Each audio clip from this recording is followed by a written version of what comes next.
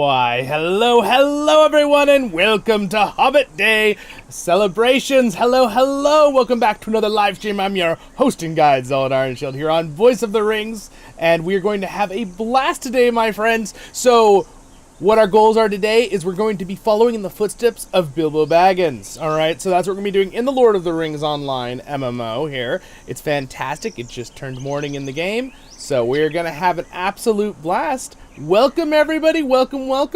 I'm sorry about the internet thing, but we're here and we got a great connection. Because normally my internet's fantastic, so I don't know what was going on there, but we're good, we're all set up. So, my friends, just for anyone brand new to the channel, again, happy Hobbit Day. I just wanted, before I forget, thank you to our host of this year's playlist for all the content creators. Please check out all of the content on the playlist here on the Hobbit Day playlist, hosted by Epic Kingdoms. Thank you, Epic Kingdoms, for hosting the playlist. Really appreciate that. And we're going to have a super fun day today. And again, don't forget to like and subscribe if you will.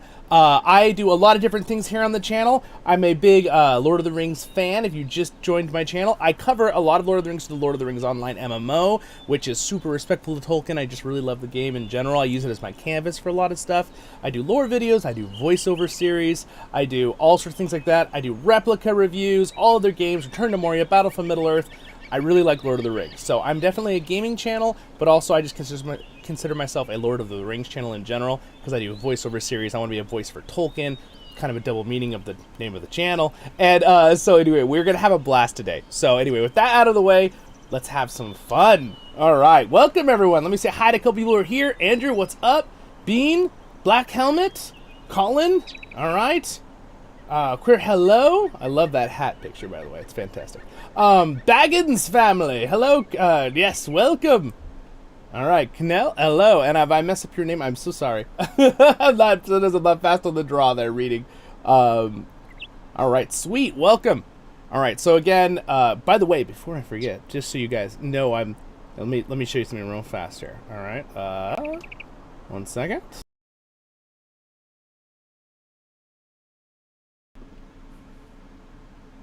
Ah, there we go. So yeah, I cover a lot of these books and replicas too on the channel and things like that. So lots of stuff. And I've got my Shire shirt on today. The Shire! I'm all in theme and ready for Hobbit Day. So anyway, we're going to have a blast today, my friends. So we'll have so much fun. I'm just so excited. So again, I'm just going to be your hosting guide, as I always say here on the channel. And I'm going to walk you through. We're going to start at actually Thorin's Hall, which is in the Blue Mountains, kind of like where the dwarves get together.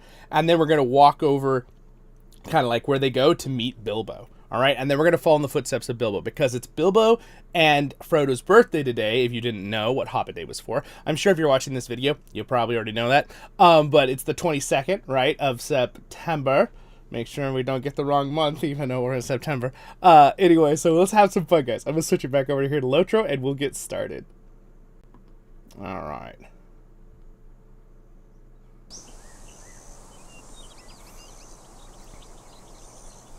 There we go.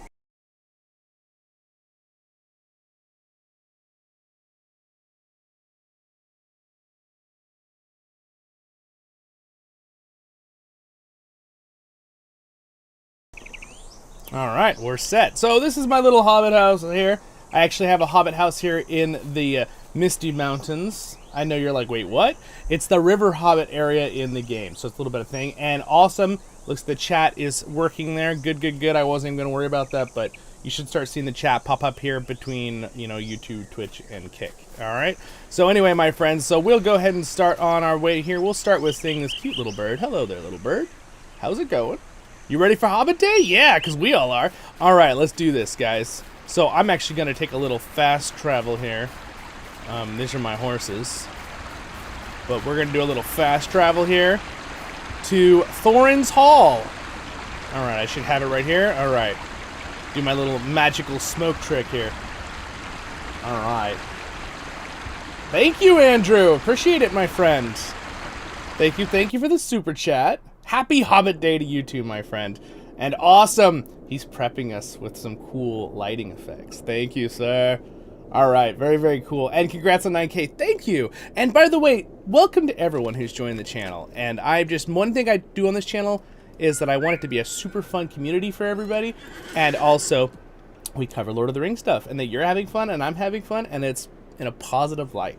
That's the goal. That's always my goal for this channel. It's like my core goal, and then I do lots of other fun things. You can check out all the playlists. They're all organized in the channel. I cover a lot of different things. As long as it's like Lord of the Rings-ish, I cover it. Even do reviews, right, of TV shows or games and things like that, and I do massive guides on this playlist too, on my guide playlists. So anyway, welcome to Thorin's Gate. All right, so I'm gonna turn on the in-game music here. I had it off just so it wouldn't distract us for a moment. All right, we'll turn that on. And then, so this is basically, let's do a little bit of background history, okay? So I'm gonna go into a little bit of history here for you guys. So in The Lord of the Rings, The Hobbit, all right? You guys, by the way, are the ones that voted for doing Bilbo. I asked, do you guys want to do Bilbo's story, or do you want to do Frodo, follow Frodo's footsteps? And you guys said Bilbo, pretty overwhelmingly. So basically, how it starts is Gandalf goes to Bilbo's home, which we'll get to once we get to Baggins. But he is sent to the dwarves, right? And as you all remember, the Hobbit movie kind of explains this too, but for those who don't remember, the dwarves got pushed out of their home of Erebor. All right, let's just bring up the world map real quick here real fast. We have Erebor up here in the mountains on the right. They got pushed out and they travel across the Misty Mountains and they go west into Erebor and they go to a place called Luin, all right? Luin. And it's to the left of like the Grey Havens in the Shire. You can kind of see the Shires here. And basically over here, they found what's called Thorin's Hall. This is named after, of course, Thorin Oakenshield. And technically, Thrain also is part of it and stuff like that. But I'm trying to remember if Lord of the Rings Online is the one that named it Thorin's Hall, or if it was actually given that name by Tolkien. Lord of the Rings Online is very respectful, and I usually, some of their stuff they add in I call legends, meaning it respects the lore but makes sense. So again, the dwarves of Erebor are sent to get their burglar, Bilbo Baggins, right, of the Shire. So as they're sent, they leave their great halls here of Thorin's Hall, and I'm just going to give you guys a quick little walkabout here of Thorin's Hall because I just think it's really cool. So you can see the great halls here, and at the time of the game where the game is set, but we're going to keep into the history of the Hobbit time.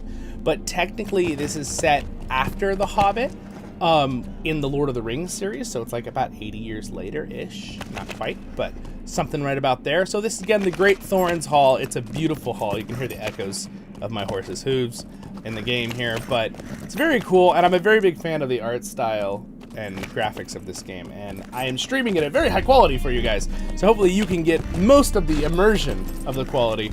And anyway, so now in the story, the dwarves are sent to the Shire, right? To go and see Bilbo Baggins of the Shire. So we're going to travel to the Shire now, and we're going to see all the different locations. So the dwarves leave their home of Thorin's Hall to go reclaim their mountain, right? They're sent here. Again, I think Thorin's Gate is a really, really beautiful place. And they're sent into the wide, vast lands of snowy lands, right? Oh, wow, thank you so much. Belle, I want to see the room turn gold. Yes, thank you, Belle. I appreciate the super chat. Belle is one of our kinship officers in our group here. We have a kinship on the server Crick Hollow if you ever want to play with us on this game, if you're ever curious to try it out. So anyway, you can see a giant statue here of Thorin and his battle axe he's holding. There's Thorin up there on the mountains. All right, it should go through in a minute, Belle. It's usually delayed just slightly, the lighting effect, but it should go through. All right, so now, whoop, there it goes. Now the room is turning gold. Not all that glitters is gold, guys, but in this case, this is gold. A little Tolkien quote, right? So, and then we're gonna go ahead and do some traveling here. So I'm gonna go ahead and let it auto take me to. I'm gonna let it do some travels here, like some actual, not swift travels. I want to show you guys. So we're gonna travel through, the dwarves travel south from Thorin's Gate, and they travel through Gondamin and down through Yondershire. So we're gonna kind of see that today. I'm gonna take a horse to a certain location here, so we can kind of see a slow travel here. All right, so, and I will do my best to make the camera angle look very nice. All right, so they leave their beautiful home of Thorin's Gate, which is actually a nice place, which if you remember in the movie, Peter Jackson's The Hobbit trilogy, they kind of hinted that in Bag End. You remember with Zollin? And he kind of goes, we've made a great home for ourselves. We don't have to do this, Thorin. Which I liked. I like that he's trying to point out the fact that, like, Thorin, we don't have to do this. Like, our families, you know, matter. You know, we don't have to take back just a mountain, right? And, of course, Thorin's like, no, we must take back the mountain. Which, I mean, I agree with Thorin, too. Like, you want to take back your homeland, right? If you lose your homeland, that's not fun. So, anyway. So now, then, they're traveling through, right? They're told by Gandalf the Grey, right? Or Tharkun, sometimes the dwarves call him. And then, of course, he's called Mithrandir by the elves. And a couple other things. Again, I'm going to give you as many little lore tidbits as we play the game today. Yeah, man, the room is so gold now. All my helmets that were gold are, like, super gold. Gold fever is a real thing, Angus says, yeah. What days do you stream Return to Moria? I'm thinking of trying it on the Mac. I usually play it on, I've been trying to do it on Saturdays. The last couple months, you can go look at my, Andrew and everybody watching, if you look at my live stream history, I usually let them all go up as videos after. We actually killed the dragon in Return to Moria yesterday. It's pretty fun. So, yeah, you could check that out. I usually try to do it on Saturdays. Sometimes I'll throw one in on Friday. It just really depends. I could try to throw one in on Sunday in the future. I've been streaming a whole lot, and I love it. By the way, this is called, this location is, we're at Noglod, which is one of my favorite little questing spots in the Dwarven area when you start this game.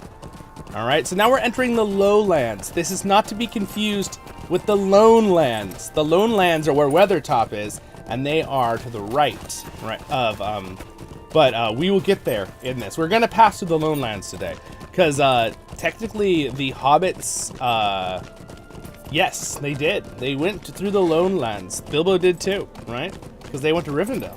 So again, we're going to be seeing all that today. So as I talk with you guys, as I tell you the lore, we will just be traveling through the world. And hopefully using these automated rides so I can just focus on talking with you guys while we look at the world. So this is the location of Gondaman. I love Gondaman. It also has a fantastic theme song, which you'll see in a moment when we go in here. Also, I do interviews on the playlist, guys, on the Inklings playlist here on the channel, and I have one of I interviewed the composer that does all the music for Lord of the Rings Online in the days. Listen to this. Oh, listen to this theme song. It's my favorite. I get nostalgic. All right. So this is the dwarven town of Gondaman. And, yes, I interviewed Chance Thomas here on the channel, on the Inklings playlist. If you ever want to check that out, it's pretty, it's a fun interview. All right. Monies, Thorin. Yes, they definitely wanted their gold back. That is definitely true. All right, so at this point, we're going to continue on to the... So, again, our main travel plan today for everyone, I'll just reiterate it in case you just joined the stream, because there's tons of you here. Thank you so much. Welcome, everyone.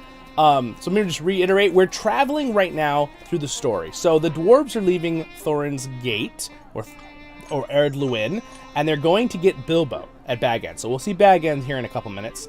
But basically, this is where they traveled through the world. Now, again, this is the world of Lord of the Rings Online. It's very respectful to Tolkien's lore. I love it. That's why I use it as a canvas for doing many things besides just playing the game. So we're going to head through the Yondershire, which is kind of like a northern area of the Shire. And we'll head down into the Shire through Needlehole, which is actually mentioned in the books. There's a little delving, but what we'll do is we'll probably end up going through these swamps here. We might take a quick little detour to see Michel delving. That maybe the dwarves did that. That's a maybe, we don't know that. But then they pick up Bilbo, right, at Hobbiton, at his house, right, Baggins, and basically Gandalf's the one that sent them, right? Because Gandalf's already been in talks with Thorin Oakenshield to get to retake the mountain. And why does Gandalf want to retake the mountain? Does anyone remember here live who wants to answer the question? Let me know if you want to. It's actually, Gandalf is thinking ahead. He's also trying to counter certain groups of evil in the world. So mainly, so I don't leave everyone's suspense too long, Gandalf is trying to stop the fact that he knows the dragon most likely is still alive, or wants to know if he's still alive. Smaug, as we know, the desolation of Smaug. And they basically go over there. He knows if Sauron comes back to power, which he's worried about, because they've kind of known for a while, right, since some stuff. He's a little bit worried that Smaug will join his side, right? And if Smaug joins his side, that would be very bad, right? Because Smaug is obviously one of the greatest dragons and is quoted by Tolkien being the greatest dragon of the Third Age of Middle-earth, which is a very impressive title. So he is very, very scary. So again, you can see it's no longer snowy. We're traveling farther down from the mountains. I don't know how many of you guys are mountain fans in real life. I'm a big fan. I actually have another playlist on the channel that's my blog series called Adventures. And I have a couple Sierra Nevada trips and a couple lake and mountain vacation trips that I have on there as kind of a fun series. All right, so we've stopped this guy's little lodge here just so we can see what's going on. And in fact, I'm going to go ahead and turn that music down until we get to another area. Well met, friend. Well met there, dwarf. All right, so this next part, I'm actually going to ride myself. We're going to go ahead and I'm going to guide you down through into the Yondershire. But we will be going by an Elven region, which is close to the Grey Havens. So now in this game, the Grey Havens has not been released yet. There's expansions that give new area. This game is one of the biggest MMOs, as a side note, out there. Actually, I think in area, it is the biggest MMO. As in video games of all time, it's somewhere in the top 5. This is counting infinite generating things like Minecraft and No Man's Sky. So the game is huge, but there's ways to get around. Now, we're taking it a little slow. I could just teleport to Baggins instantly, but I kind of want you to see the beautiful world as we go. That's like kind of the point while I tell you about the lore. You can see some beautiful areas right here, though, of the Elven locations, and a gorgeous river, and beautiful clouds, which do move if you hold still and watch long enough, but we're not going to do that too long. Anyway, welcome everyone who just joined the stream. So again, and occasionally I'll reiterate what we're doing just for people who just jumped in the stream, but I won't do that too often because I know if you're someone here watching the whole time, it'd be a little like, yes, I know this. What's up, Chris? Hello. Oh, what's up? How's it going, Chris? Welcome to the stream. Yes, how are you been? All right. So we are doing a Happy Hobbit Day event here, traveling through the lands of Middle-earth. So again, you can see this is an Elven area. It's called Celondim. It's near where the dwarves are. It's in Ered Luin. It's kind of like, it's sort of like close to Lindon. So you can kind of think of this as like a town that's almost part of Lindon originally. Now, of course, Lindon is kind of more sparsely populated by elves in the Third Age than it is in the Second Age. Lindon, it's very, very popular in the Second Age, but it's pretty cool. Certainly a mountain fan. Nice, we got a mountain fan. Wonderful. Andrew, if you ever play Return to Moria on Sundays, I'd be down. Okay, all right. Well, we'll keep that in mind, and you're in Discord, Andrew, so I'll let you know. Little plug there. If you want to join our Discord, go to myvoiceoftherings.com right down there. Links there.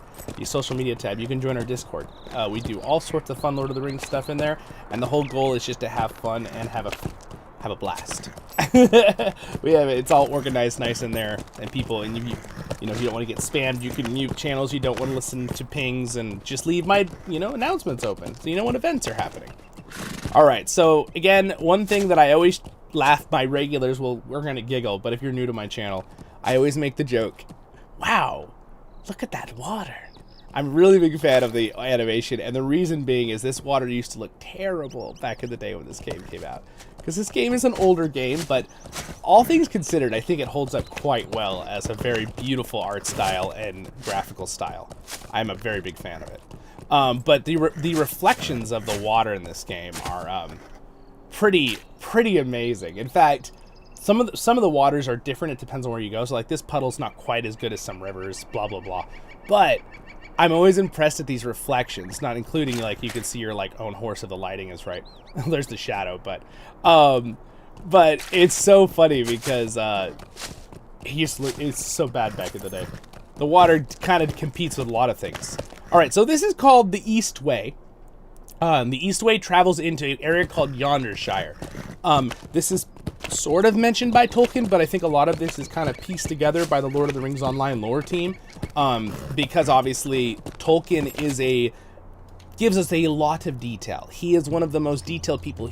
He has an entire page dedicated to, like, 3 pages dedicated to one tree or something, or talking about trees.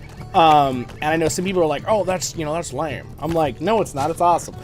We like detail. But even with all that detail, Lord of the Rings Online has made a massive, massive rendition of Tolkien's world. There's an elf and a dwarf here. So they had to, they had to plug in a few pieces here and there. But again, they did it very respectfully. That's the difference. And they didn't change the original lore at all. Man, this brings back memories. Zabrat says, yes, it's a great game. And also, it brings back memories, and you probably remember how it used to look back in the day. You played it a long time ago. The game looks tremendous compared to then. It's night and day for me. I love the Elven City quest in. So beautiful. Yeah, it is a very nice area. Here, look, it's a bear.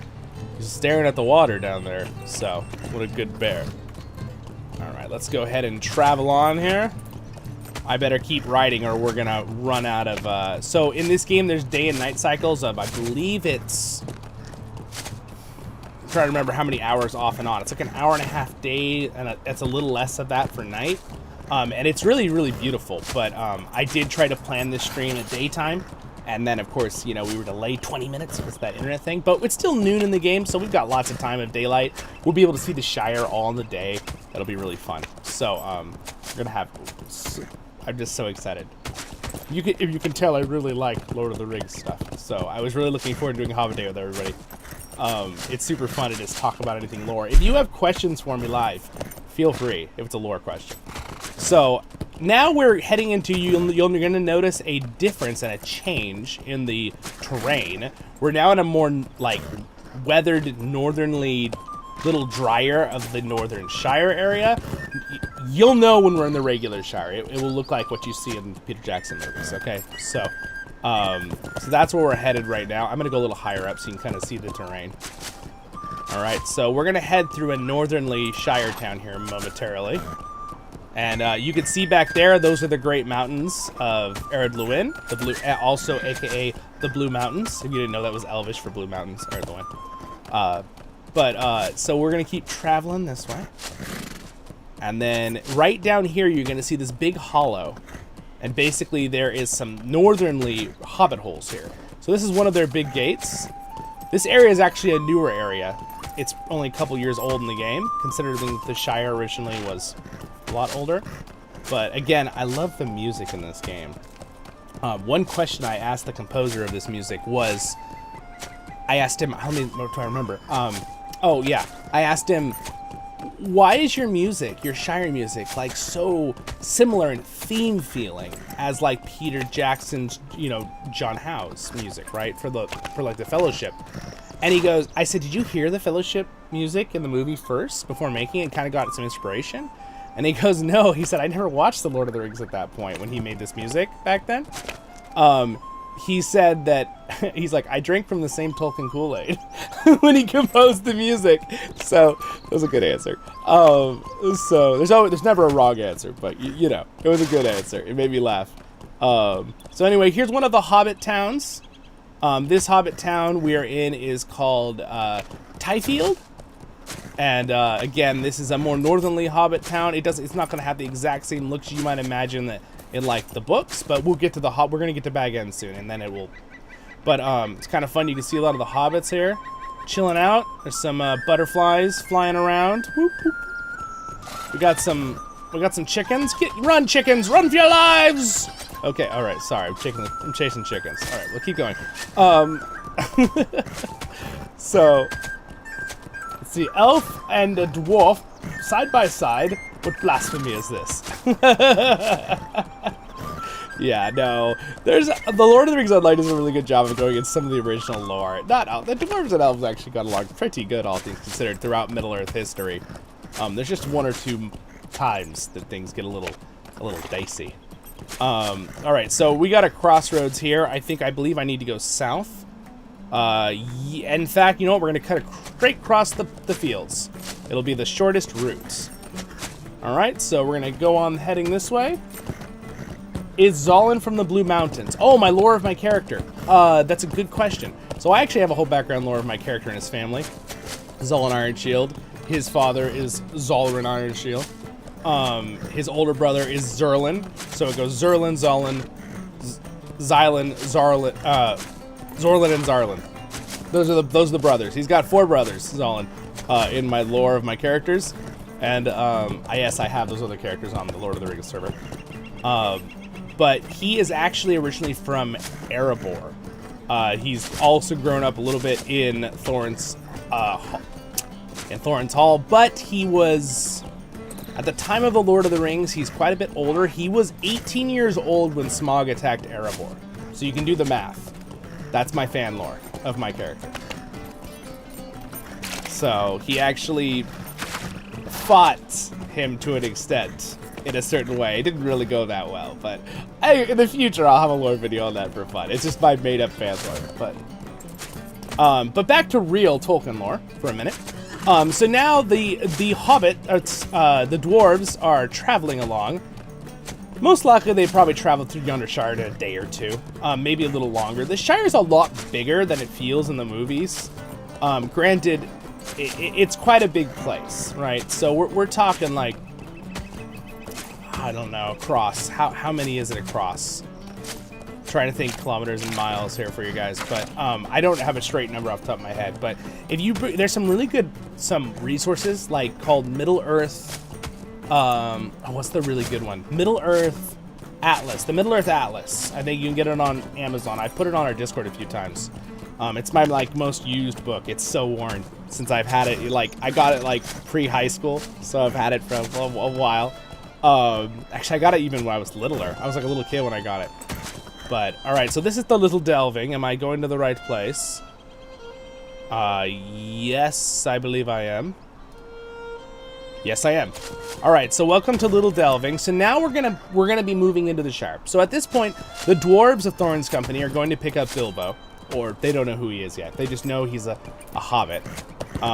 They did know about hobbits at this point. The hobbits really came around in the Third Age.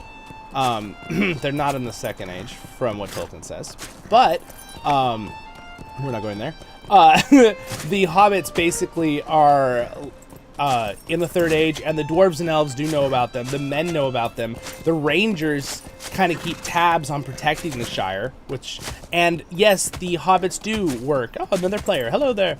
And the Rangers do indeed do stuff, but the hobbits actually do have their own sheriffs and stuff who will watch the Shire, and they're called bounders. So this is the town of Michel Delving. This is one of the largest towns in the Shire. It's very pretty. There's a nice little pub. We could stop by the Bird and Baby Inn, but we're not going to do that. We'll stop by the Green Dragon, because in the Hobbit books, the dwarves waited at the Green Dragon for a while, if you don't remember. So we'll do that one. And then you can see here we have some beautiful farm areas, and we got some nice little statue here, which you can click on and learn some information and stuff like that. This is the Bounder's Bounty. There's a special event. These are all the Bounders, or the sheriffs. All right here. They're doing some event. But, they've all got like a little uniform. So anyway, I'm a big fan of this area. It's very pretty. But basically, there's a high chance the dwarves stopped in Michel Delving, and then they would have head east to get to Baggins. So at this point, we are in Michel Delving. We're going to go through Waymeet, which is a field area. It's very pretty. And then we're going to hit Hobbiton. We'll look at Hobbiton for 30 seconds, and then we'll head north and look at the hill and Baggins. All right? And also, I'm going to turn off a lot of these extra information things, and just so you can see the map and locations, points of interest. There we go. We don't need to see all those other in-game things. You guys are just here for the lore and the exploring today. You need guides? I got guides, but that's not today. We're here just to have fun today and just talk about Lord of the Rings and explore. Anyway, welcome everybody who's here in all the chats. It's amazing. Let's see. Let me catch on what you guys are saying here. Okay, so Zachary, Do not feel bad. I called it Michael Delving for like 12 years, 13 years, maybe longer. And then one day I looked at it and I was like, that's Michel Delving, or Michel Delving. I like Michel, is what I've heard people say. I always thought it was Michael Delving. And then I realized, that's not right. All right, moving on. That was like just a few years ago that I realized that. You know, it's a big game, guys. It's a big world. What's up, Roving Ranger? Welcome to the stream. Grandmaster Tao says Zollin's beard was sparse back then. Now the dangers tremble before the beautiful beard. I appreciate the compliment. But yes, and yes, Zollin's beard in game is quite glorious. But we'll keep going here. I'm being distracted by beards. All right, so here is the beautiful. You can see in the distance here. We got a honeybee nest that someone just dropped here in the middle of the field. These are all the Shire areas. We got some boars out here. We got some wolves. We got some these things, the shrews. Get back here. We want to look at you. Come here. Okay, there we go. There he is. All right, that's okay. I have a pet shrew. I can show you that later if you want to see it. All right. So anyway, this is a beautiful spot. I absolutely love this spot. Oh, look, another player. He's running around right there. There's actually a Hobbit event going on, a story event, which is wonderful. But we're not going to do that today for the sake of time, and we're going to keep flowing here with the stream. So again, this is Hobbiton. It's very pretty. I love watching the wind blow across the flowers, which is actually something that Tolkien, I believe I remember, mentions about the hobbits enjoy kind of just relaxing. Of course, we all enjoy that. And I bet you Tolkien enjoyed that somewhere in the Shire areas of England. And of course, he was a big fan, right, of all those areas. So we'll go down here. All right, so welcome. This is the town of, fun fact for everybody here, the actual inn that is here is not the Green Dragon. It's the Ivy Bush Inn in Hobbiton. The actual Green Dragon is in Bywater, which is just down the road. So it's funny because in the movies, we tend to think Hobbiton and, oh, the Green Dragon is in Hobbiton. It's kind of like a trick question. So if I ever ask you guys a community question for fun, and I'm like, which town is the Green Dragon in? Don't say it's Hobbiton. It's in Bywater, okay? All right. Good job. Keep it up. So again, we're going to go across this bridge. This bridge is going to look kind of iconic to you from the story, and it's kind of the same type of bridge we see in the Lord of the Rings movie. The Gandalf goes over with Frodo riding in it, right? In the Lord of the Rings. This is the Bywater Bridge. This is the one that they're hinting at in that movie. Again, you can see some glorious rivers here with beautiful reflections. And the clouds, which every time I see the clouds in the water, I'm like, wow, that's so cool. Let me look at the clouds in the road. Oh. Angus says, why did Saruman attack the Shire again? I think it was purely, from what I remember reading, it's the last chapter, right? They cut that out of the Lord of the Rings movies. But I believe it was because he was kind of angry at the hobbits. And he's like, I'm going to get back at the hobbits. Because there's a, you know, also the Shire's gorgeous. So I'm sure he's like, I'll just rule the Shire now. But I think a lot of it was vengeful towards the hobbits. Because at that point, he had really gone bad wizard man. You can turn UI off. This is awesome, Ralph. Yes, I can. I really enjoy being able to do that. It's called, I believe it's F12 for everybody, unless I changed the setting a long time ago. I have some guide videos on that if you need it. But yeah, it's really nice because you can kind of just look at the world as a beautiful graphical art style. Lord of the Rings Online takes this old, not old is the term, but it's an older game. But the graphical art style, and they kind of do a realism with it. That's their kind of like goal. And over time, they have been updating graphics, and they have been updating textures, and they're updating the servers right now, the server banks. So the new Legendary servers are this faster rate system, blah, blah, blah, and it really is making a difference with things. So again, highly recommend the game if you're going to play with us on Crick Hollow. Also, thank you for following on Twitch, my friend. Let's see here. It'd be really fun to join Return to Mario live stream. Yes, we will sometime, we will. All right, guys, so here we are. We're at the Shire. So the hobbits get to the Shire. All right, sorry, not the hobbits. The dwarves pick up Bilbo by coming to the Shire. So right here, we've got old Gamgee, the Gaffer. Guys, this is Samwise's dad, right? He's here farming. So there's him. And then we're going to head up to the Baggins. So now we're going to look at Baggins, all right? So this is going to be the real fun. This is where we're going to start Bilbo's story mainly, all right? And we're going to do the travel through Middle-earth. I'm going to have to... I'll try my best to keep buckled down to where we're traveling so I don't slow us down because we have things to do, places to be. So here we go. So this is the gate right here. It's a little, even me and my pony can't get through it. There we go. We'll walk in. I mean, I could actually walk and not run, but that would take forever. So this is the hill, and right here we have the Baggins, my friends. Welcome to Baggins. So Bag End is very beautiful. I think the rendition of Bag End for Lord of the Rings Online is probably a little bit more accurate to the fact that he really liked gardening. Like, I love Bag End in the Lord of the Rings movie. And by the way, bucket list, if I'm ever big enough channel, I'm going to put in money to making a Hobbit hole that is a replica of the movie version, and then you guys can come visit. That's a pipe dream for me. Zabrat, as you mentioned about the flowers moving, this is one thing I love about the game. Seamlessly small details, even water reflections, etc., adds to the immersion experience. Yes, it does. And that's really the thing that I really like about it. Even though, yes, it is an older game, they've been updating the graphics. They've been doing these little tiny things like the smoke coming out of the chimney, right? The sound effects of the birds, right? Like, all these different things, they really add to you feeling like you're walking around in Middle-earth. And I think it's the best experience you're going to have besides like the Peter Jackson movies, right? The Peter Jackson movies do a pretty good job making you feel like Middle-earth, but you're still feeling like you're watching a movie. In Lord of the Rings Online, you can just take your time. Do you want to go and sit in Bag End for 2 hours while you do your study and have a coffee in real life and do whatever? You can do that, right? Like, I just think that's so cool. Are we in time for second breakfast? Oh, that's a good... Well, I think it would be like afternoon tea, because we just had afternoon. So that's a good question there, Chris. Good question.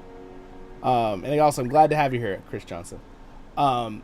Axe or sword? What is your choice of weapon? Well, I'm using an axe right now as my dwarf, but dwarves get a bonus to axe damage. That might be a video game thing. I definitely think I'd probably use an axe or a hammer. Also, right down here, you can see there's this little cute bird right here, but there's the party tree. And also, let me just double check that I have my graphics all the way up here. Whoop, whoop. Let me just double check, make sure. Texture loading size, bloom. Okay, we're good. We're good.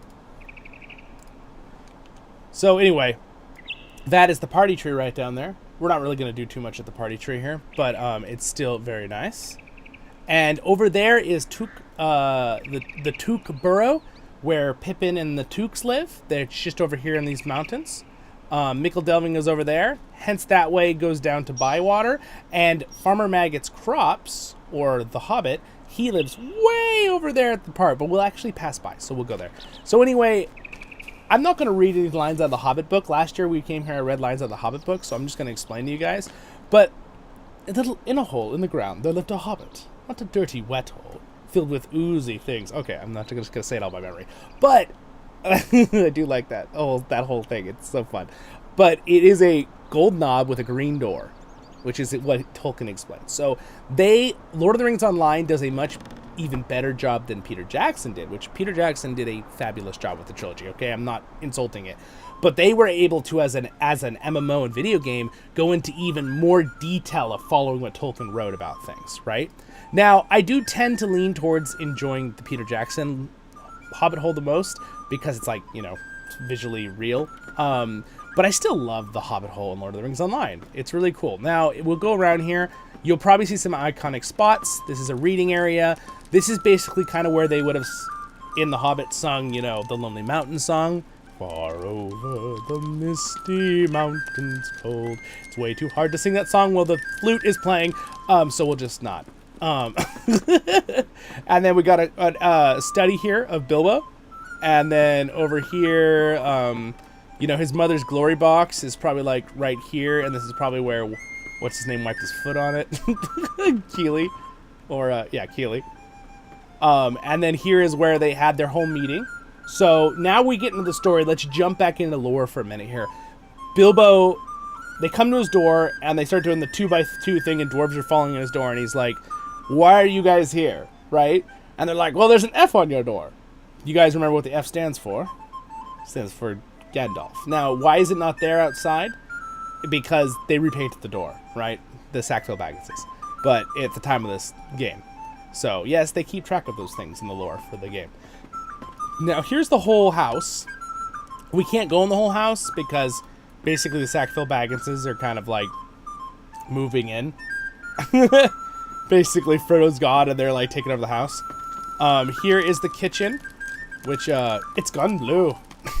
I always think of that part in the Hobbit movies. So at this point, they get Bilbo to sign the contract, right? And then the dwarves leave without him, thinking he's not going to show up. And by the way, this is exactly described in the book, how these are all hung up here and stuff. All right. So, and so yeah, there's no F on the door or anything, and that's just because the Sackville Baggins has obviously fixed it. All right, so with that, we begin our travels. So, Bilbo goes, oh my gosh, the dwarves have left me. Oh, look at that. Someone did a firework. The big dragon firework. Bilbo, get down, there's a dragon! Oh, nonsense, there hasn't been a dragon in this part in 1,000 years! Alright, so let's go ahead and head through. I'll go ahead and just ride through the party tree here so you can kind of see the area. We'll continue on. I don't want to bore you guys, so we'll continue. I hope you guys are enjoying yourselves. Thank you for liking and subscribing and leaving a comment later if you're watching as a video. What's up, dogs? Oh, Men of the West, what's up, my friend? Welcome. It's Yoyston. How are you doing? Yoyston is a big LOTRO player. We actually have had some fun games in the past. Happy Hobbit Day, my friend. We're here at the Bywater Bridge. We're starting our exploration of following in Bilbo's footsteps just now. No worries. Absolutely. You have a great day, Men of the West. Thank you for stopping by. I appreciate it. What's up? Apology accepted. Yes, exactly. Oh my gosh, I love that. Happy Hobbit Day. What's up, Table of Durin? Welcome to the stream. Thank you, my friend. Appreciate the Happy Hobbit Day. Thank you, guys. Thank you for stopping by.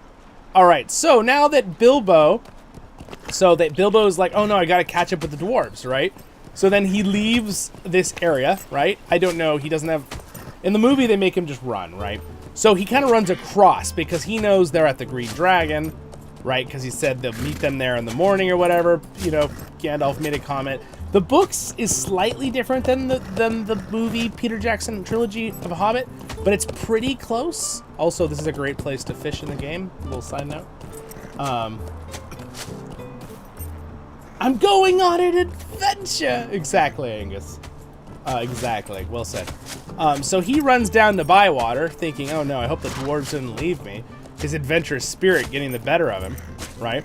And I'm sorry, my main character's a dwarf, or I would have been a hobbit just for the stream, but I am a dwarf. Zollin is a dwarf, so I great admire the hobbits. So here we are, we're at the Green Dragon. We're now at Bywater, as you can see here on the map. All right, and you can have the little sign, oh, the Green Dragon. All right, so we'll get in here. Maybe grab a little snack in game. You guys should grab a snack and a drink in real life. I'm gonna get a drink myself right now.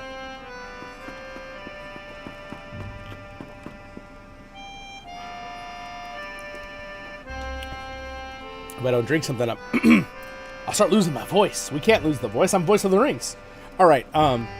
So this is the Green Dragon. All right. So it's got a little theme song when you're in here. We've got some lovely pictures of hobbits. I like this one. I feel like this one kind of hints at Tolkien, even though obviously it's probably supposed to be like Borotuk or something. But I think it's just a random hobbit.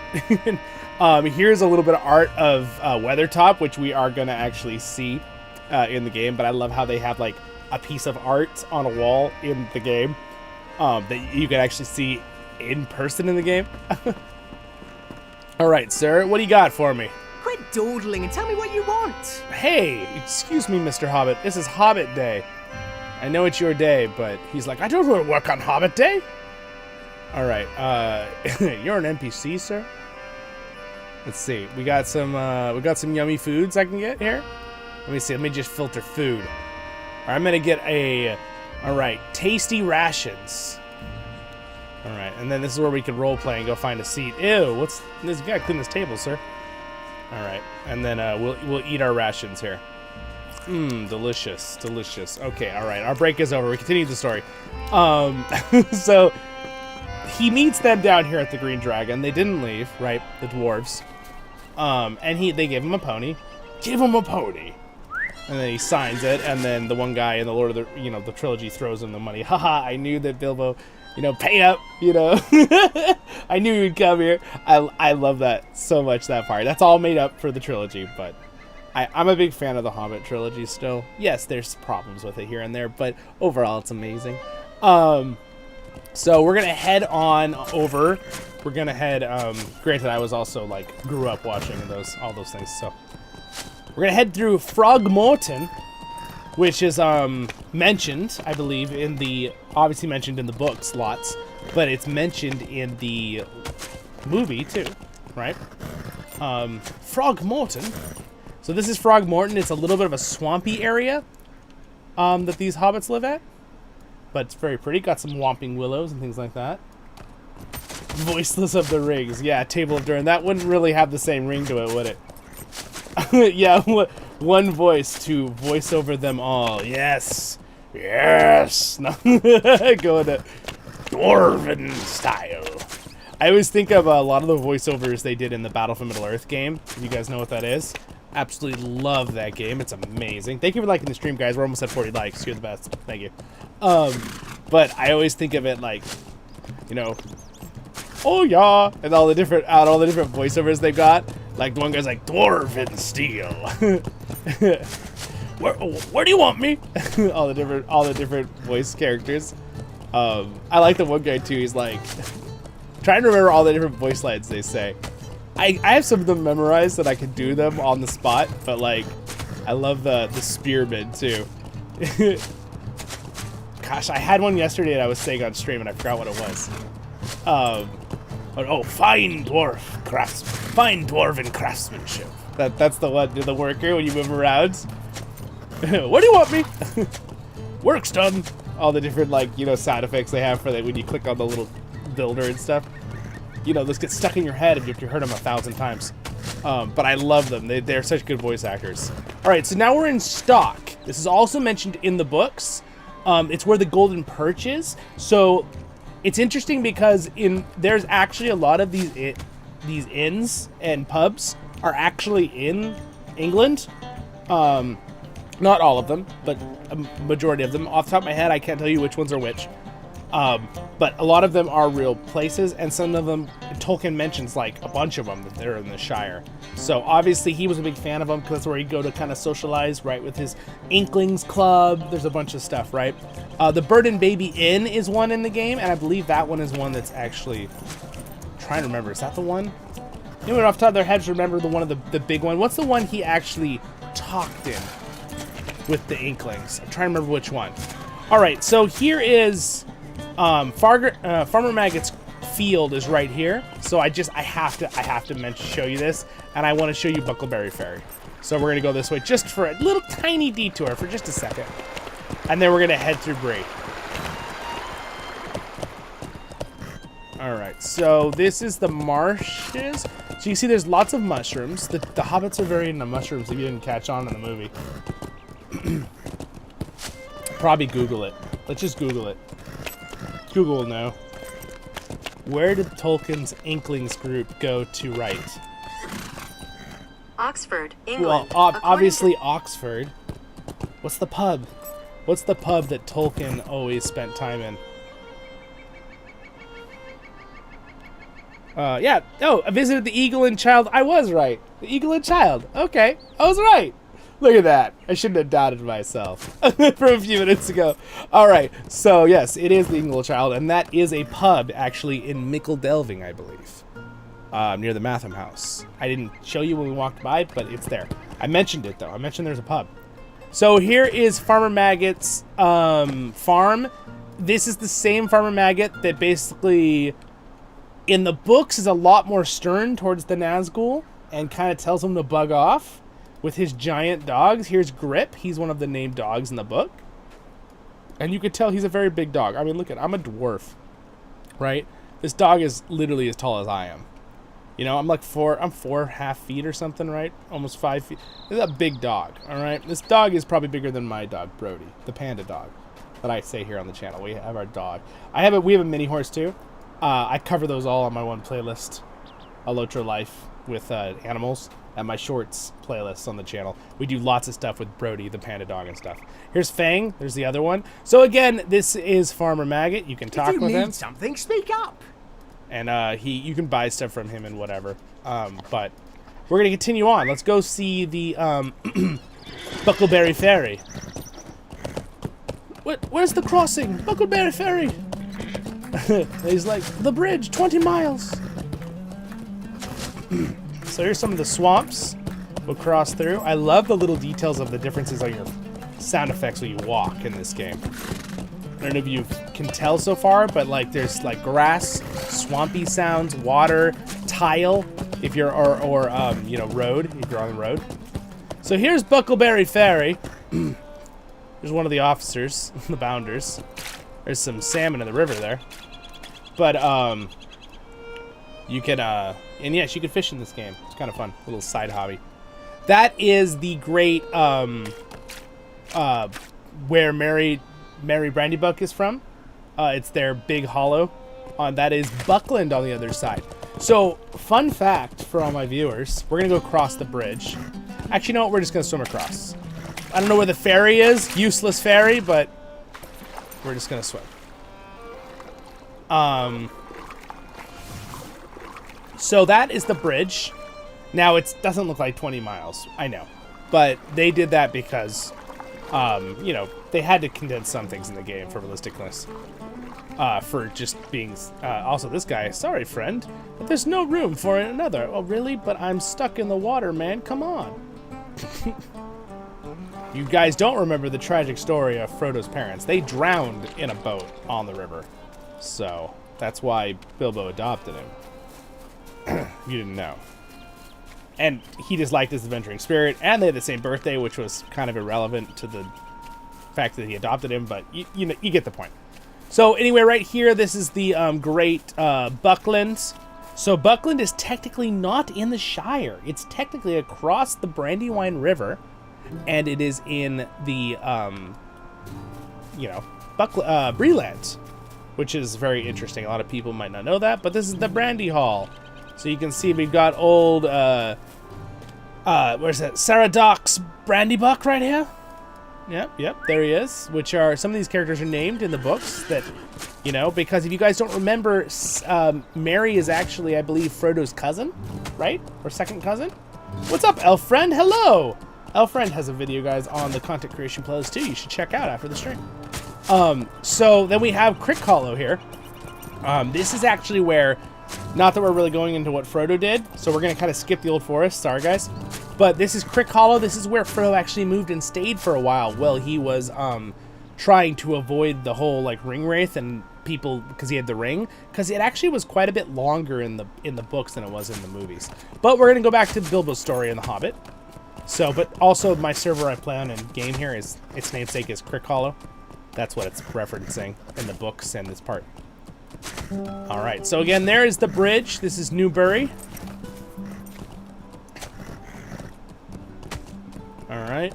And then we're going to go ahead and, you know what, I'm just going to take a horse to Bree. It'll be faster. Oh, you know what? Never mind. We're just going to ride on my, here, I'm going to ride on my war mount. It'll be faster. War mounts are a combat mount in the game. He'll be a little bit quicker. Alright, so there is the Great Bridge. So we're now in the dwarves, and Bilbo would have crossed this bridge, traveling east to the Lonely Mountain. To the right there, you can see we have the Old Forest, the edges of the Old Forest. Now, the Old Forest is where Tom Bombadil is. The version of Tom Bombadil in Lord of the Rings Online is excellent. It follows the books quite exactly. He looks just like what's described in the books. He's fantastic. But you can see that in some of my voiceover series if you're ever curious. But we're going to go ahead and keep on riding today. All right, so we're now entering the southern Bree lands. So again, the company of Thorin Oakenshield with all of the dwarves. Let's see if we can name them. So we have Bilbo Baggins, the burglar. We have Gandalf, the Grey, right? Then we have Thorin Oakenshield. And we have Balin and Dwalin, all right? And then Bifur Bofur Bomber. And then Dori, Ori, and Nori. And Keely and Feely. Right? Did I name them all? It's 3, 3, 2, 2. Yeah, I think I got them all. 13. Love Tom Bombadil and LOTRO. It's such a neat quest line. Yes, it's a very fun quest line. So anyway, as we go along, this is actually the southern Breefield. We are actually getting close to the Greenway. Now, if you're a fan of the lore of the books, you will know what the Greenway is. And also, there's a very fun group that I love their song, and I believe they're called the Glass Hammer Band, and they have a song about the Greenway, and one about something with Gandalf under the sky with stars. It's really cool. Also, you can see occasionally, see that giant fortress over there in the background? You'll see little pieces of old Arnor. So, like, you can see these old ancient ruined walls. Here's another player walking along, a little low-level player. Hello there! He just jumps to say hi. People are very friendly in Lord of the Rings Online, so it's very fun. And our community here on Voice of the Rings, people are awesome. Our kinship is so much fun. You guys should join us. So up there goes into the Barrow Downs, but we're not going to go into the Barrow Downs because Bilbo never went that way. They would have just gone by the Barrow Downs. Again, you can see all these ancient ruins, and here we come up to Bree lands. So we're on our way up to Bree lands. Hello, Brute Force over on Twitch. Hi, guys. So here is the Greenway. So I really think this area is so pretty. I'm a big fan. So I definitely look at the lighting effect on that water too. Isn't that cool? I love it. I love the reflection. By the way, the sun and the moon, which is a little cloudy, you can't directly see the sun. You know, we're staring at the sun. But they do move in the game slowly, which is fun. Obviously faster than they do in real life, but it's still cool that they move slowly. The stars in this game are amazing too, which you will most likely see in the stream today. So this is the Greenway. It goes north all the way up and along the road here, and there's some wonderful cool places, which if you ever want to see this stuff, again, if you like and subscribe, I have tour videos and all sorts of things going over a lot of LOTRO, and I plan to do lots more. But we're going to stick to our story. So they get to the West Gate, Thorin's company, the dwarves, all right? They get into the West Gate here, and they come into Breeland. They probably booked in an inn. I would assume they probably stayed at like the Prancing Pony too for a night. That's just an assumption. I don't remember in the book if they said that they stopped. I should have pulled up the book to have a reference. So I'm doing all of this by my memory. Most of it's memorized, but that one I don't remember if they stopped because I'm trying to remember if it's if I'm confusing with the Lord of the Rings with that. But I'm assuming they came over to probably the Prancing Pony. There's a dwarf up on this rock without a shirt. That's an interesting one. A lot of times there's music performances here. Lord of the Rings Online has an amazing in-game music system where you can sync up with orchestra, like a bunch of different instruments. So a lot of times there's music performances people do here at these stages, just other players. It's pretty fun. So we're gonna go into the Prancing Pony here. You can see they've got the stop here with the horses. I would assume all the dwarves probably left their ponies here. They probably paid someone to take care of them for a while. If we go into here, you can see we've got Barlaman Butterbur. How you going, sir? He's like, oh, I'm doing well, Zollin. How's your stream? Oh, it's great. It's great. We're having a fun time. Well, good. Have a great adventure. All right, so we'll keep going on our story here. Sorry, I hope I made you guys giggle at that one. Let's go down. So we're going to head through Bree. I'm just going to give you the feel of Bree. So they would have traveled through Bree as we go along here. The Market Gate. All right, so this is a different area. Some of these areas are mentioned in the book. Some of these are just, they fit them together because, it made sense. Also, if you see that, you can see some beautiful views of the mountains over there. You can see some ancient ruins of Arnor again up on the hill back there, which I just find really cool. This is where you do your surname and your kinship stuff. This is the main manor hall where the mayor is. The jail is right there to the right. This is kind of irrelevant to the story, so we'll just keep going. But there's the jail. Yes, you can go in all those places. They have things. The southern part of Bree here is pretty cool. I actually have a video series called a LOTRO Ambiance, where it's not my tours where I give you talks. It's just the ambiance of the game. And I actually have an ambiance video of this area just for like 3 hours if you like to turn something on for the background music. I love the background feels of this game, so that's why I started making those videos for you guys. So also look at this puddle. Look at this. Look at these reflections in this puddle. It's reflecting the buildings. You can see the building in the puddle. Look, it's a building! Alright, I'm done. So let's go ahead and we're going to move south down here at the gate. Now, I want to speed this up just slightly. So they would have left Bree, and they would have probably gone through the Midgewater Marshes, right here, okay? They're going to go along down this road into the Lone Lands. Remember I said we're going to get to the Lone Lands? The dwarves would have probably taken this road with Bilbo down the last bridge, and by the Forsaken Inn, and by Weathertop. Now, are we going to go on Weathertop? They don't really go on Weathertop, so since we're not following Frodo's journey, we're probably not going to do that today. But unless you guys all convince me otherwise. How can I be of service? So let's go ahead and take a travel to the Forsaken Inn. All right, and again, there are swift travels in this game. There are instant teleportations. I am purposely not taking them because it gives us time to hang out and me tell you the story as we go. And give you history lessons and fun facts. All right, haven't seen LOTRO in many years, but it looks wonderful. Definitely going to have to check it out again. Loving your background too, very immersive. And my brother noticed the One Piece icon. Oh yeah, I stuck that there a couple weeks ago. Yeah, I got that in a shop, and I was like, oh, this is cool. It actually lights up. You can actually light it up, but I don't think I turned it on. It works pretty good because I have the light strip. But I appreciate you guys noticing. I have fun like putting new little things back here, so you guys can kind of like see them. But anyway, this is the yellow tree. This is something I think kind of just for LOTRO. And then over there you can see the Midgewater Marshes, where you remember in the Lord of the Rings, Pippin's like, what do they eat when they don't get Hobbit? And he's like smacking the mosquitoes all off him. It's like, oh yeah. And over there you got the great Chestwood Forest. It's a huge oak forest. I mean, those things are like, they're like redwood size. You know what redwoods are, like where, you know, I'm in Southern California, United States area, but Northern California has some massive, we have some of the biggest trees in the world. They're pretty cool. But that's kind of what like the Chestwood Forest is over there. So there's the Midgewater Marshes. We're traveling by. This is actually where you can buy a house in game. Little side note, that's the Breeland Homestead right over there. It's very nice.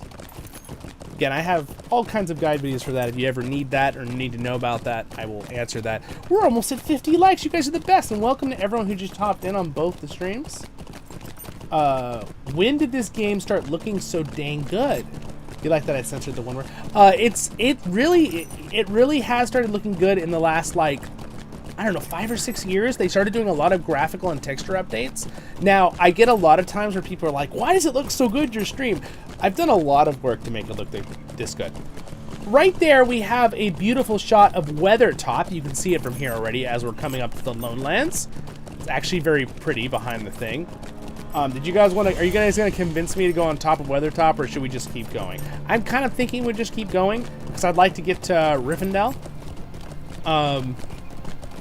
Because that's a big part where Bilbo really falls in love with Rivendell and his story, so I'd like you guys to be able to see it. And it's already going to be evening. Across the water here. But yeah, look at that beautiful shot of Weathertop right there. It's fantastic.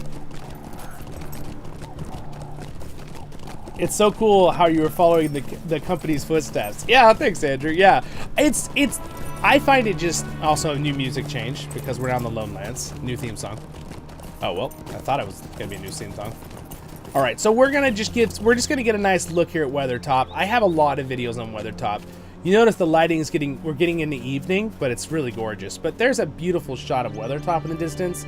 You can see there's a couple Craven up in the sky, you know, probably from Dunland, most likely. What's up of death? Been enjoying LOTRO again after. Oh, nice. Well, I'm glad you're enjoying yourself. Be careful of Azog. He hates dwarfs. That's where I was leveling now, Weathertop. Oh, very nice. Yeah, it's a gorgeous area. I actually like the leveling experience in this area. Also, look at that beautiful sun. Oh, we're gonna get a glorious sunset in the game, I think. There are weather patterns in the game, so like clouds, rain, you know, mist, all that kind of stuff.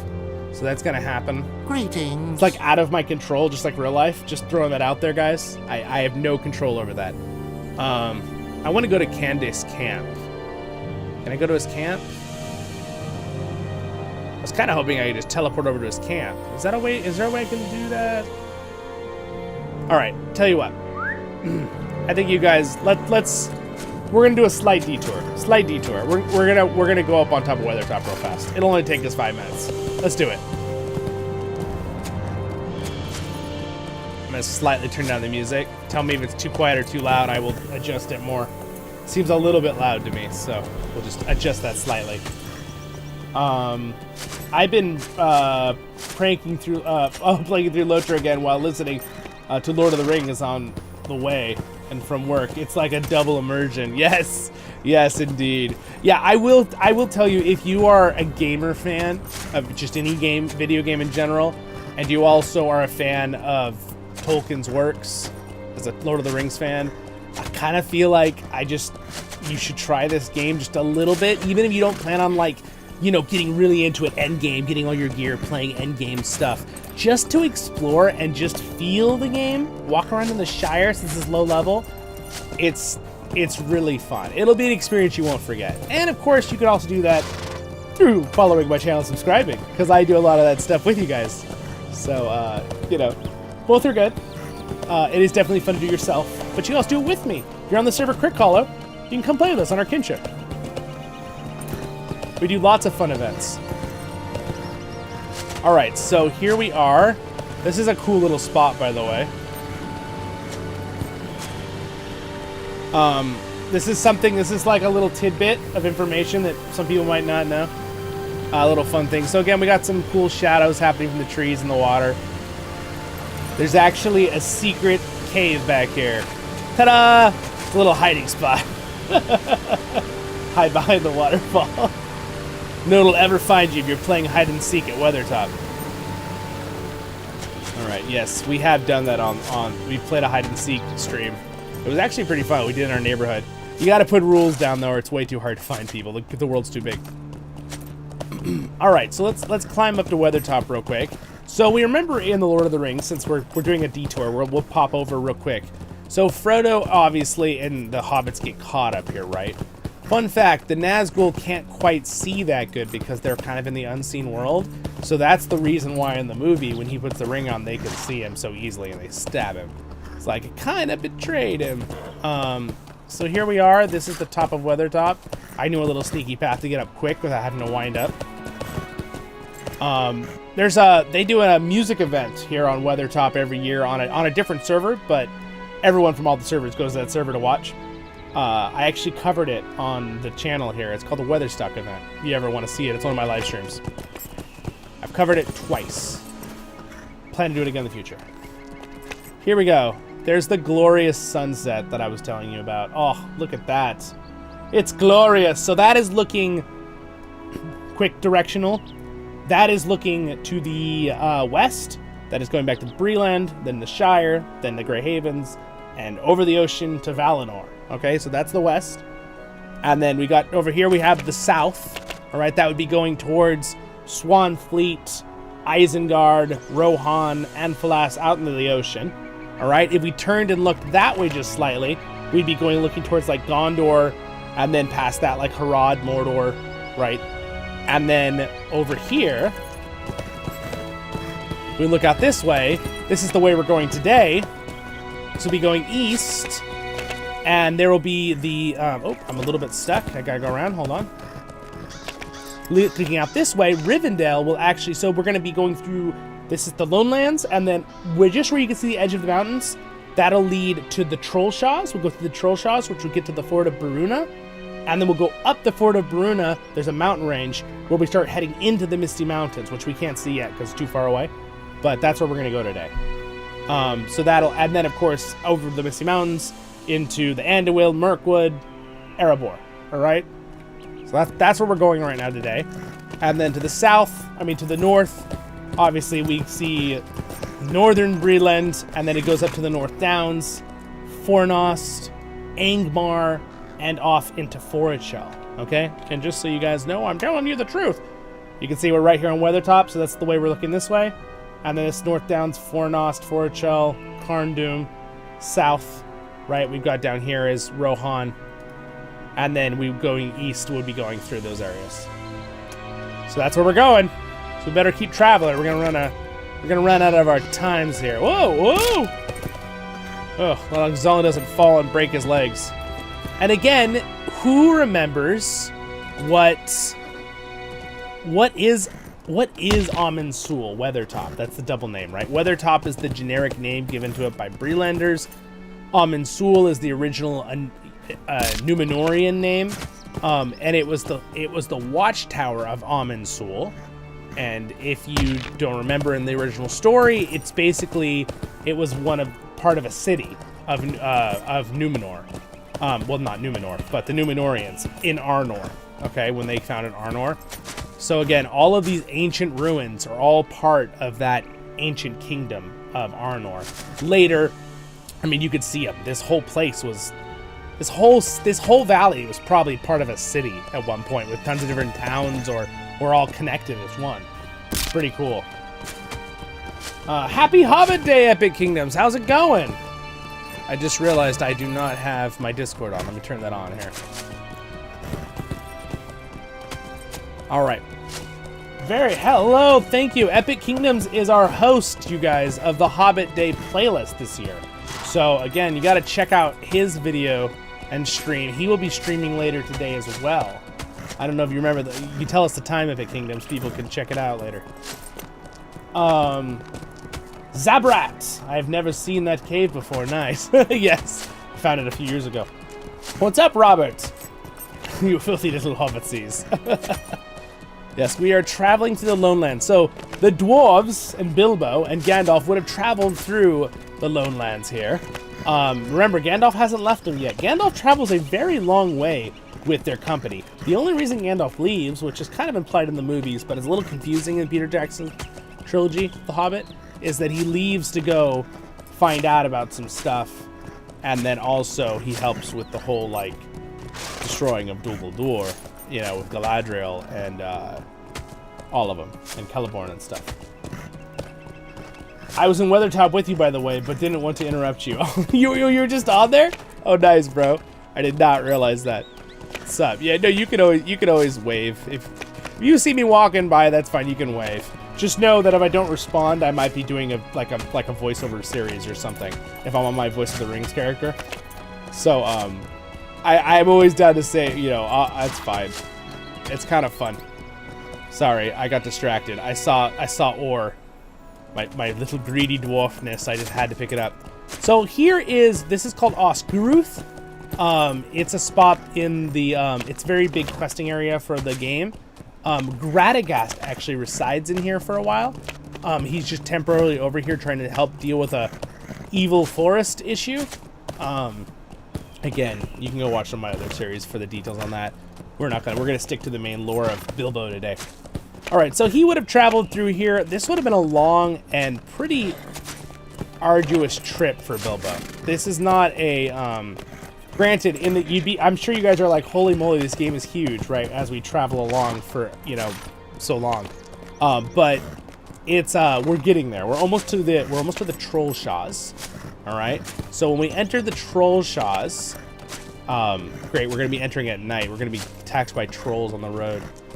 We are definitely going to see Mr. Bilbo's trolls, right?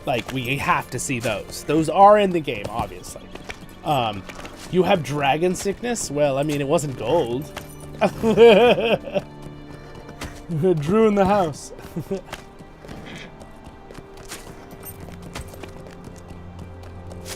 A Palantir. Yes, yes, that is true. That is true. Amensul did hold one of the Palantirs. That is a very good thing. I forgot to say it. Good call there. So there's a beautiful swamp over there. We're getting a pretty cool sunset here in the background.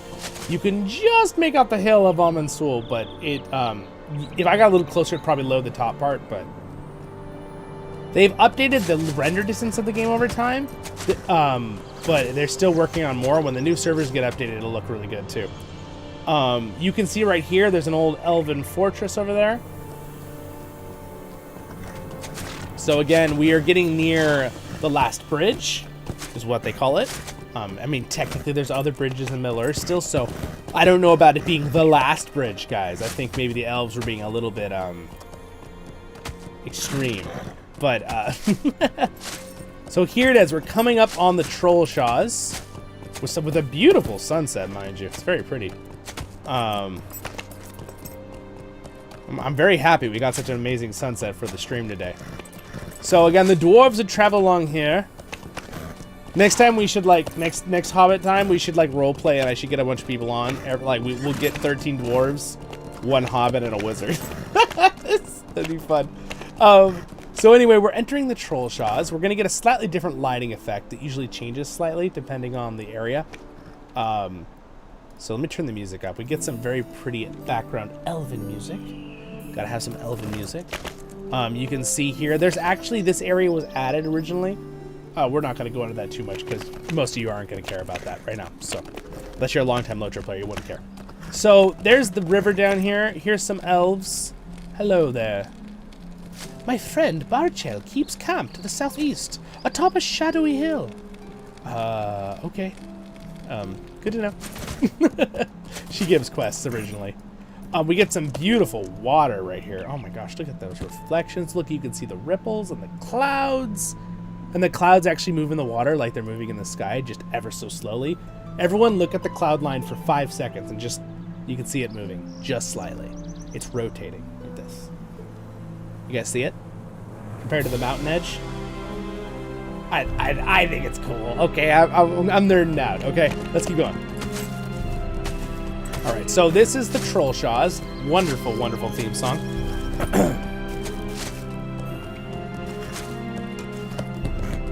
So as we travel along here in the Trollshaws, they had to make camp, right? The dwarves. So they basically made camp at a certain spot, and then unfortunately they were caught by some very intelligent hill trolls, right? Right? Tom, Bert, and it's Bill, right? Is it? No.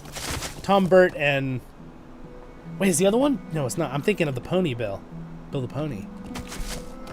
Anyway, there is, okay, the Trollshaws Glade. I'm gonna cut off the road. I don't remember why they went off the road.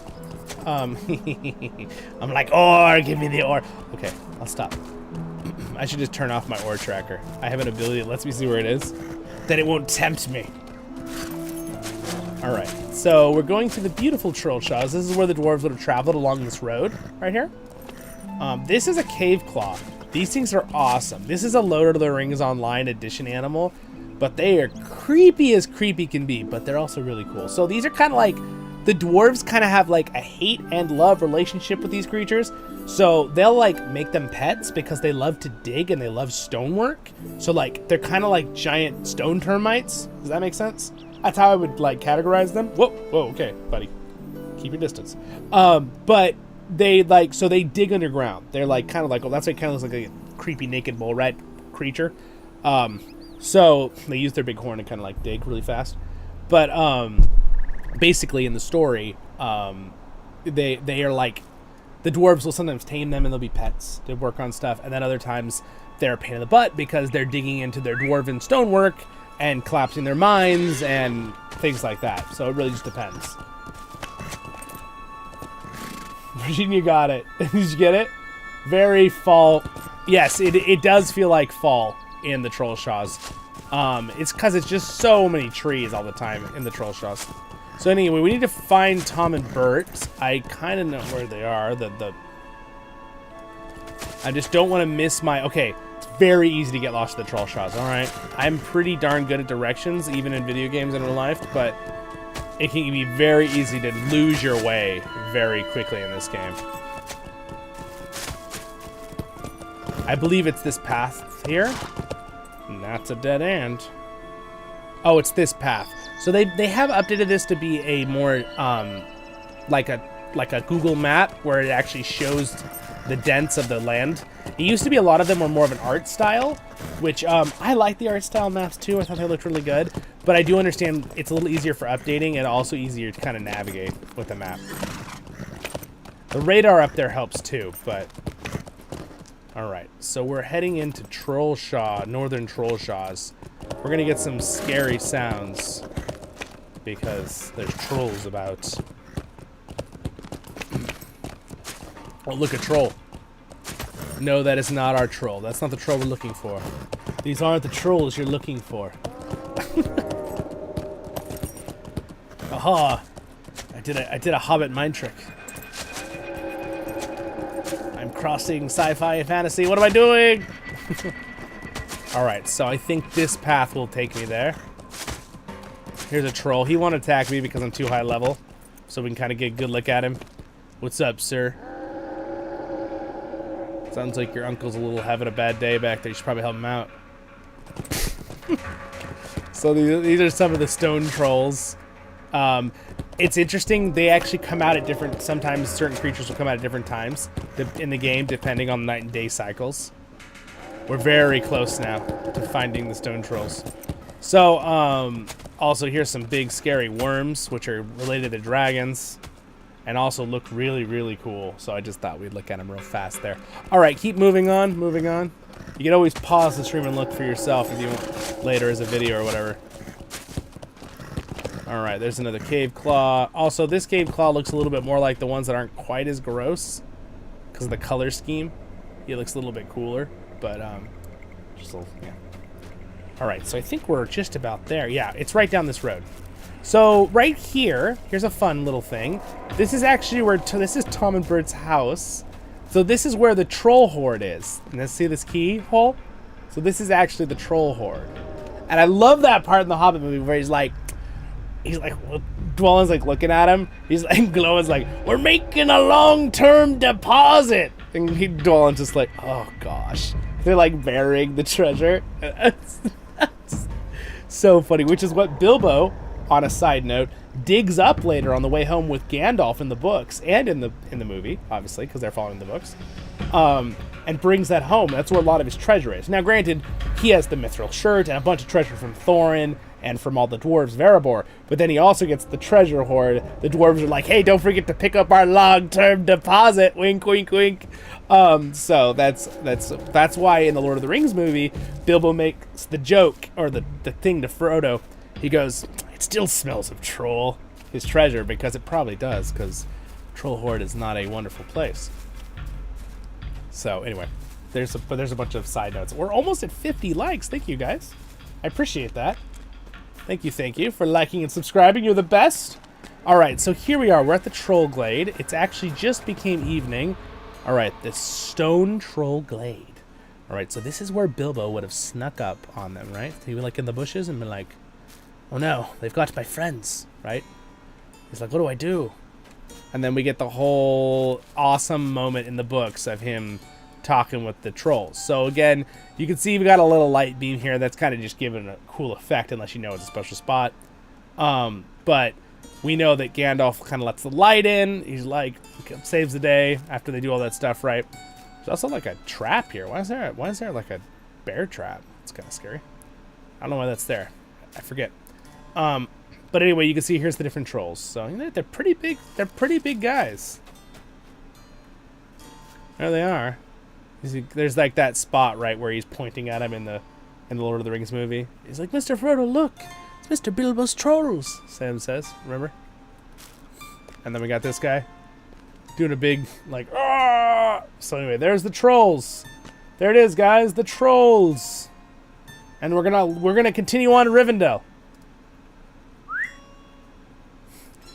All right, continuing to Rivendell. I'm really tempted to just fast travel to Rivendell right now, but I think that's kind of lame. So we're almost there. Let's just get there, because you guys got to feel the whole. We got to get the whole experience, right?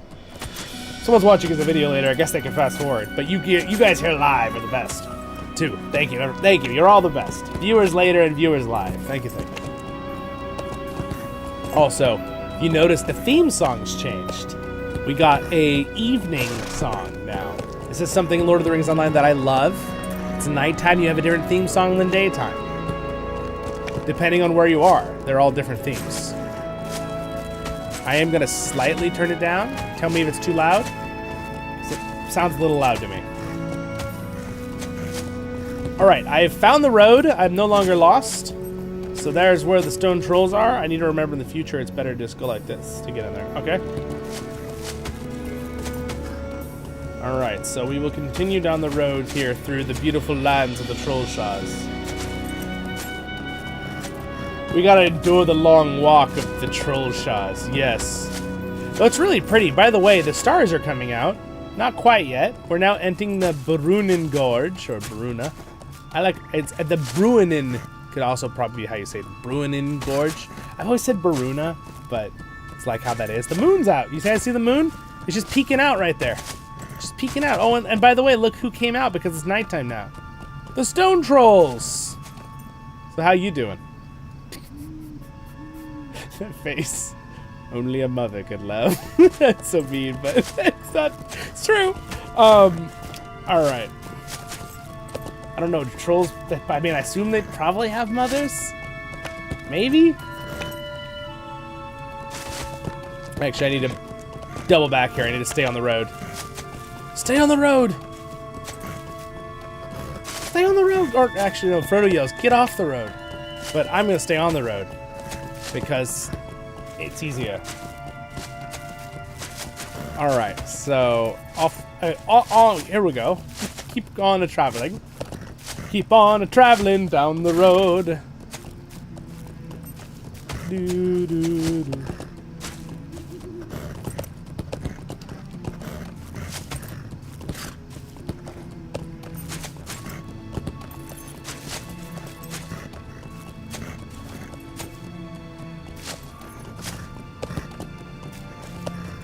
All right. So the dwarves would have kept on traveling with Bilbo Baggins. And then they would have come up onto the main river, which, if you remember in the Lord of the Rings movie, is where the Nazgul caught up to Glorfindel and Frodo. You guys are like, wait, I thought it was Arwen. No, it's Glorfindel. But anyway, I still like that part with Arwen in the movie, too. Actually, a change that I wasn't wholly against. But, since they had to cut Glorfindel out. Poor Glorfindel. Alright, so here is the fords. And if you'll notice, the mountain just goes up here. So we're actually kind of at the bottom of the Misty Mountains here, pretty much. You can see the moon up there. So this is the ford of Bruinen. This is where the giant wave came down. Wiped out the horsies, the evil horses with the Nazgul. There's actually a story plot in Lord of the Rings Online that one of the Nazgul didn't get wiped out with the wave. You kind of have to like find him with Eladin and Elro here, which is kind of fun. So we'll keep going though, but that is the fords. If you guys remember in the story, it wasn't Arwen who summoned the water either. It was Elrond. And who put the horses in the wave? Can anyone answer the question? So Elrond summoned the big wave of water to wipe them away with the power of the elves and probably his ring of power. Do you remember what character added the touch of the horses? Yeah, good job, guys. Good job. It's Gandalf. All three of you are right. Well done. It's Gandalf, yes. Gandalf was the one that added the horses into the wave. He thought for extra flair, I guess. Gandalf seems like that kind of wizard, that kind of guy. He's like, yeah, we could kill him like that, or we could kill him with style. Alright, so as you can see, the stars are really starting to come out. And there actually are constellations in Lord of the Rings Online. because Tolkien does make some comments that a lot of the constellations he puts in the story are like constellations we have in real life. This kind of brings up a whole thing where I love that fact, though. If you guys can see the constellation right there, I'm going to give you guys like 1 minute to find a constellation that's like right there. But it kind of brings up the fact of like, you know, is Middle-earth our world in the past, right? Tolkien kind of hints at that stuff in some letters and things. Tolkien never puts that into like full canon. He kind of just says, well, it could be, right? It could be this certain age or whatever. You know, I've always thought that it's kind of a different dimension of our world, or maybe it just has similar stars because it's near our world, you know? I've always liked the idea of it kind of being its own separate world from ours, with the fantasy. But I still think it's a neat idea, too, that it could be like our world in the past. He actually mentions to C.S. Lewis, little side note here real fast before we move on. C.S. Lewis actually makes a comment that to him in a letter saying, hey, I have these portals. If you guys don't remember the portals in The Magician's Nephew before the Lion, the Witch, and the Wardrobe book, and they're able to go with these rings that C.S. Lewis put in his to travel to different worlds. And C.S. Lewis asks him, do you think Middle-earth would be, your world planet would be in one of my pools, so you could travel from our world to your world? And Tolkien says, yes, that would be a cool idea. He doesn't make it canon, but he says, yeah, that would be a cool idea, sure. Basically what Tolkien says in a letter back to him. So obviously Tolkien was creating a story over time, but that implies to me that Tolkien did have an idea that it is almost like a different dimension or a different world too, right? Even though he thought later too, maybe it is the same world in the past, right? So he didn't really, and good on Tolkien, he never really like set either of those into stone, because it's more fun for us to kind of hypothetically guess as fans, right? But I like that idea, that like the C.S. Lewis's pools idea of the world between the worlds, that you can teleport between dimensions and worlds, that you can go to Earth and then our world, and then you can go to Middle Earth, and then you could go to the Narnia world, and like all these different worlds. Anyway, there's some side notes. Also, did you guys see the Big Dipper right here? Boop, boop, boop, boop, boop, boop, boop. Big Dipper. And you can see also another constellation right here. And we can literally do stargazing in this game, which is crazy. And also, they kind of twinkle a little bit, if you notice. I don't know, I think it's amazing. You know, I'm streaming this in 2K with really good bitrate, so you should be able to see the quality of what I'm saying. It's not going to be 100%, but it's going to be like 90% of what I see in quality level. There's the moon. And yes, the moon moves too. You compare it to that branch. See the moon moving upwards right here? Anyway, it's cool. All right, let's keep going. Rose says, I love that idea. Yes, it's a fun idea. I think it's neat that C.S. Lewis and Tolkien talked about that, and we have some of those notes. I gotta go find what letter that is. I just know someone was telling me about it, and I was like, that's so cool. Oh, look, it's another player. And they're riding an elk. Hello there. Someone in the Kinship, the Wanderlust, which is a group here on Crick Hollow. He might actually be on a regular mount here. I mean, a travel mount automatically. I'll wave at him. All right, so again, you can see the beautiful night sky over here. So now we're moving up. We're actually going to head into Rivendell. Now, we are coming to Rivendell at night, which I kind of want to show it to you in daytime, but it's okay. It'll still be glorious at night. So it's still very pretty. So basically, there's this whole area we have to travel up along this edge, and there's kind of a secret passageway that you have to find.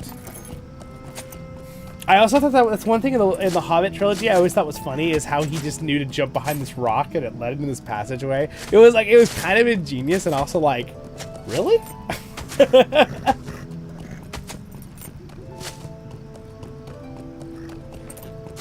All right, so we go up to this edge right here, and now this is kind of the secret path into the mountains here. So we're up in the Misty Mountains, not super high up. It's not snowing, obviously. But this is kind of where we travel in. So, and then you will get a theme song playing at a certain time when you get there. All right, so we kind of move through this secret passageway, and it's kind of like, oh look, it's a dead end. Where do we go? Now, granted, they leave a road for players just so we kind of know, but I don't know if this road would actually be here technically. Maybe it would be, but also look at the shadow effects of the trees. And also, like, things like this, even this tile, I know you guys are going to laugh at me real fast, but this tile is, like, been updated visually and texturally. It looks so much better than it did back in the day. All right, so here you can see some Elven Free People Sentinels, Rivendell Sentinel. All right, so now the music is going to start playing at a certain point here. All right, so then we walk in. The Gates of Imladris, a.k.a. Rivendell. All right, so now I'm not going to really be able to give you a really big view of the whole Rivendell Valley from this shot. If you guys want to see the whole Rivendell Valley in the daytime, please check out some of my other streams, and, like, I think I do a tour of Rivendell. But as you can see, we are coming into Rivendell, so you can't really see the whole big valley edges. But maybe we could teleport back to Rivendell at the end of the stream when it's daytime again, just to see it, if you guys want to. Because we kind of have to travel back, right? Now entering Rivendell, and the music starts playing. And they timed it like that, so when you walk in, you just see the glorious Rivendell. It's actually very pretty at night. So here it is, guys. Welcome to Rivendell. So, and you can travel through this whole valley. It's glorious. All right, we'll ride down here in Rivendell.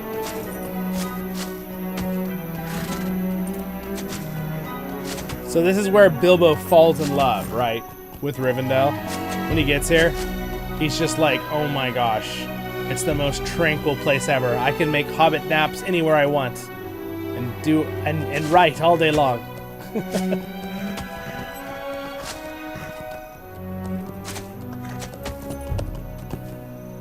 I'd pay money to listen to that. Yeah, no, true. Totally true, Andrew. It'd be so fun to hear them talk. Is there any recordings of them speaking together? I'm not sure. There's a lot of recordings of them speaking separately with, like, BBC and stuff, but... Alright, here we are. Welcome to Rivendell, everyone watching Voice of the Rings stream. Alright. There we go. So we've entered Rivendell. So this is the last homely house east of the sea. It's Elrond's house. We got a cool mist effect happening right here. This is a cool spot. The Bridge of Rivendell. And then you got like little seed pods floating, which is kind of cool. Alright. Yes, thank you for hanging out, Zabrat. Yes, happy Hobbit Day. I hope in the future they make us travel, live travels of the Fellowship. Ooh. Make us live travels of... That could be very fun, yes. I did cover the trails of someone of the Fellowship in the past with a stream, but I'll do some more. From Shire to Mordor. Creepy. yes. Creepy Halbrand dwells. Yes, except Halbrand's a made-up character from Rings of Power series. But yes. Wouldn't it be sublime with pipes and mugs of good beer? Yes. Why do you call it the last homely house? That's the title Tolkien gave it. I looked it up. Would you hear? Let me look it up. The definition of homely. I looked it up. It's something to do with positivity, but what's the definition of homely? Here's the definition of homely: of a person unattractive in appearance.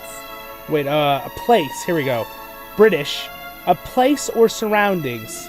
So that was the North American version, but simple but cozy and comfortable, as in one's own home. So that's the term homely. So the last homely house is basically like the last elven home of comfort and coziness, like tucked away in Middle-earth. Now granted, there are some other elven places still in the Third Age, but that's kind of the idea. Tolkien was saying it's just so sublime, so wonderful, right? That's what I think Tolkien is hinting at with that term. Great question, though. I love questions like that. Such a beautiful area.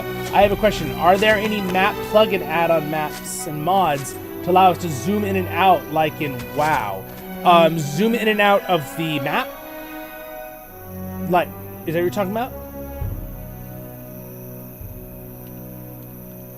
Because, like, you can always right-click to go out and left-click these little things to zoom into a certain location, but you can't, like, zoom in on this unless there's other spots you can go closer, right? Because, like, sometimes you'll, like, find a spot, and then you can go to, like, Edoras, or, you know, you can go to Kingstead, and then you can go to Edoras, zoom in again.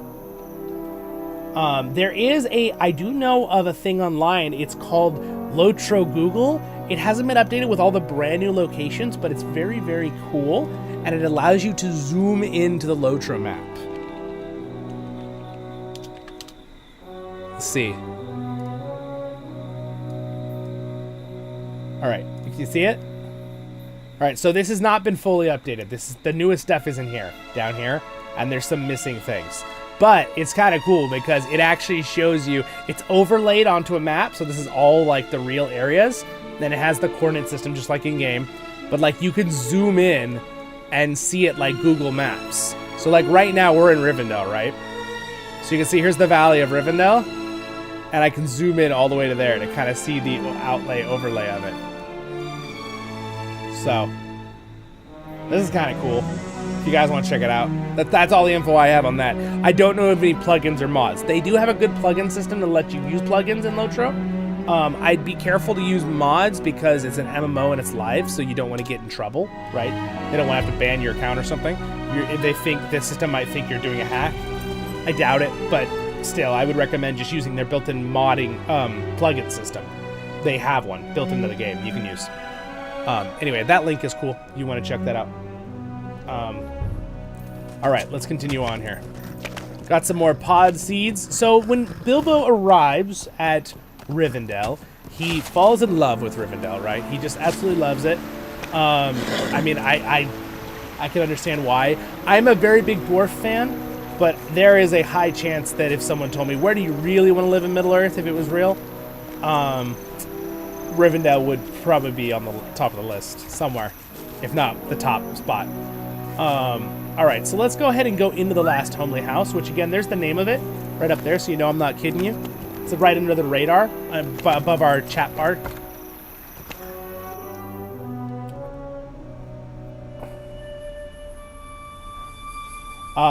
That's a good point. Boxo Nothing on Twitch says that they probably wouldn't make a zoom-in feature on the actual map system unless you got a mod, because they'd really have to change how the whole map system worked. And I mean, there's a possibility they could probably do that, but I don't know why they would, because it functions really well. Why would you don't fix it if it's not broken, kind of thing. So yeah, the best thing you can do is what I just showed you with that Google Map thing. And then, but again, that does not have the updated areas, so you could check if there's plugins people made. But welcome to the last homely house. All right. It's very big. It's much bigger than you see in the movies, which I love. I find it to be very nice. We're actually going to go say hi to Bilbo, because that's the whole point of this entire stream, is we're following the footsteps of Bilbo. So we might as well say hello to him. Now, at the time of this game is placed, remember, it's later in the story. So Bilbo is here after he snuck out with his 111th birthday. He's now living in Rivendell. This is the fire room. It's called the fire hall, I think, right? And right here, you can actually see Mr. Bilbo. There's Mr. Bilbo Baggins. Hello, Mr. Bilbo. How are you? We'll give Mr. Bilbo a little bow here. Mr. Bilbo? How's it going? Now, he normally gives a lot of quests. I've done them on this character. So you get to talk to him and he has a voice. He's like, well, hello there. And he's got a really happy voice and stuff. It's great. It's fantastic. There's a bunch of cool quests with Bilbo over there. And there is actually one today, if I picked it up, from Farmer Maggot. Not Farmer Maggot. Old Gamgee, right? The old gaffer. If I had picked it up, there's a quest where you talk to all these people today for Hobbit Day. And then you can come and talk to Bilbo. I'll probably do it later, but we're not going to do it for this stream. I did it on the stream Friday, if you want to see that. Okay, so you can hop back after the stream later if you want to on the channel. Go to my stream from Friday, 2 days ago. We did do it at the beginning of that stream. We also fought a Nazgul world boss in that stream, which was pretty freaking cool on the new legendary servers. Anyway, here's the Hall of Fire. Oh, look at this It's William Whiskers. This bobcat has an entire like story in the game. It's hilarious. All right. Anyway, with that said, we're gonna say hi to Mr. Elrond real fast, Lord of the House, and then I'm gonna run, sprint. Oh, I'm stuck on the floor apparently. I love the background music though in Rivendell. Also, it used to be you had to load through all these doors, and it's fun because now the game's been updated so much over the years, you don't have to. So like, I always remember having to load through these doors. Some of them you still do if they're story quests ones. So Bilbo's room is a story quest room, so it changes depending on things. So here's Mr. Frodo and Mr. Gandalf. It's Mr. Gandalf. This is actually Bilbo's room. So this is where Bilbo basically resides. They gave him an entire study. They gave him maps. They gave him writing areas. He's got a whole room. He's got this other room, a little fire. He's got a thing to play music. Here's, by the way, here are all the other hobbits for Hobbit Day. Merry Bradybuck. Here's Peregrine Took. And here's Samwise Gamgee, right? And then, of course, we just saw Frodo right here. All right, and then Gandalf. I shall have to meditate upon the most effective course of action. All right, so, and I love the lighting effects in the game. It's so pretty. You see the reflections here of the lights coming in. It's kind of cool. All right, so there's all those hobbits for Hobbit Day. We've done the rounds, and we can continue our adventure. So after they were here for a while, right? Of course, the movie does a pretty good job of showing this in the first Hobbit movie. But after they were here for a while, they're sent off on their adventure. They do the whole moon runes thing, moon runes, right? And then Elrond talks to them. Here's the Elrond's library. Here's Mr. Oh, is there fish? I didn't know there were fish in this little pond. He has little koi fish. Oh my gosh, I never knew this. I just learned something in the middle. Look at the sea. I mean, look at that water. It's really good, right? I think it looks really good. All right, here's here's Elrond. He's got some quests you can do for him. Will you lend me your aid once more? Oh yes, I'll be back, Mr. Elrond, but today we are doing a stream for Hobbit Day. We're following in the footsteps of Bilbo Baggins. And he's like, Hope is not in vain. Hope is not in vain, then. You have a great stream. We will. All right, it's been a blast so far. All right, so we're going to continue on our adventure here today.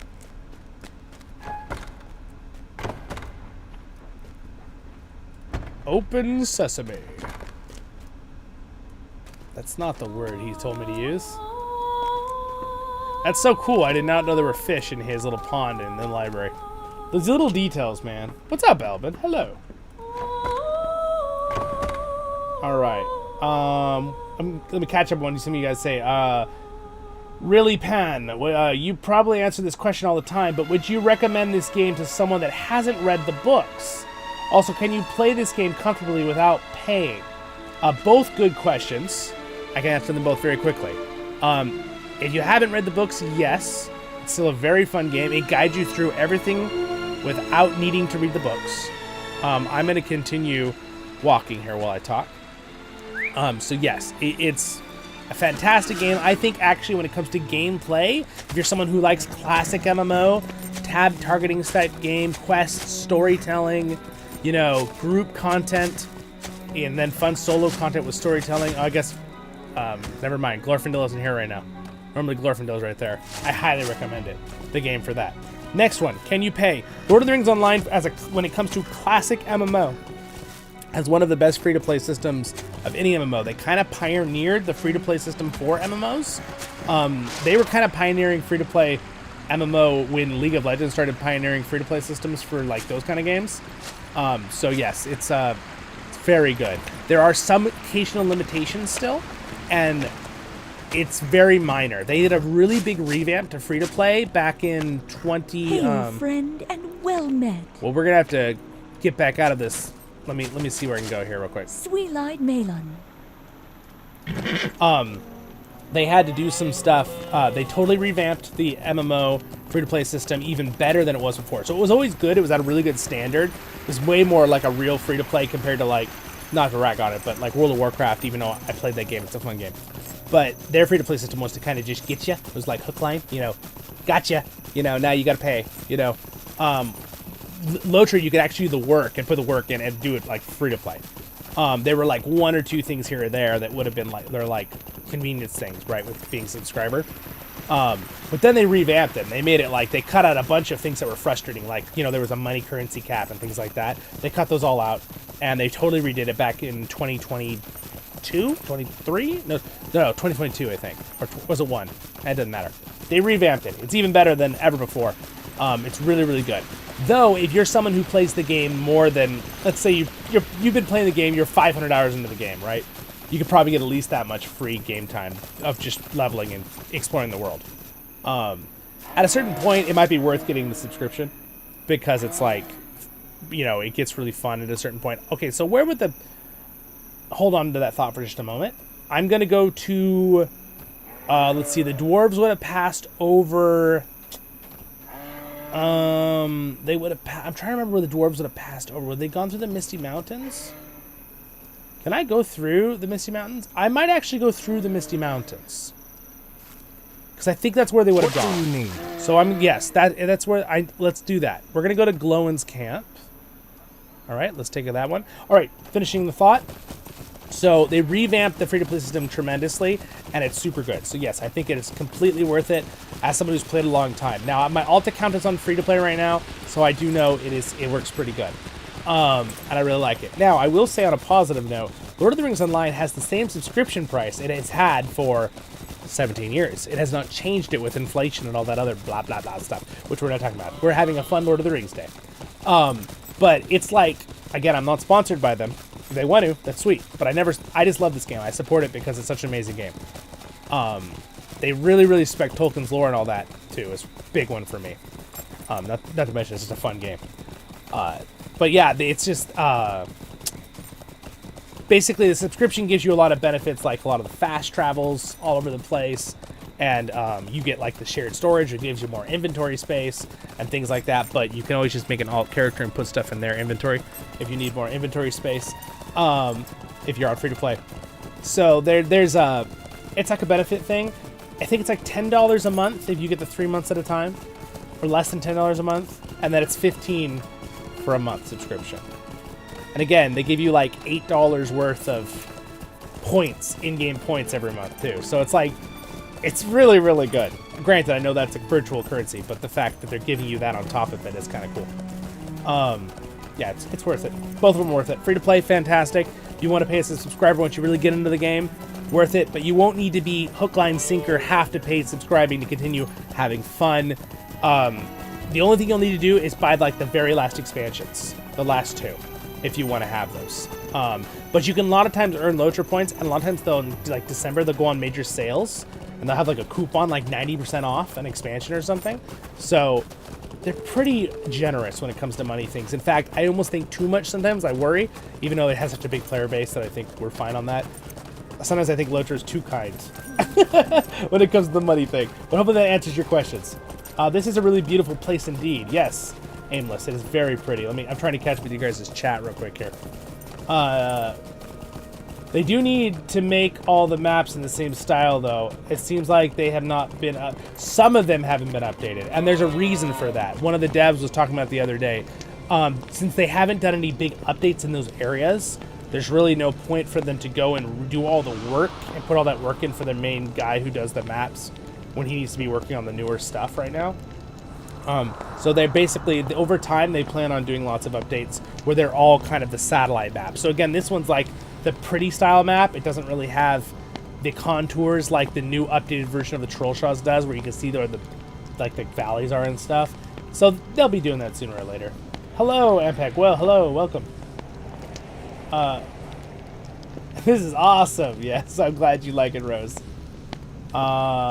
You forgot to bow to Frodo. He saved the world. You're right. Last year. To be fair, he hasn't saved the world yet in the time of where he is in Rivendell. Beautiful pod. Yes, very pretty. Rose says, I'm a complete sucker for any water graphics. Honestly, can't get over how good this game looks. The details. Yeah. The lighting, the atmosphere is stunning. I know, it's kind of like out of this world how good it is sometimes. I always forget. Let me show my horse masters real quick. Okay, I need to go. I'm curious of, can I actually pass over into the Andoril? I think I can. I've never taken this pass before because the Vales of Anduin was released a few years ago and I've never done it to walk up here. So let's take a horse to Vidaril and we'll go over the mountains. So this is where the dwarves and Bilbo run into the mountain giants. Now in Lord of the Rings Online, they go a little bit more into they lean a little bit more into what I would have guessed Tolkien meant, which is like real giants, like human giants. Like almost like Irish folk tales, right? I just realized I did a fast travel, my bad. But that's okay. We skipped a little bit of snowy areas. It's dark. We don't need to see that anyway. All right, so what I'm going to do is now we're up here in the mountains. Now this is Grimbjorn, which is actually the son of Bjorn. Little side note, he's up here for the quests. But we're going to go to his house because obviously Bilbo stops at Bjorn's house. So we'll be at his house sooner or later. So we're up in the far northern Misty Mountains now, traveling through. You can see the silhouette of the mountains over there. We're going to travel over that pass. So they would have seen the mountain giants. I'm trying to think if I can see any giants without going south. The mountain giants are mostly in the south high pass down here. Does the South High Pass have a way to get through too? I don't think the South High Pass actually. So,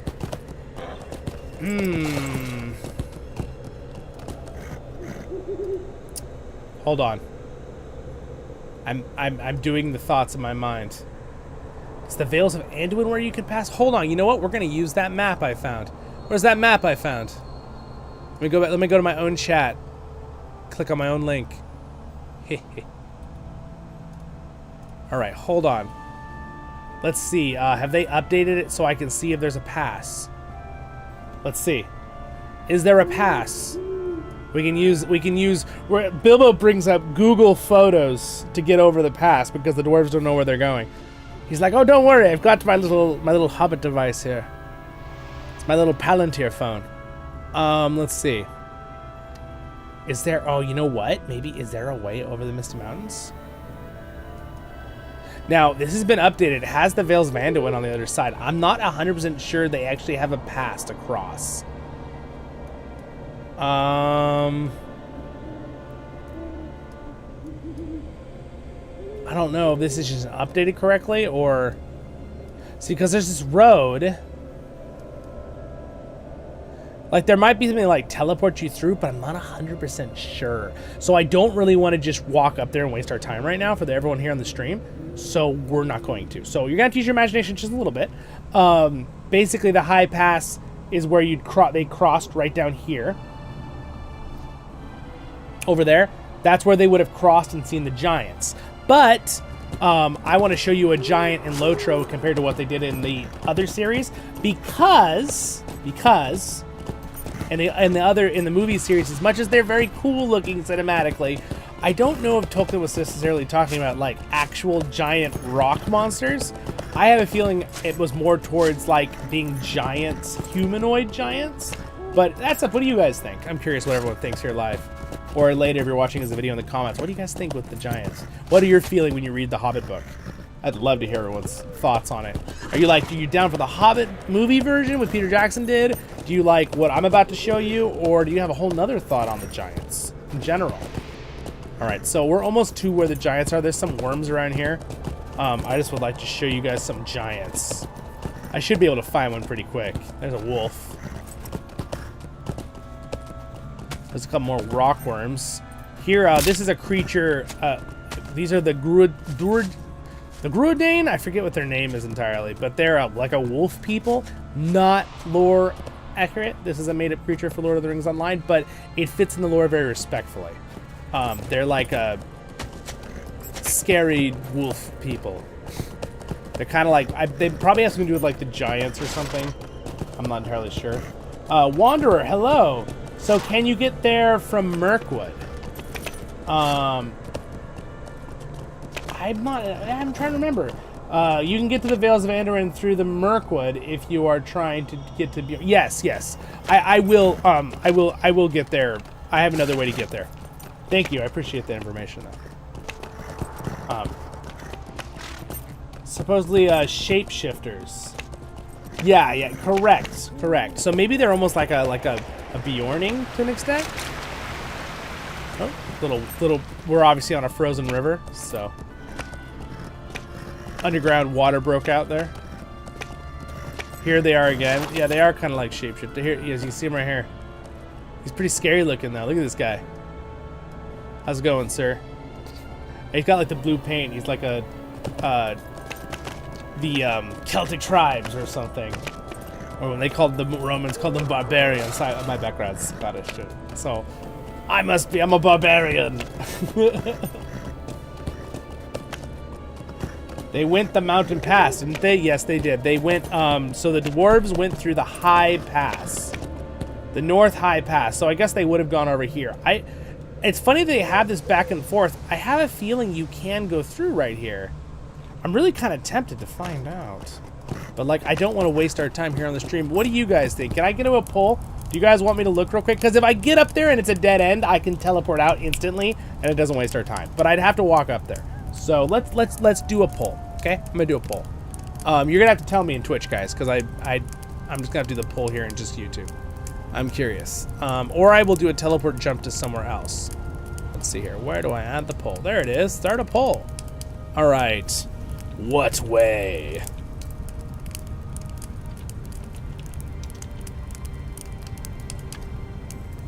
There. Do we check the pass or no? That is the poll. Quickly, everybody vote who's not driving in a car listening. No, I don't know. I'm just guessing. So anyway, I think, you know what? They're down in Giant Valley is why I'm in the wrong place. The Giants are down there in Giant Valley at the bottom. That's all right. We're not going to worry about Giant Valley. All right. Oh, wow. You guys are all like, check the pass. All right. We'll check the pass. That was a pretty high crag. You're right. The high crag, the Giants' halls. That's where the Giants are at. Let's see if we can just find a giant along the edge here. There might be a giant just south of here, so we'll just look for a giant. I really want to show you the giants in this game. They're really cool. And like, oh, this is a roving threat. Oh, I'm gonna kill him. He's a level 100 thing, but I'm a level 150. Fight me! Ow! He's technically like a raid boss, but I'm 50 levels over him though, so I should be able to just solo him pretty easily. Haha, you've been defeated. Yes, I see the whites of his eyes. They disappear when you kill him. Oh, here's woolly mammoths. It's woolly mammoths! Look at, we got some woolly mammoths. It's kind of cool.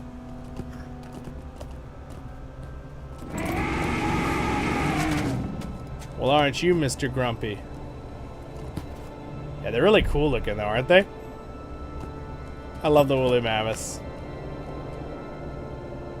They make really awesome sounds, too. Obviously, I believe a real elephant sound in real life. A lot of times the recordings they get for animals in this game are real sound effects. Ooh. Oh! Just barely made that jump. And apparently still broke my horse's leg slightly. Good thing my legs heal in a few seconds. Alright, so yeah, I had 10 of, how many of you voted? 10 of you voted, and we got 100% check the pass. So we'll check the pass. And then I'll just teleport out so we don't waste our time having to walk back. And in fact, I might do a little trick. I really wanted to see a giant. I really wanted to see a giant. Mr. Bilbo. Alright.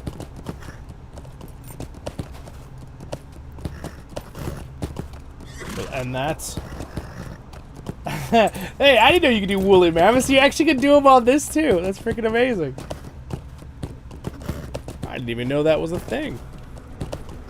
Alright, so this is just taking me in a circle. So we're going to stop doing this. I'm going to make everyone bored. I'm sorry.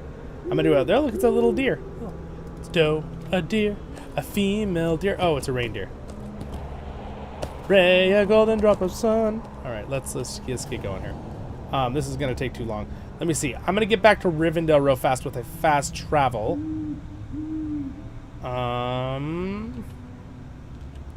That's the fastest way I can do this.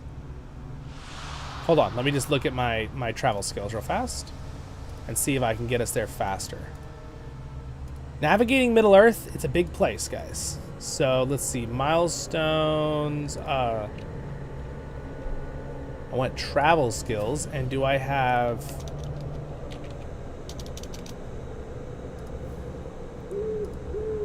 Do I have Rivendell? Let's see, mounted, nope, no. Let's see, travel skills. Sorry guys, not trying to bore you here. Do I have Rivendell? Very handy. Oh, you know what? I do have a Rivendell. Oh, I know what I can do. I know, I have it. Let me open my shared storage real fast. I have a map to Rivendell Library. I'll use that. Just let it load here real quick. Where's my maps? There it is. That's what I want. All right. Do a little teleportation here. Whoop, whoop. This is very handy they have this in this game. I know you guys are like, it's not lore accurate, but just think of it as, you gotta think in your mind that it's your character traveled. Because it would be really frustrating otherwise if you couldn't get around. All right, here we go. This is actually where you do this is where you craft your legendary weapons in the game. Just a little side note for fun. It's the Great Library. Here's another player working on his stuff. But yeah. You basically go to these shelves and you click on them, and it's where you buy certain things and like set up your legendary items. It's a whole thing in this game. It's actually it's very unique to LOTRO, the legendary item that kind of grows with you. I think there's other MMOs that might have started doing partial things like that, but LOTRO kind of pioneered the whole thing. But anyway, we're back in Rivendell. Quickly now, and we're gonna go up to the pass.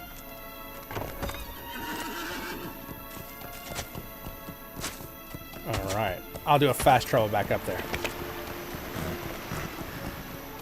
We're gonna go look for...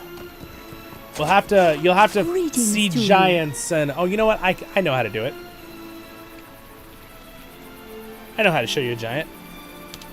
LOTRO giant. Ah, there we go. There's a LOTRO giant right there. There you go. That's what a LOTRO giant looks like right there. Alright? Something like that.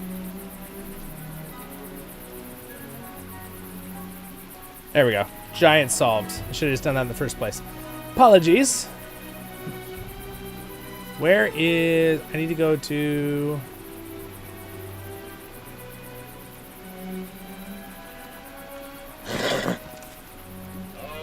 It's nice they added this horse person. You can do little fast travels around. So you see why I didn't do fast travels going all the way here, though? I really wanted us to kind of enjoy. Now, the best part is, guys, the night is actually passing. So we only have a little bit left of night, and daylight's going to come out right when we go into the Andoril Vale, which will be really exciting because that's really pretty. Megovanen. All right, I need to go back up to... Whoop.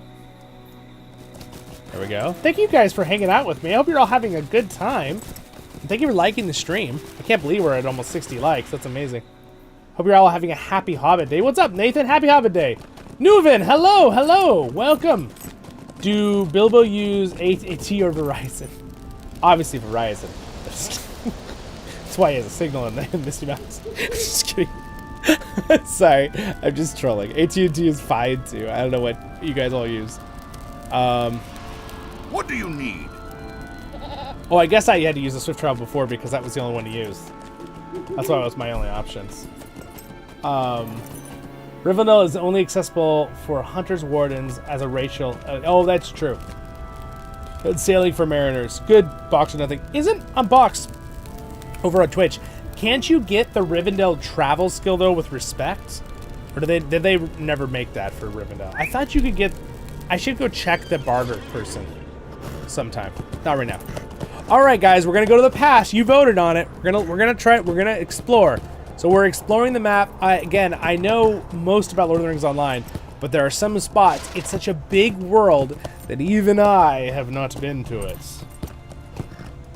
And as in the famous words of Gandalf, I have no memory of this place.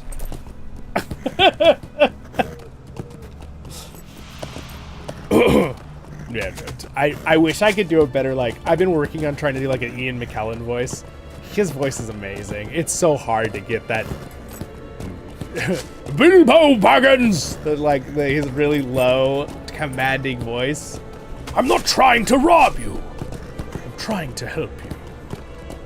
Bilbo. I always like that part that he says Bilbo. I feel like it's him trying to like, is that the way you get up the pass? Is that the way?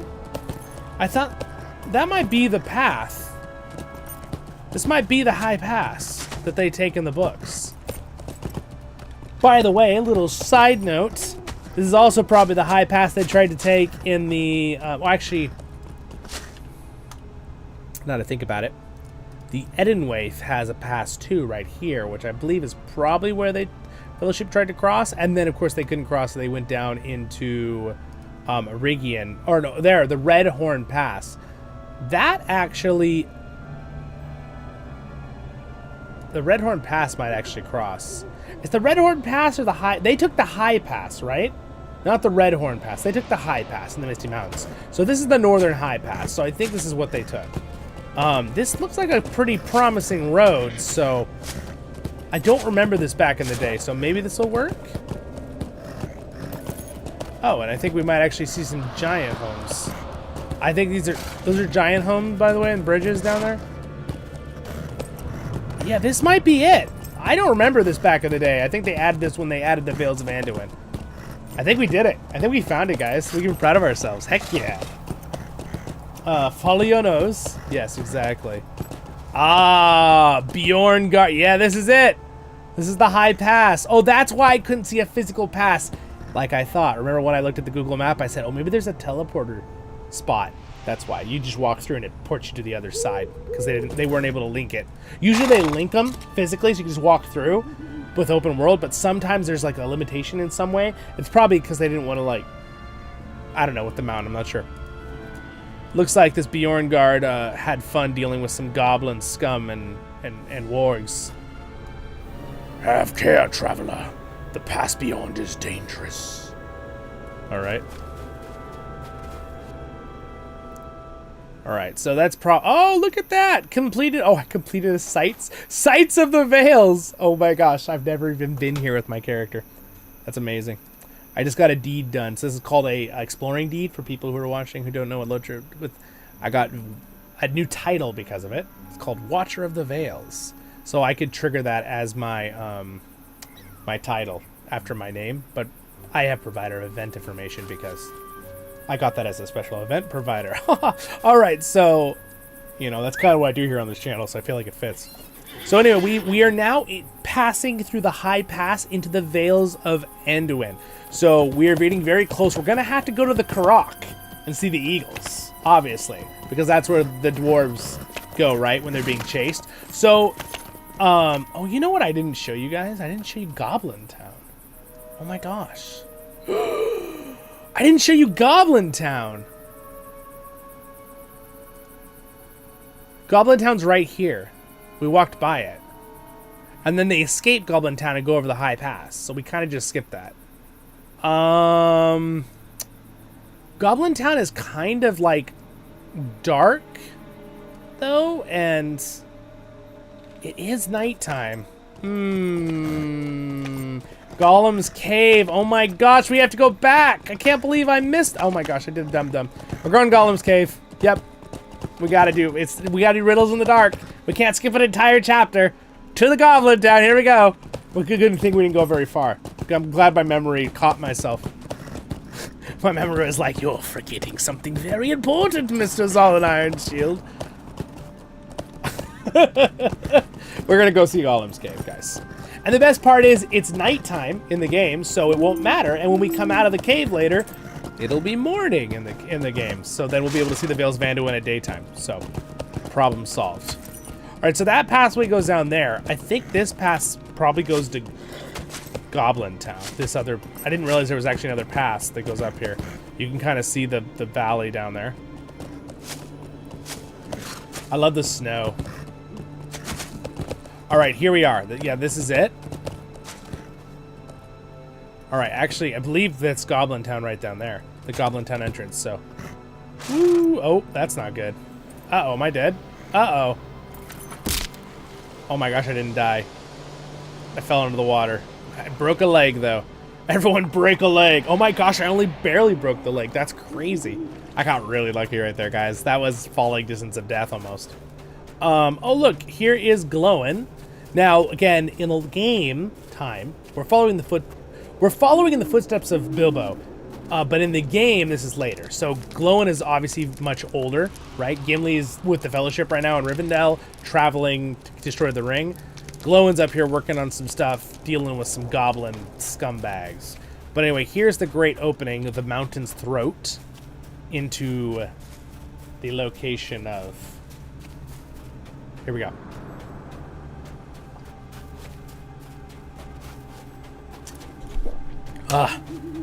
Much better. All right, so whenever you see this Eye of Sauron thing, this means it's going to bring you to a different location when you touch it. Touch the eye, precious. All right, welcome to Goblin Town. And I love the theme song in here. And also, look when the door opens, it looks cool. All right, so this music that's going to start playing, it's called, the theme song's name is called Down Down to Goblin Town.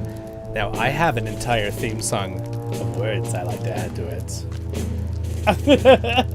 And I made people laugh last time about it. Goblin Town is boring. Yeah, we're gonna go straight to Gollum's Inn. We're gonna go straight to the cave. So as you can see, this is Goblin Town in Lord of the Rings Online. So we're gonna go down to Goblin Town. But basically, we're just gonna go straight to the cave. And so I don't get lost, I'm going to bring up the cave LOTRO thing.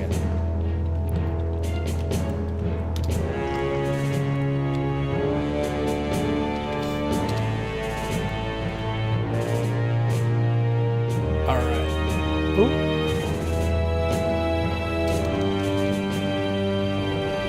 What's that bit loud on the loud side there? There's some very scary sounds happening, guys, in the background. It's very scary. All right, let's see here. I'm looking for the Goblin Town map. We need a map. I'm telling you guys, we need a map. Or I want to make this very fast. We got to find Gollum's cave very quickly. All right, let's see here. Goblin Town throne room.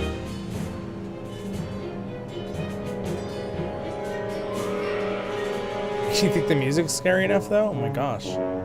Ah, there it is. All right. Here we go. We have a map to get to Gollum's cave. So we are here. So let's run through as fast as we can to Gollum's cave. So I want to just basically go straight. Don't mind the screaming torture rooms of the goblins. All right, we're going to run down. Yeah, okay, I got it. I know where we're going. I know where we're going. Here we go. Oh, here's the theme song. Okay, this is the theme song right here. Do you hear the music? Down, down to Goblin Town. I added the words. Down to Goblin Town. Down, down to Goblin Town. Down, down to Goblin Town. Sounds like something the goblins would add to their own words. Just really generic lyrics. Sounds like a goblin thing. Anyway, it's pretty epic. It's actually a pretty epic theme song considering it's just you're fighting goblins in here. I can't ride a mountain here, so I'm just running as fast as I can. The goblins are not attacking me, if you're wondering, because I'm level 150 and they're level 45, and they're like, don't touch the dwarf, you'll die if he looks at you. Down, down to Goblin Town. Open sesame, please. All right, so we just continue running straight down the goblin caves. All right, we have just transported our way through there.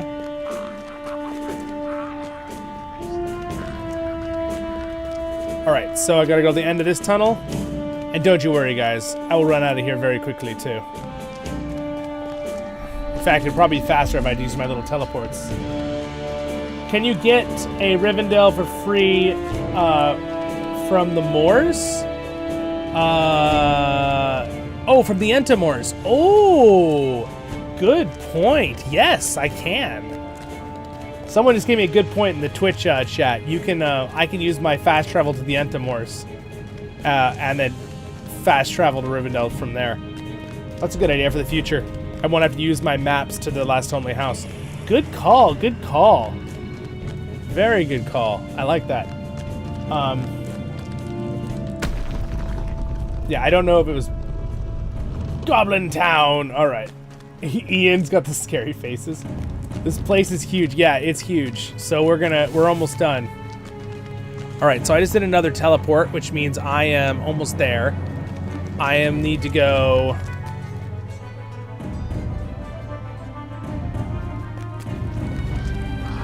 I'm following the map because I don't want to get lost.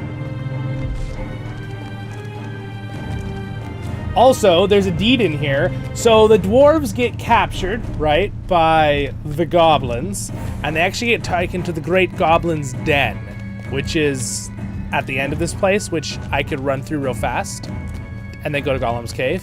And then there's a deed to find Bilbo's buttons, which is kind of awesome. All right, so this is actually the Goblin's throne room. It's actually an instance, so I'll travel into the instance just to show you what it looks like real fast. Okay? So this is in the darkest depths of Goblin Town, at the heart of the Goblin Kingdom. This is Gandalf. Teeming with the vile breed, lay the throne room of the great Goblin. Long out of my way. The inhabitants of Goblin Town been leaderless, but as the shadow in the east grows, calling its minions to arms, a new leader has taken the mantle of the great Goblin. So anyway, this is the Goblin Town room. They attack me because this is an instance, so it doesn't matter that I'm way higher level than them. They'll attack me anyway. But I just kind of touch them, they die.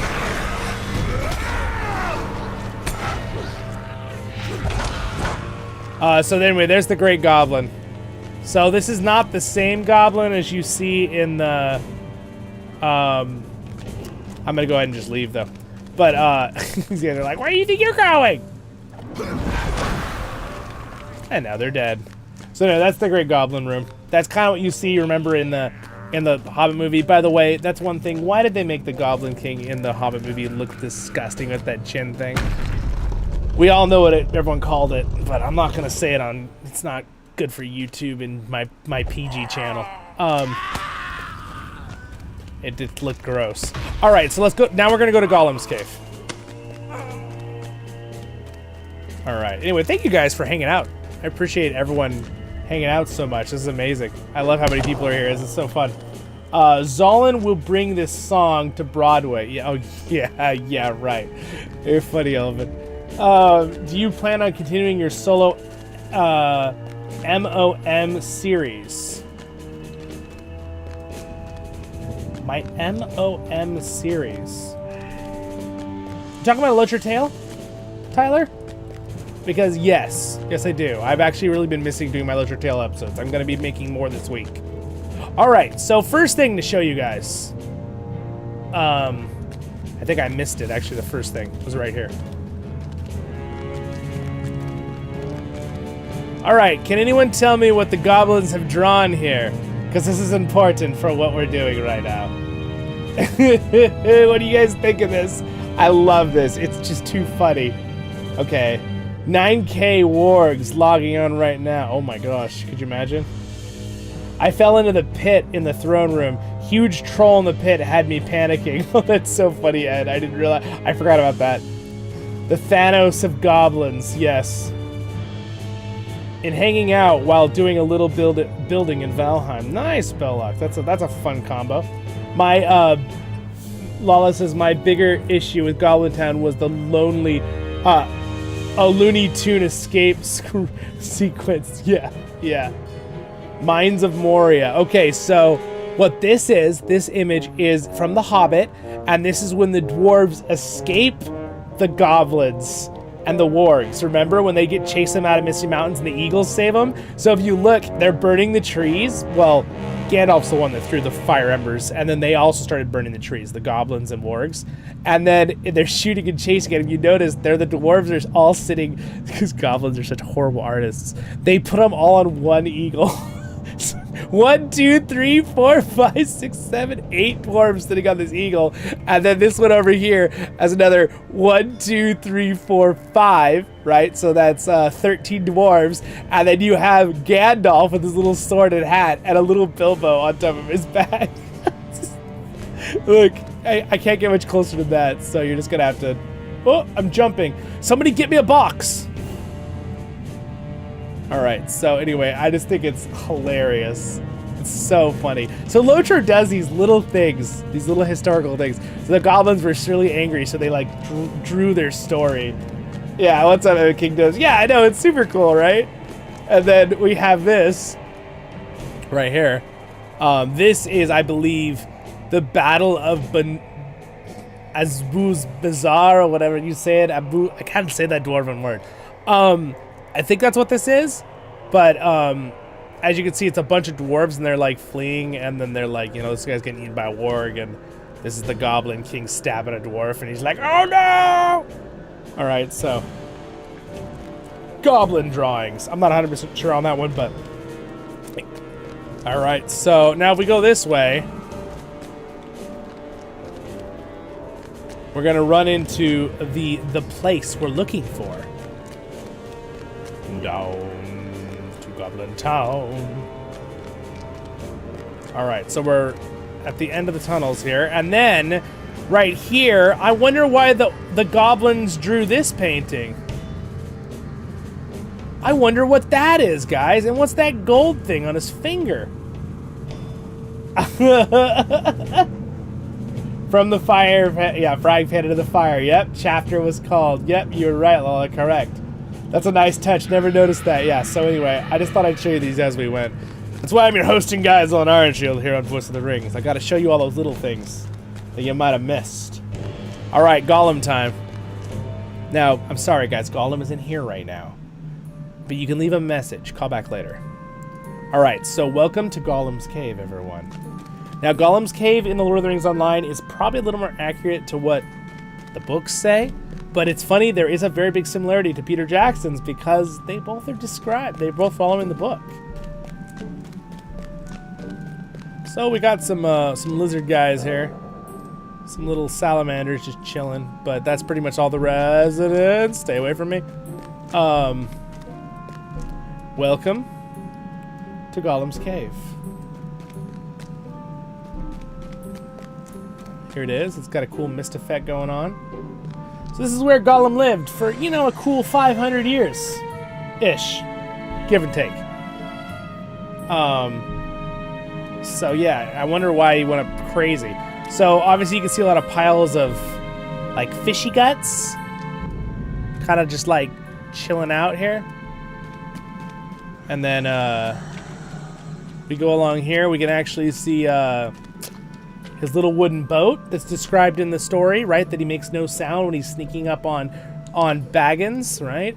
And this is where the whole riddles in the dark happens, right here. So I'm assuming that, you know, most likely this is where, you know, Bilbo was hiding behind this rock, and then he probably found the ring right over here somewhere. Somewhere along the sand is where Bilbo Baggins picked up the Ring of Power, right? And then, of course, in the movies, we see him hiding behind a rock. So I'm assuming this is kind of like that same spot, even though it's described in the book as well. And then we can go over to his little island. Swim across the water here real quick. And then here is his little island. He's got a little fireplace and his little teepee tent. Which, again, this teepee tent has been left here for... Granted, there's not a whole lot of weathering that happens in here, but, I mean, this is like... He's been gone for, what? A pretty decent amount of time, because he's probably been gone already, like, 10 years or more. I'm trying to remember, because he leaves the cave later to look for the ring. He doesn't leave immediately, but... So it's been longer than that, probably. Some piles of dead fish all over the place. It's a little described in the book that he had dead fish everywhere. So anyway, there it is. Gollum's cave, guys. Just followed. Thank you, my friend, for following. So anyway, there you go, guys. There is Gollum's cave. Now, I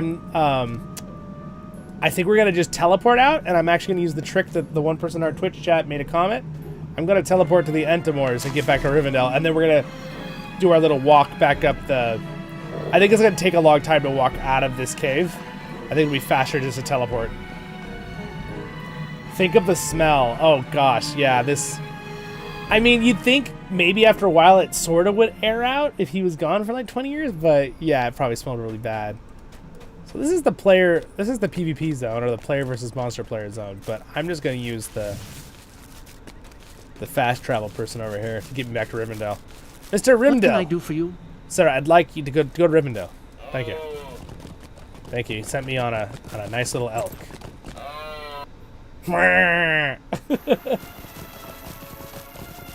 All right, go back to our. So there we go, guys. Riddles in the dock. Now we could do some riddles. I actually have been on my community tab. I'll put out riddles for you guys sometimes. I've been a little busy the last 2 weeks, so I haven't done any. But like Saturdays and stuff, I'll occasionally put out Bilbo Riddle Saturday, and I'll make like a riddle or just a question or something. Depends on what I'm doing. Tasty fishes, yum. Yes. Is Zachary, exactly. Raw and squishy, that's how we likes it. What do you need? Exactly. Exactly. Wogs attack! Too late. Yeah, I know, no kidding. The painting on the wall was awesome touches. Yes, Andrew, it's fantastic. All right. So, good news is it's 4 dawn, which means the sun is just starting to come up, even though it's still a snowy mess up here. Also, look at his breath. Look at this. Look at this. It's those little touches in the game, to me, that are just amazing. Now, those are things that were never in the game back in the day, but I don't know. I'm just like, I'm nerding out over the video game, all right? I know, guys, but, you know, I really like Lord of the Rings stuff, and I really enjoy...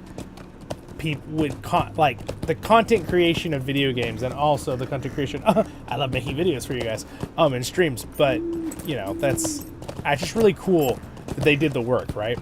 All right, so we're gonna cross the high pass into the Vales of Anduin now. So the hobbits, Bilbo and gets out with the dwarves. Now, if you remember in the books, they get out and actually keep their instruments. How do they do that? Who knows? Little bit only disappointment for me in the Hobbit movie. They didn't have their instruments the whole time, but yeah, it was kind of unrealistic. I get it, right? But still, you know, I still find it kind of like, oh. And again, there's where the Goblin Town is hidden in these mountains, right back there, in those big giant crevices. That's where you get into the Goblin Town right there. So they flee.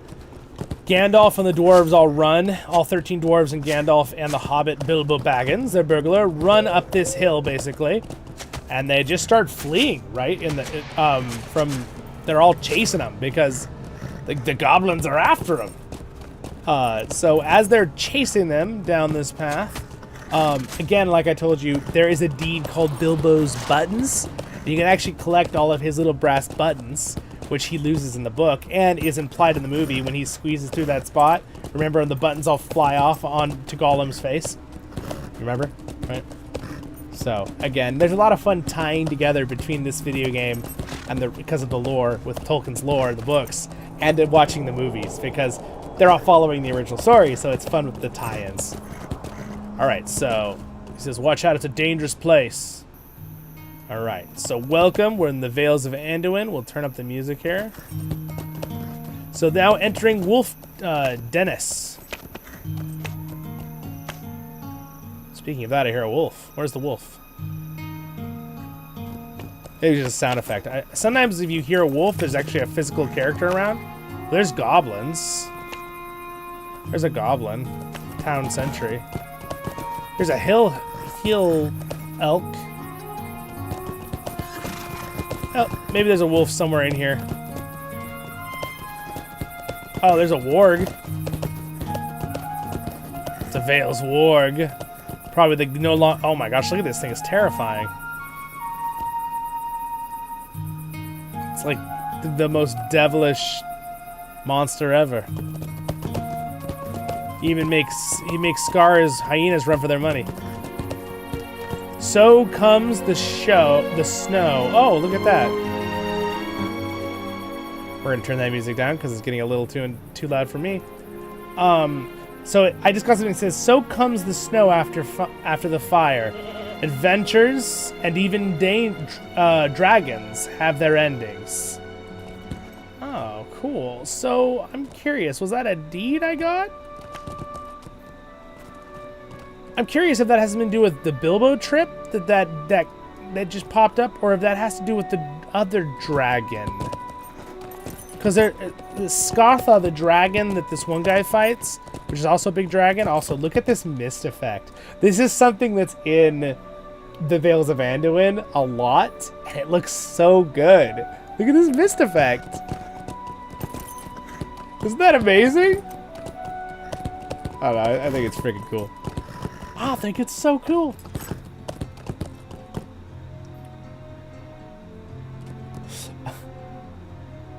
The Lion King hyenas. Yeah. Hiking in the Misty Mountains now. Yes, we are in the Misty Mountains. So anyone who just joined the stream, we are traveling the footsteps of Bilbo Baggins, and we are now in the Misty Mountains. So we just crossed the High Pass. That's what's behind us. All right, we just went through Goblin Town. We saw Gollum's Cave, Riddles in the Dark. Now we're at the time where the dwarves are running. Oh, look at the cloud effects. Well, that's so cool. Right there, look at that. The dwarves are running with Gandalf and Bilbo, and they're trying to get away from the wargs. All right, now I believe there is a spot where you can actually see the burnt trees from the whole them being chased, right? I think we're coming up on it.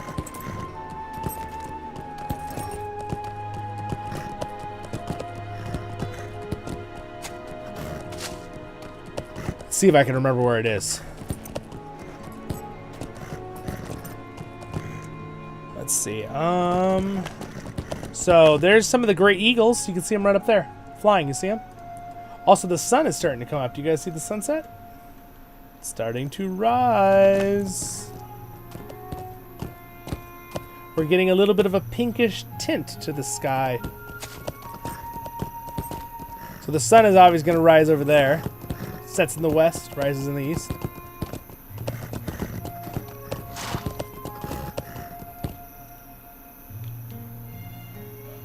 I'm not picking up this card. All right, so is this the spot?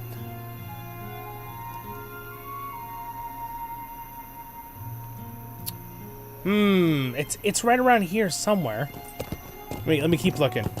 There's a spot where the eagles pick them up, right? And they're hiding in the trees, right? We see it in the movie. Granted, there's no Azog chasing them in the movies. I mean, in the real story, but that's okay. We're gonna just talk about the actual lore here. So as we travel along through this area, got some more goblins. We're hearing some cool animal effects. Oh, look, there's a bunny. Oh, where'd the bunny go? Thought I saw a bunny. Oh, there it is. I did see a bunny. Come back. Look at the little bunny. Oh, it's so cute. I used to have a pet bunny back when I did 4-H club. Okay, all right. Anyway, moving on. It's irrelevant to this moment in time. Sometimes I get distracted, you know, like squirrel, and sometimes it actually is a squirrel in LOTRO.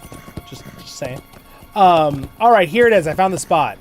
Up the tree, quick! Cried Gandalf. They ran to the tree, as the Glade's edge. Okay, so that's something cool that is built in, you guys, to the system.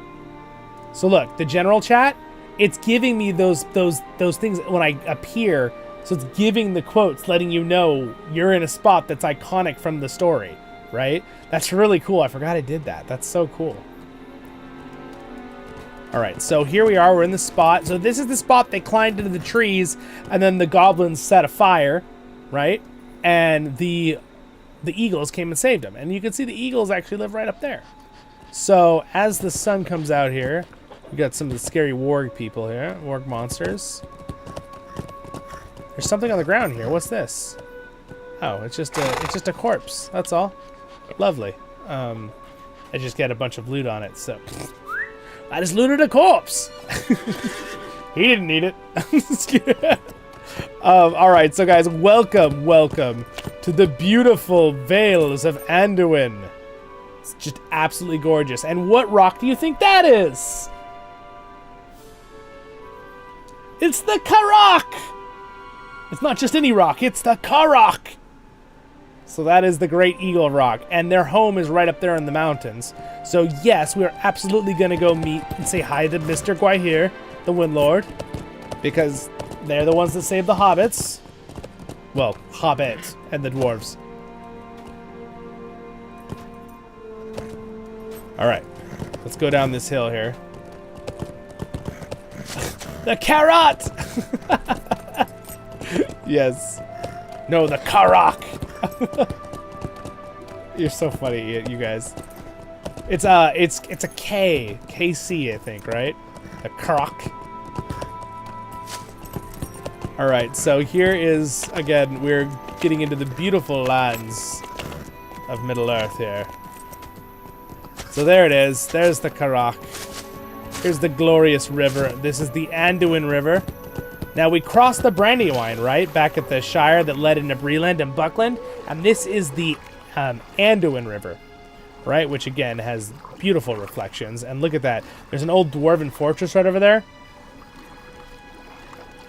Very cool. And basically, I just want to get to the other side of the river here. We got some orcs on this shore here. This orc's never gonna know what hit him. I'm just gonna sneak up through the reeds. And he's like, how did a dwarf in full body armor just swim across the river? We might never know. Because I'm awesome. Everything is awesome! Surprise!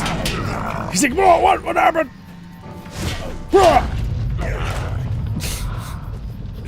Dead. Alright. We'll keep riding here. Alright, so now that we're on this side, you can get some nice views if I get up on the top of this ridge. Alright, so welcome to the beautiful lands of the Anduin. This is where Bjorn lives, just over there, but we're going to first go to the Karok real quick. You can see the eagles all flying up there in the sky. That's where the high pass. The south there, that Dwarven fortress is an ancient Dwarven fortress, very cool. To the north is Gundabad. We're not going to Gundabad today because they never went to Gundabad, but Gundabad, and Gundabad is actually the ancient homeland of the dwarves. Lord of the Rings Online, they go back in time. I'm sorry, they don't go back in time. Durin the Seventh is now born in their version of the story, and Thorin Stonehelm is king, which is Thorin the Third. And they go to Prince Durin is basically trying to retake Gundabad. It's really cool. There's an entire story plot called the Gundabad and Fates of Gundabad expansion. Also, look at this. Look at this view. Look at that. It's glorious. The GFX has definitely improved. It never looked like this back in the day. No, exactly, Ian. Back in my day, I used to look at... You want to see what I used to look at back in my day? This is what I used to look at back in my day. Okay, this is a joke. This is what it used to look like. And even then, it didn't look that good. Okay, so some things look better than this, and some things look worse, okay? So it just depends on the things. But, I mean, you look at this, and you're like, oh gosh, that looks awful. And then you do this. And suddenly, everything is glorious.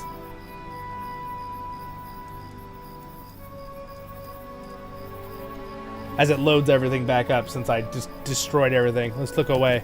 Look away! Don't look at it! It's loading. Whoop. What have I done? I broke the world! Oh no, there we go. There we go, we're good. Okay, we're just taking my computer a minute to load it up. So yeah, it's a lot better now. Even the water has like a movement animation going on down the edges. So the sun is coming up over there, so let's get to the top of the Karok. It's almost like painting. Yeah, I know, it really is. And that actually is a thing with the graphical, with any game, really. But with how textures work and stuff, it really is like a painting style. Because, like for example, like, this, like, mossy, you know, or not moss, excuse me, fungus, whatever it is, mushrooms, lichen is probably what it is. It looks so good, right? And then you look at like something that's older textured and it doesn't look as great when you're straight up next to it. But, you know, you're far away. It's just to fool your, you know, when you look at it, it doesn't matter. But it's interesting to see the different things that have been textured and updated with like painting. It really is. It's a definitely beautiful graphic art style. It really is an art form. All right, we have a great eagle. We have Mr. Anor here there. So we're going to be heading that way. That circle of trees right there is Bjorn's little hut, which we are obviously going to see for this adventure. We are about just over halfway through our adventure today. I don't think it'll be as long as it is right now, like doubling in time. But I'm saying it lore-wise, we're halfway through. I don't think it'll take us that long to get to the end of a story here. But let's go ahead and take a thing here. To the Airy. He'll fly me up there. All right, welcome to the Aeries of the Eagles. And here is Gwaihir, the Windlord. Hello, sir. With the swiftness of the northern winds. And yes, they speak. Just like they should, and they didn't in any of the movies or series. With the swiftness of the northern winds. With the swiftness of the northern winds. This is so cool. They got great voice actors for the Eagles. Look at that. That's Gwaihir. Isn't he beautiful? What a magnificent creature. Anyway. So, he's got a quest for me, but I'm going to do that later. There's not all quests are timed in LOTRO, since it's a classic MMO.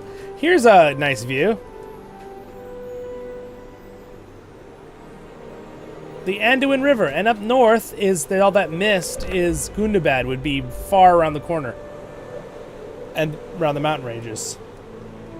And there's the sunset, the sun is coming up. And again, there's the little hollow for Bjorn. And then we're going to be crossing through that pass right there into Mirkwood. And it's the same spot we saw in the movies. That's where we're going right now. All right, so let's get going. Thank you for liking the stream, by the way, guys. Welcome to everyone who just joined. We are following the footsteps of the hobbits. So they were taken up here, and then they were taken down to the Karak, right, to meet Bjorn. This is kind of skipped a little bit in the movies. Now, granted, I really, really wanted to hear the eagles speak in the Hobbit movies, because I understood why they didn't do it in the Lord of the Rings movies, but they decided just not to do it. I was like, all right, I kind of understand why, but it would have been cool.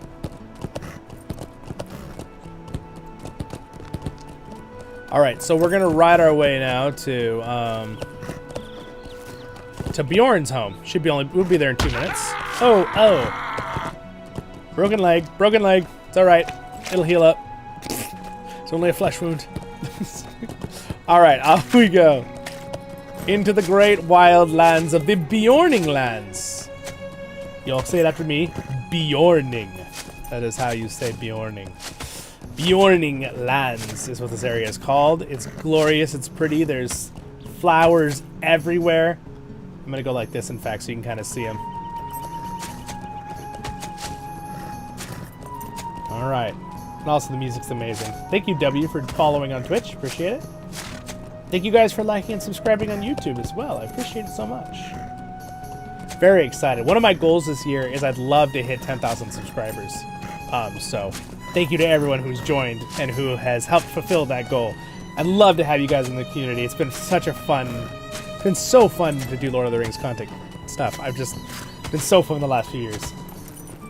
I do this full time now, so I appreciate everyone's support. All right, so this is the Mead Hollow. So these giant trees right here are the entrance to Bjorn's hut. You can see his hut right there. Yes, I will go in there and let you see Bjorn's hut. And yes, I will show you the giant bumblebees, which Tolkien sort of mentions. Yes, they talk! This is amazing. Last game I played, the Talking Eagles was a War in the North. Yes, correct. In fact, I played a little War in the North the other day, just for a little while. At my 9,000 subscriber, our party live stream, I covered it at the end of the stream. For every light, Gimli grows a millimeter. Yes, Elven. Giant bees? Yes. Ian's like, I don't want giant bees. Don't worry, they're nice giant bees, Ian. I wanted to see his ponies. Well, yeah, we can find some ponies. So again, these are his children. Lord of the Rings Online goes into a little bit of details that Bjorn had a son and they have like children, which are like other Bjornings, which is how they got the lore in for their Legends version of the lore to have the class Bjorning, so we can play as the Bjorning. We're like one of his children. But I don't know if that's really like, it's plausible that it could have happened, but Tolkien doesn't tell us that happened. So just keep a grain of salt there. But it's still really beautiful though. Everything else for the lore is really good though. Elrond is actually here. There's some storylines why he's here. And also Glorfindel is here. Again, it's a LOTRO storyline, something a little bit different. But here is Bjorn's house. Now, it is Grim Bjorn, same guy we saw in the Misty Mountains, right? So it's Grim Bjorn's house now. So Bjorn is passed away. Because this is many, many years later. But you can see his house is kind of like got honey things all over it, which is kind of cool because, you know, like bears and honey. I think that's why Tolkien probably put that into the story. Here's one of the bumblebees. There they are. See him just chilling right there? What's up, Mr. Bumblebee? Yeah, see, he's like, I mean, he's like this. Look, you know, it's like a 30-pound bumblebee. It's no big deal. It's like my dog, Sandy. All right, we got some piggies. We got some goats. We got a delicious cooker here with more, and we got chickens. Hello, chickens. All right, and then we got some sheepies. Yeah, yes, thank you. We know. I just said you were. I know you're a sheep. Got it. Okay. It's like a sheep in real life, man. Have you guys ever been around sheep in real life? They're just like, they just baa at you so loud for no reason. And they're just, bah! You're like, what? They're like, I don't know. Just wanted to baa. And then we got these oxen cows out here, which are adorable. And mind you, I love the hair over their eyes. Very, I think it's like a Scottish, I think there's a Scottish cow that's like this, right? It's like the hair, I forget what it's called in real life, but I think that's where they're inspired from. Marrow yourself. And then we also have the ponies. Here's one of the horses. One of Bjorn's horses out here just chilling. So that's one of his horses that you wanted to see, like you said.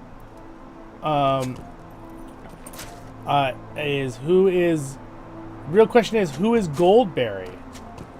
It's never explained. Oh, no, it is explained. So Goldberry isn't really related to Bjorn. That's with Tom Bombadil, right, in the Old Forest. So Bjorn is here in the Vales of Anduin, over here on the right side of the Misty Mountains. We jump to Erebor. We go back to Breeland. I'll give you a quick run over. We go to the Old Forest down here in Breeland by the Barrow Downs, and we have Tom Bombadil's house, which, again, we didn't cover this, but I've covered it in other videos and streams if you guys want to check later. But Goldberry is actually, she's called the River Woman's daughter. So she's actually a river spirit who can take a physical form, but she's an actual river spirit. So, and he like fell in love with her, and then she fell in love with him, and then, which is good because they both seem to be immortal, right? That is where she's from. She's actually from the Withel-Windle. The Withie-Windle? Is that how you say it, this river? That's where she's from. Yeah. Anyway, little side note there for you for Goldberry, since you asked. Good question. Is it hard to learn tank in this game? Someone asked me in the Twitch chat. No, I don't think so. You just have to learn how the mechanics work of your character and the mechanics of the different dungeons / instances. They're called instances in LOTRO. It's not too hard to learn to tank in this game. It's still like, I wouldn't say it's easy, but if you've played other classic MMOs in the past, it's not too hard. But even if you're brand new, I have some videos and guides on it. You can figure it out. I believe in you. Might be harder than maybe like a game that like holds your hand. I mean, it doesn't hold your hand in everything, but I mean, I like that. Also, little side note, if you make a Bjorning in the game, here's some more of the ponies. There's none of the horses. If you make a Bjorning in the game, this is actually where you stand, right here. Right? You notice the spot? This is where you stand when you do content creation and character creation, right here. All right, guys, we're off. So unless you want something else, inside. Sorry, Almost didn't show you inside the house. It's like the best part. All right, let's open the doors.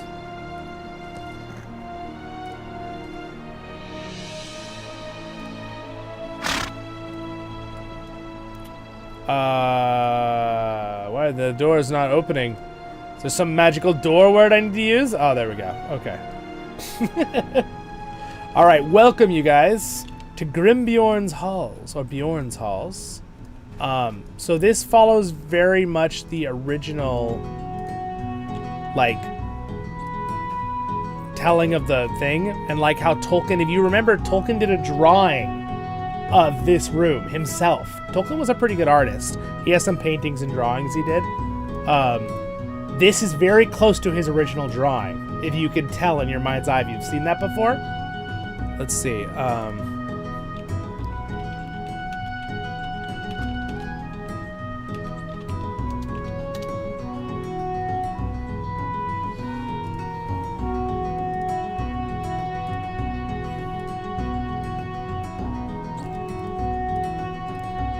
See, here's the original drawing. This is not the exact original, but this is close. Here. See this right here? Oop. Here you can see someone right here. There's the drawing, and then compare to the game. Pretty good, right? If I stand right here like this. There you go. So that's why the Lord of the Rings Online does an amazing job, with following the book. Yeah. So that's Tolkien's, like, I don't know if this is exactly, if someone changed the image a little bit or not, but that's the close to one that he originally drew.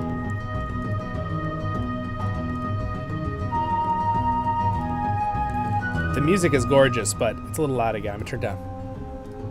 All right. So anyway, with that, so I just wanted to give you a little. The whole point of this video today is to follow the lore, follow the footsteps of Bilbo, right? And I like to kind of like put in little Tolkien art and lore here, obviously with stuff comparing it. Oh look, it's a nice chair I could sit in. Maybe Mr. Grimbjorn won't be too mad if I sit in his chair for a minute. Oh, I like faced through the freaking back of it. It's designed not for dwarves. You see he's got some yummy food here on the table. He's got his big candles, which are mentioned in the books.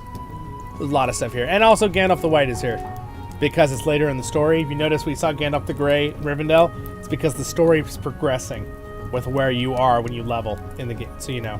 So this is actually after the War of the Ring, I believe, from what I remember. You can also go out the back, but that's fine. We're just going to go back out the front. All right. With that, it's time to go into Mirkwood. So this is where Gandalf then, right, so if you guys remember in the Hobbit book, well, my horse is doing a little T-pose here. Let's just wait a second. They come in slowly to Bjorn because they know he will, like, be less frustrated if they come in, like, one by one. So they, like, keep coming in, like, one by one into his house. So that's what they originally do, right? Which is like, they sort of show that in the Peter Jackson adaptation pretty good. But I love that. Gandalf's very good at weaseling his dwarven friends into homes. Bilbo's and then Bjorn's and then the elves and then I just think it's funny. All right, so now we're gonna go through the beautiful lands here of the Mead Hollow, which is really gorgeous. And we're gonna go into the crossing that leads into Mirkwood. And of course, Bjorn let them use the ponies all the way until they got to Mirkwood, right? Also, you can see that waterfall over there. Look at that massive waterfall. Isn't that cool? Way over there. That's pretty cool. All right. There's a doe, a deer, a female deer, and Ray, a golden drop of sun. Every time I see a doe, I just think of the Sound of Music. Bilbo and Frodo. Yes. Happy Hobbit Day, you guys. All right, here we are. We're coming up to the gates of Mirkwood. I thought Bjorn was the last Bjorning. So Justin, I know you just hopped in the stream. I just explained that.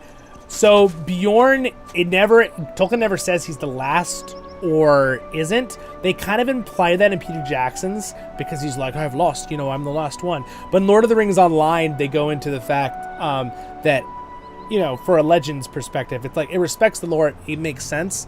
But basically, he found someone and basically had some children. And then Grimbjorn, his son, and then he has other children.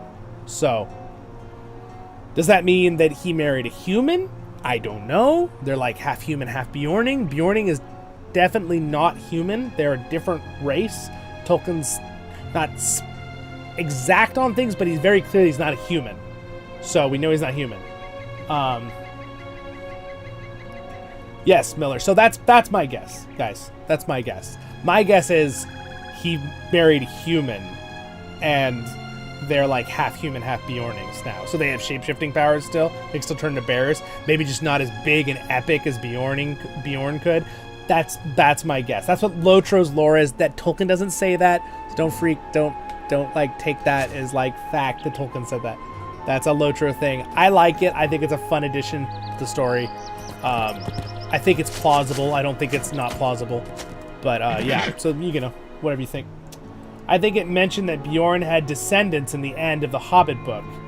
Take that with a grain of salt, though.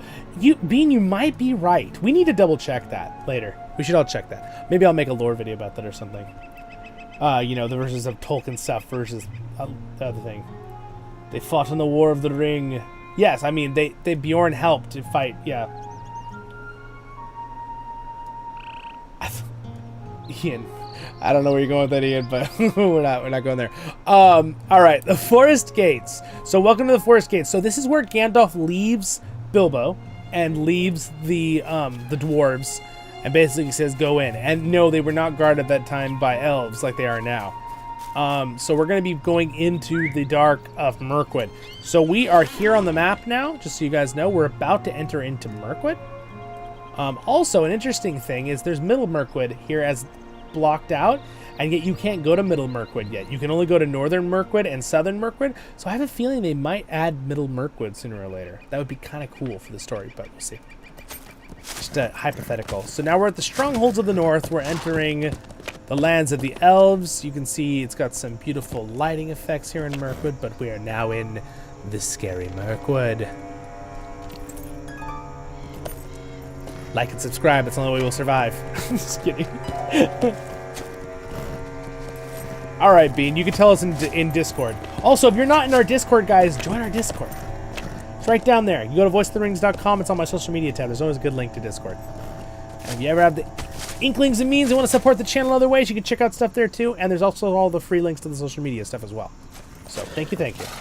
I never try to bug people about that stuff. If you want to support the channel in that way, sweet. I appreciate it. I do this full time. But you know what? I'm also, it's free to like and subscribe, and I appreciate you guys being here. We're here to have fun. All right, so we're in Mirkwood. We got some new theme music. It's very dark and twisted feeling, the way they did it. I really think it looks cool, though. So when they get into Mirkwood, if you guys remember, the dwarves start seeing lights, right? They start seeing these lights in the distance. And they're like, what's that, right? And Gandalf told them, do not leave the road. So far, as you see these road markers, I have not left the road, right? He's like, do not leave the road, right? And they're traveling along in the forest. And Gandalf's like, whatever you do, don't leave the road. And they're like, but we see lights. We're like moths, we want to follow the lights. So, oh look, mushrooms. Mushrooms! I don't think I'd eat those. Those look poisonous. And then Gandalf also, doesn't he warn them, I'm trying to remember in the book, warn them about the river, right? Let's see, where are we at? Alright, we have a little ways to go here. So I'm going to ride as fast as I can. We're just going to follow the road. You can see a giant shadow of my horse because of the lighting. It's kind of cool. We've got a misty effect going on. Now it's daytime, right? So it's pretty dark in here and foggy for daytime. You should see this place at nighttime. And obviously, I actually have ambient light on in game, which is a great setting if you don't have it on. This is ambient light. See how it goes up and down? I like the ambient light up all the way because I like to see things, you know, with my eyeballs. I don't like to be stumbling around in the darkness. Sure, I'm a dwarf. I have night vision, but that's not the important part. Trollolol. Music is really pretty, but it's a little loud still, so we'll get it at 50%. Right, so I still haven't left the road, but the dwarves are gonna start, you know. Now, I'm not sure personally how I felt about the part in the Hobbit movies, how they made them kind of go, they're like all like going like loopy in the forest. There was something in the book about that to an extent. So that's obviously how they portrayed that in the movies. That it was like stuffy and like suffocating almost feeling. Look, another player, AFK, just sitting on the road. Are you okay, sir? Have you lost your way in Mirkwood? My horse is saying, are you okay, sir? So funny. I laughed so hard if this person like saw this stream in the future. I was like, oh my gosh, that was me. I was AFK. I've had that a few times. It's super fun. And people are like, that was me. I was like, oh, cool. Oh yes, Beaufort fell into the river. I will show you the spot. We're almost there. So again, Northern Mirkwood's pretty big. You can see I'm the red arrow there on the left side, traveling on the road. So we're also going to be we're going to see the bones of Smaug. Spoilers, he got killed, guys. I hope you read The Hobbit. Fun fact of the story and the lore for everybody who's here. Gosh, we're almost at 70 likes. Thank you, guys. Also, fun fact, the, what was it? My character, I have a little fan fiction edition of that Zollin actually kind of helped when the treasury got attacked in Erebor, but when he was 18, that he, like, fell back and Smaug climbed over him to get to the treasure, and he got a spear in it, and it slightly damaged one of the scales, and then later the scale gets worse, because in the Lord of, you know, Bard's father or whatever shoots the ballista at it, right? And then later, right, he sticks the scale in it because it's broken because of that. And then the bird tells Bard where to shoot it when the gem falls out. So anyway, again, the little addition for my character Zollin helping with that is fan fiction, obviously, but it's just a fun little extra story. You guys are like, you're like, hey, I know fan. Oh, okay. So now we're getting into the. Oh, did you see that?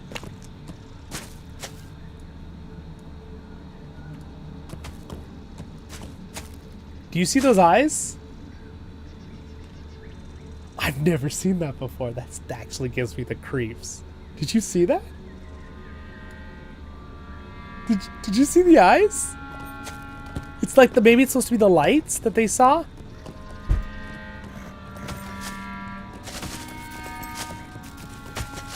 Wait, was it these mushrooms? Were those mushrooms the ones making that effect?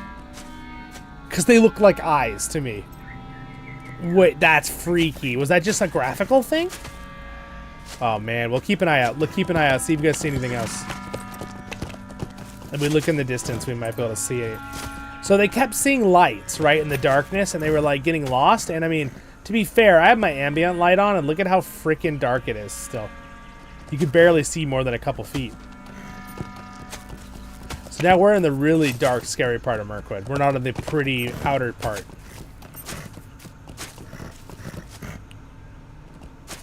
Oh, were those the eyes again? Did you see it? Those right there. Do you see the glowing eyes?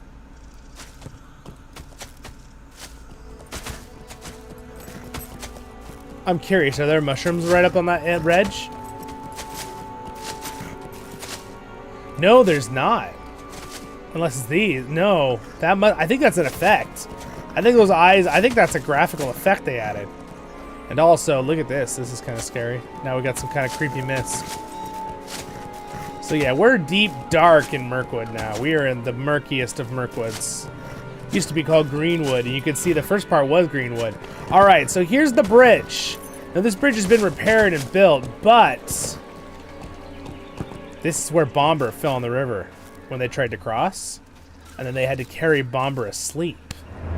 Oh, and also don't touch the river. Oh. Oh.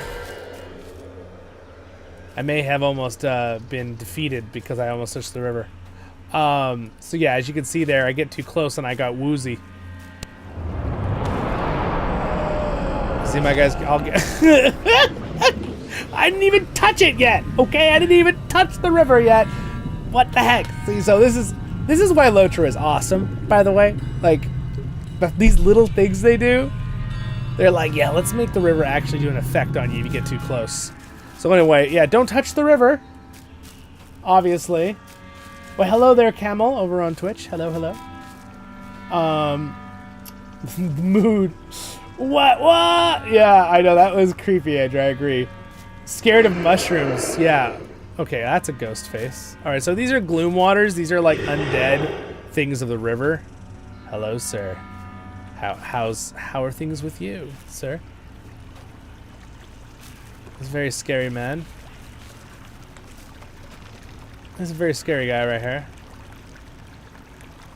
He's just ignoring me because I'm too high level. That's just a computer like game mechanic that I'm just too high level, so they won't attack me. All right, so it's morning in the game now. So right now, can you believe it's? Oh, by the way, do you see the eyes? You see them, right? You see those effects? Do you see them over there? Those are eyes, aren't they? Can you see those, or is that just? Okay, I'm flipping out now. I'm like, I'm getting creeped out in a video game that I play all the time. What is happening? You guys saw that, right? Or is it just on my screen? Is it not going through the stream? It's like I'm just getting like, I just like looked at the light too long and it's just like dots on my eyes. Zollin ate the mushrooms. Indeed. Okay, you saw it. Okay, good. But yeah, you know what? Maybe it's supposed to be the spiders. Or you know what? Dude, I think it is. I think it's the mushrooms. I think it's some visual thing with the mushrooms. I don't even know if they did that on purpose. I think that might just be the mushrooms. I think they glow slightly. Maybe there's like glow mushrooms? Yeah, I think it's the mushrooms. It does. It looks like wherever there's a mushroom, that's where the eyes were. That's crazy. I don't know if that was like purposeful to make it look creepy, or if that's just a graphical thing that's making me think of eyes and I'm creeping myself out. Oh my gosh, that's crazy. You're seeing things, you're tripping. Yeah, exactly. Oh no, it's affecting me, guys. Somehow it's coming through my monitor. It's affecting me in real life. All right, so we're almost to Felaggoth, which is also the home of Thranduil and the Mirkwood Elves. So we are gonna go see there because we gotta go to the cellar, right? Definitely gotta go to the cellar.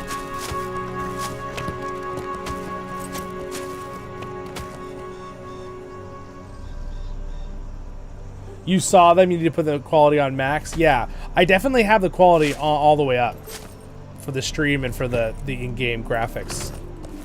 Oh, you said, Beanie, are you saying you saw them in-game when you were there too?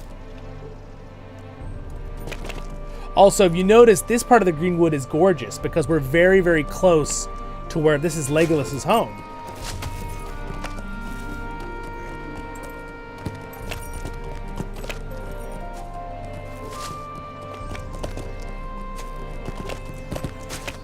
So they follow the elves, and then they get trapped by the elves, right? After the spiders.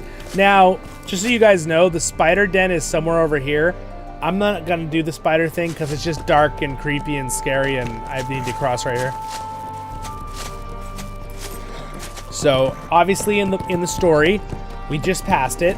They get captured by the spiders. The spiders, you know, Bilbo can hear them speaking when he has the ring on because of the black speech or whatever. And then, of course, after they get out of the spiders and Bilbo saves them, and that's when he names Sting, right? In fact, one second. I want to show you guys something. Wait, one sec.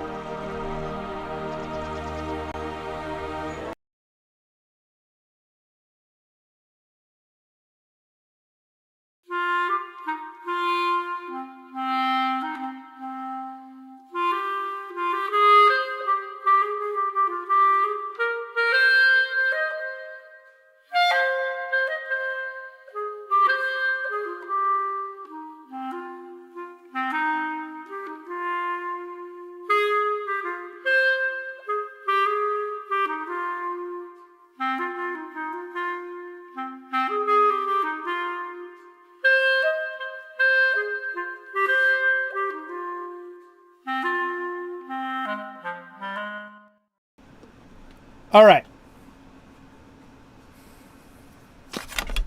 Sting. So this is where he named it Sting, because the spiders, right? When he's fighting speaking of spiders, there's spider webs on this. They're trying to get revenge. They're trying to get revenge in our world. So basically, right, he's stabbing the spiders with Sting, and this is the United Color replica, so it's really, really nice. Really very nice quality metal there. Again, it's not designed to be a real sword, but it's better than a mall ninja item. It's high quality. It's somewhere in between being almost a real quality sword and being a nice replica of the movie. But anyway, it's really, really pretty. So there it is. It's a letter opener. Yeah, exactly. I actually use it to open boxes. Some of my replica review videos, I've opened like boxes with it, and I laughed really hard because my friend Nerd of the Rings, right, Matt, who's on the playlist, by the way, today, you check out his stuff later too. He did it too, and I laughed so hard. Like we're like peas in the same pod, right? What's the term? We both did it. We both took Sting and like opened a box with it. It's like you have to. They make the letter opener joke. It has to be that, right? Yeah, I think it's a letter opener. So, but yeah, I did that too. But I was laughing so hard because later he did a replica video and he did it, and he didn't know I had already done it, and I was laughing because I was like, we both did the same thing. We're a bunch of Lord of the Rings nerds. That's why we're friends. Okay. So anyway, there's Sting. Let's go back to our adventure here today. I just wanted to do a little side bit to show you that real fast.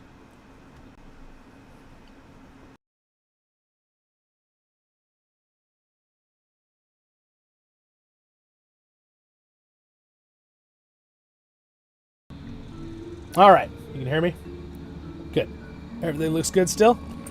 Oh, speaking of spiders, when I said I wasn't going to run into spiders, I think I found the spider's lair. Oh man, okay, well, I stumbled into the spiders just like the dwarves did. I guess we're going to get spiders anyway. Ay. All right, well, the spider's lair, everyone. Let's see, can I get to... So this might be the spider's lair that actually the elves caught them in. I don't really see any spiders. Oh, what in the heck is this guy? This is a wood troll. It's pretty cool looking though. Man, he's so freaking camouflaged, I almost didn't see him. It's pretty impressive. I didn't have the floating name on, I might not have thought he was a tree. Alright, so here we go. Let's follow this bridge right here. Alright, here we are. So that must have been where they got caught, right? The dwarves. I never understood why the elves lived in Mirkwood under the necromancy. So they were... that's a good point, Lala. So they were here way before Sauron was. And to be fair, they lived up here and Sauron lived down here. And this Mirkwood forest is the biggest forest existing in the Third Age still. And this thing is like huge. We're talking like, I mean, it's probably like from the top to the bottom, it's probably like 800 to 1,000 like miles. Do the math in kilometers. Sorry, guys. But yeah, it's really, really far. So, to be fair, they weren't really near the Necromancer. Also, by the way, here's Radagast. Hello, Radagast. Ah, there is more to be done. The elves of Felagos have prepared more healing droughts. So, anyway, he's trying to save the forest, just like he always is. Help the animals, blah, blah, blah. But that's not important right now. All right, here it is. So, interestingly enough, this spot right here, interestingly enough, this looks a lot like the movie. So this is obviously where they brought the dwarfs and Bilbo, right, on their adventures.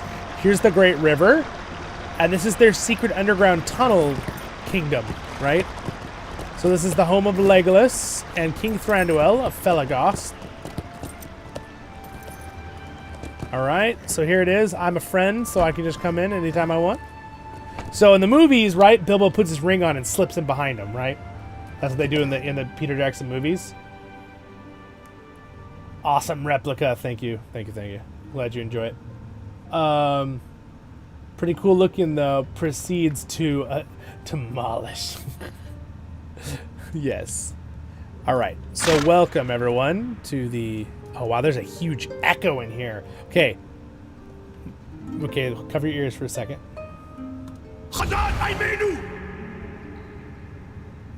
Dude, that echo sounds legit. Dang, the echo?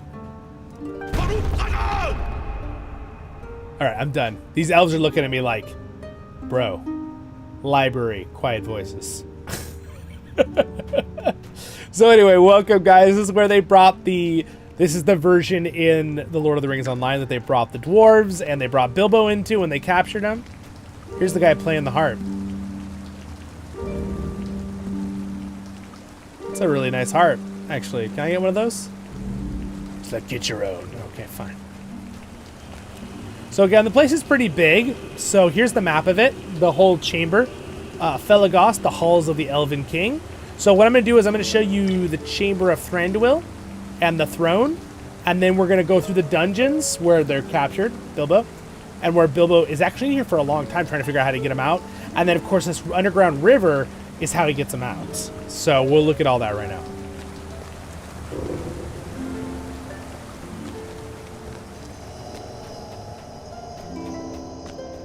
So here is Felagos. And the fact that you can just walk around in these places from the books, it's almost nostalgic to me, even though, like, now I've been here before, obviously, in the game. But, like, when you read the books and then go to these places, and you're like, I know this place. I know these halls.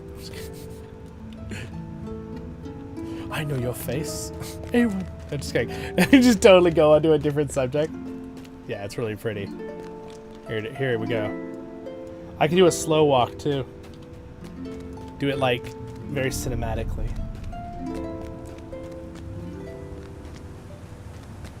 I've been thinking of making some ambient videos where I just kind of walk super slow through places. Problem is, it takes a lot of patience and time of my own. And I do a lot of other stuff for you guys on the channel all the time. There's a fish. See the fish? It's a big fishy right there. I wonder if I can fish in this spot.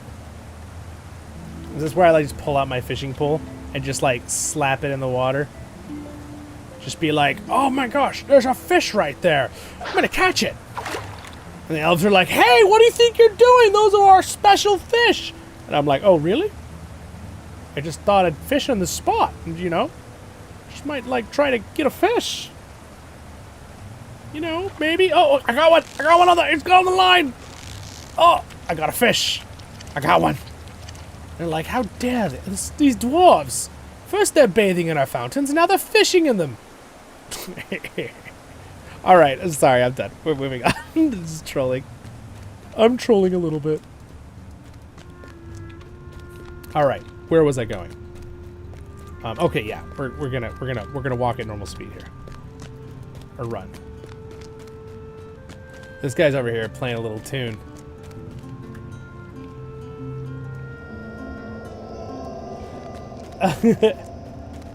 Anyway, thank you for liking the stream, guys. I really appreciate it. If anyone just joined in on any of the streams, just so you guys know, we are walking through the footsteps of Bilbo Baggins in The Hobbit today.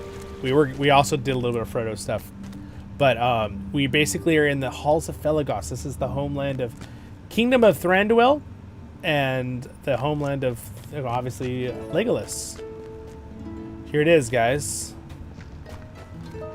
The great giant throne room of Thranduil. These are all the Mirkwood elves. And then we go right here.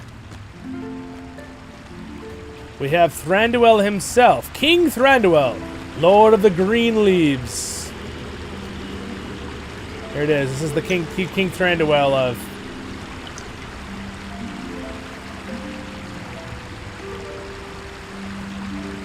Anyway, very nice.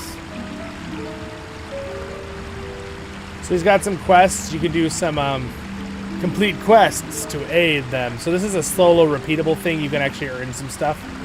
I forgot you could do stuff for him. Cool. Got some repeatable things.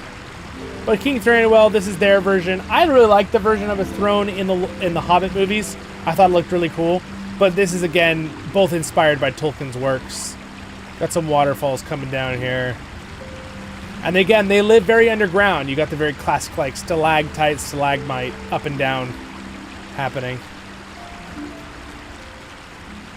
You guys know the difference between a stalactite and a stalagmite? I'm going to give you dwarven lessons on geology here. My mom is by trade, a geologist. It's like was profession for many years. All right. Mirkwood no longer. Green leaves shall our wood be named. All right, so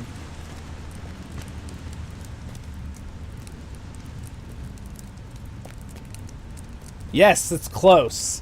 It really comes down to if it's going up or down. And a stalactite, I believe, is the one coming off the roof, and a stalagmite is the one coming off the ground, from what I remember. Let me double check I'm right, so I'm not giving you false information. What's the difference between a stalactite and stalagmite? The main difference is in their location. Stalactites grow down, yes, it's from the ceiling, while stalagmites grow up from the floor. Yes, I was right. Okay, I thought I was. I just wanted to double check, make sure I wasn't giving you guys false geology information. So, and by the way, they do at a certain point meet, and that's how you get that effect of giant ones from the ground to the ceiling, kind of like what these are or whatever. They do, and it's from dripping, but they do link up at a certain point. Now, is there a special name when they link up? I don't know that off the top of my head, but there might be. Anyway, good guess, Bean. Lala, that's the whole point. Wait, what's Lala? Did Thranduil have a ring?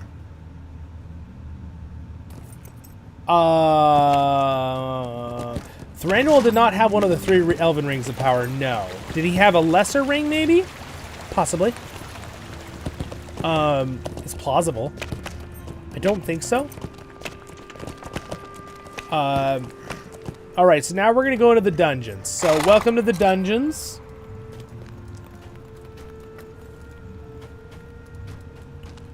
Alright, these are the dungeons of Mirkwood, of Felaggoth. Their capital.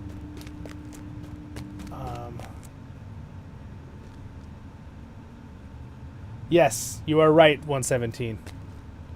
One is formed from... yes, correct. There might be a slight delay on the stream for you, but yes, you are correct. Good guess.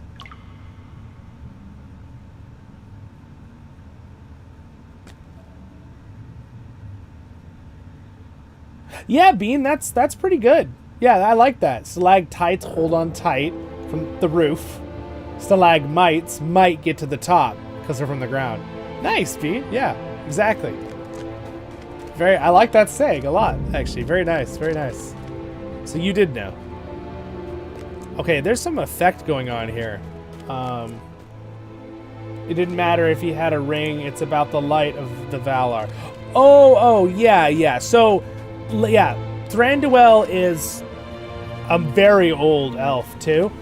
And yes, he saw the light. I think he saw the light of the 2 trees, right? He was like Galadriel. So they had like an extra essence about them, almost, is the term. Like, I don't know. Which is what they kind of misused in the story about Mithril Ring's power, but we're not going to go into that. All right. By the way, beautiful. We're actually in the dungeons right now. So if we go over here, you can see there's some dungeon rooms.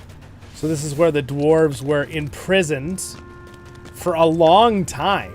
They were imprisoned a long time. In the movie, it felt like it was like 2 days, but I'm pretty sure it was like several weeks from what I remember. Can I go in here? No? Okay. So these are the dungeons, which no one ever supposedly escapes. But then Bilbo with the Ring of Power that he stole from Gollum.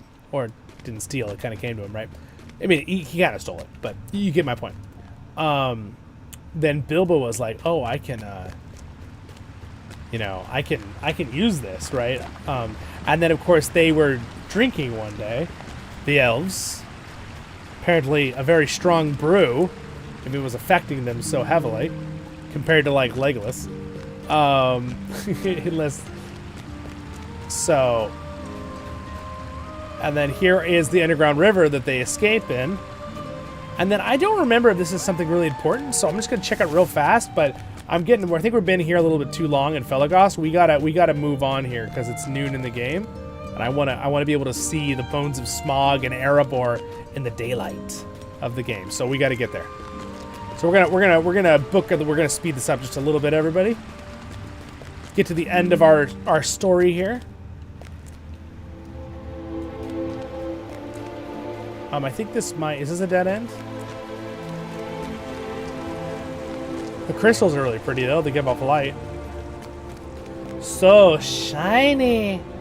I like how it's so bright that you can see it like reflecting off my face in the camera. I'm like, it's like, oh, my eyes.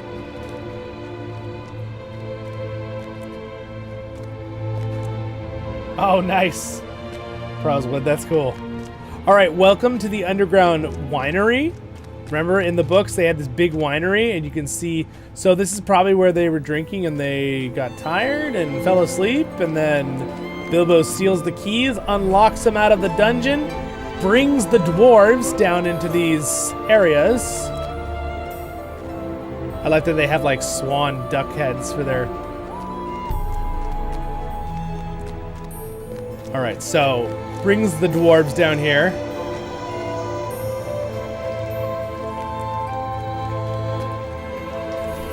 Trying to remember and see if I can find the original spot. I'm looking for it. So I think it's down by the river. Down by the river. All right, let's see. Over here.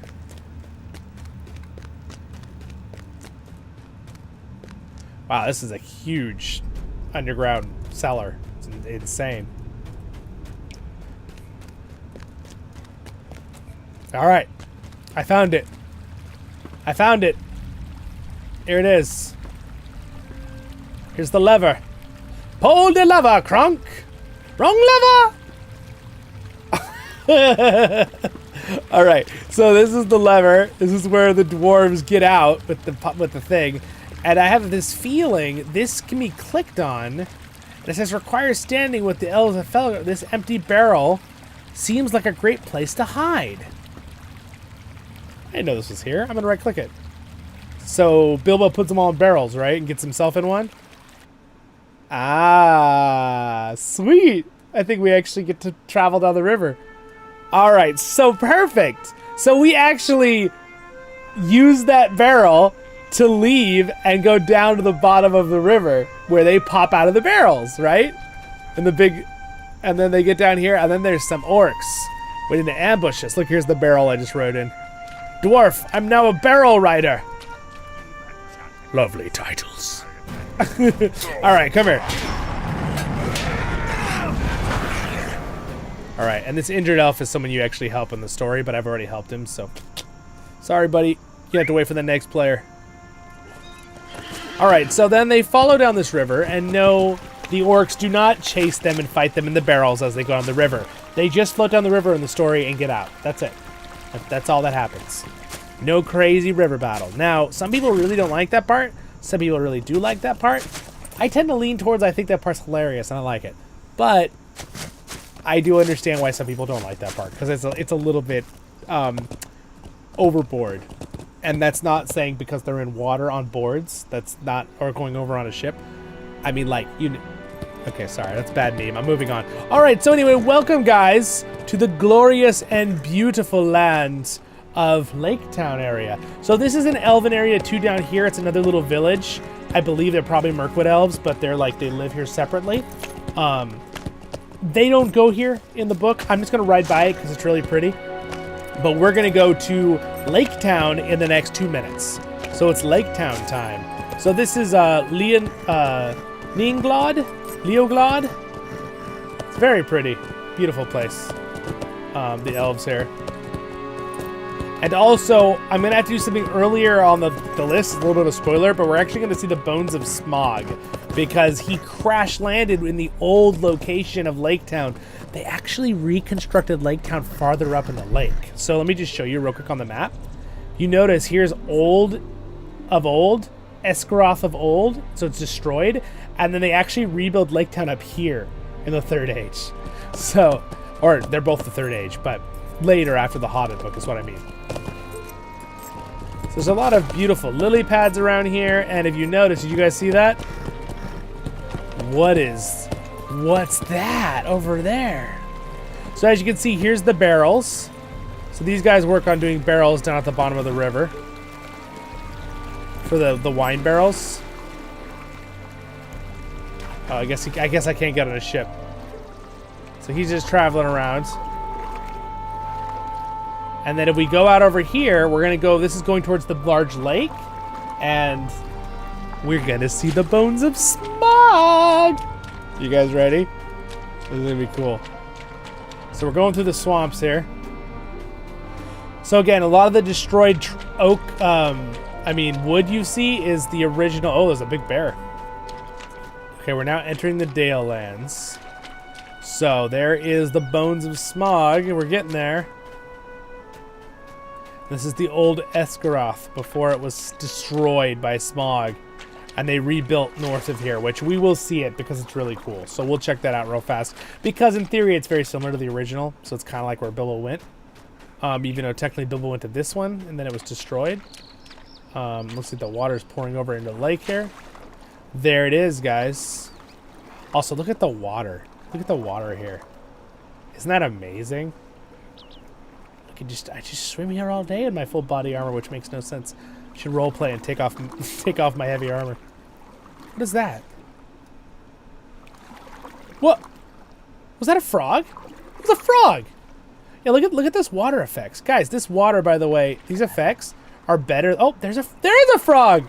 Hello, Mr. Toad. How are you?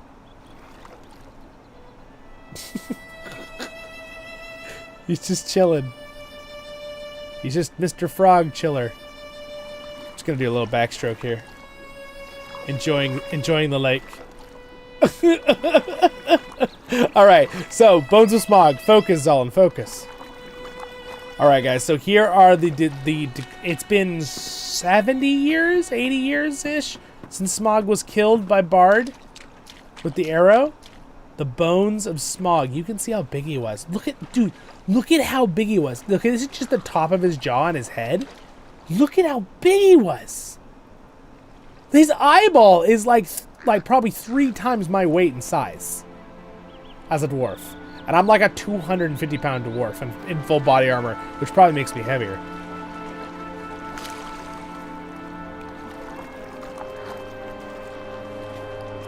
Alright, so... Oh, well, I think there's a way you can climb up on his bones. So again, obviously you can see his tail bones. They go all the way over there. These are clearly his wing bones to his wingspans. Here's his like vertebra. Look at these things. My gosh. I could build a house out of these things. For some reason, they don't let you jump on top of him. I'm not sure why. But yeah, there's the Corda. He lost some of them into the lake, it looks like. But there is the new town right upriver. Oh, do you see that fish jump out of the water right there? That was kind of awesome. My new home. Oh, Ian, do you like this area? Is this your new home? Yeah, so anyway, that's the bones of Smaug. Is there anyone have any questions? Want to see any parts of the Smaug? Or should I head on to Lake Town? Look at how big he was. Look at how tiny I am compared to these things. Also, these are some bad guys. These are some black Numenorians. Trying to do, it's part of the story for the game, but.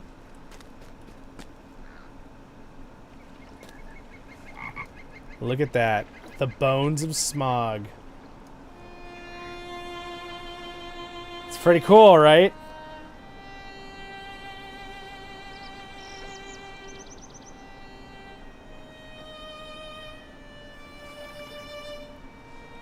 All right, we've looked. Now it's time to enjoy the beautiful views of the lake and go to Lake Town. Again, here's his face, since we came all the way here. So again, Bilbo would have encountered this guy like this close. I mean, could you imagine him in full skin and like flesh? Dude, Bilbo's got guts. I mean, that's crazy how big he is. I mean, Smaug's weight is probably like, you know how blue whales, like a large blue whale. He probably had the same weight as like a large blue whale in real life. Maybe slightly bigger. I don't know. That's craziness. So anyway, I'm going to go back towards the mainland here. Also, look at how good the water looks here. It's even better than that pool. Remember I told you some places look slightly better with the water in the game? It's because this is obviously a newer area, so the whole water system and lake system was done. I mean, look at this. Even when I move, watch. The water like pushes. I mean, there's so many video games that are made today that have good graphics, and their water doesn't even look half as good as this. They just don't even care about the water. I love that. When they added DirectX at 10 and 11, that really made them be able to do a lot. And then look, I look like a motorboat right now with my little trail, just like swimming super fast with my speed buff. That's too funny. All right. Anyway, so we're just gonna get back to the shore here through these reeds. Guys, we're almost at 80 likes. That's crazy. Thank you so much. Imagine the drumsticks, Ian. Imagine the size of Caligan the Black. Oh, I know. And Caligan the Black would have like jumped into this lake, and the lake would have like practically emptied, according to the lore. He's like the size of a mountain. Scary. All right, so there's Lake Town, everybody, the newer one, but it's basically like what Bilbo went to, so we're gonna go into it. All right, who thought the character was funny and liked Alfred from the Hobbit movie that was made up? Because I'm not really a big fan of Alfred. I think the actor did a good job for what they were doing. It was obviously a comedic character, but yeah, I don't know. It didn't feel like it was really needed, personally. But again, if you liked it, I'm not trying to say that that's fine. All right, anyway, welcome to the Dale Lands and to Esgaroth. All right, so Lake Town. There's the bones of Smaug and where the town used to be when Bilbo was here. Man, I could just stop. I could just look at that water right there all day. It's so pretty. The sun effect and the ripples, and there's another player. Again, the game is so big. There's actually so many players in the game, but it's like if you're going to somewhere that's not like a main area, like the game is so big, you run into the occasional player here and there, but so there's always people you can do stuff with usually, but it's a big world. So anyway, welcome to Lake Town.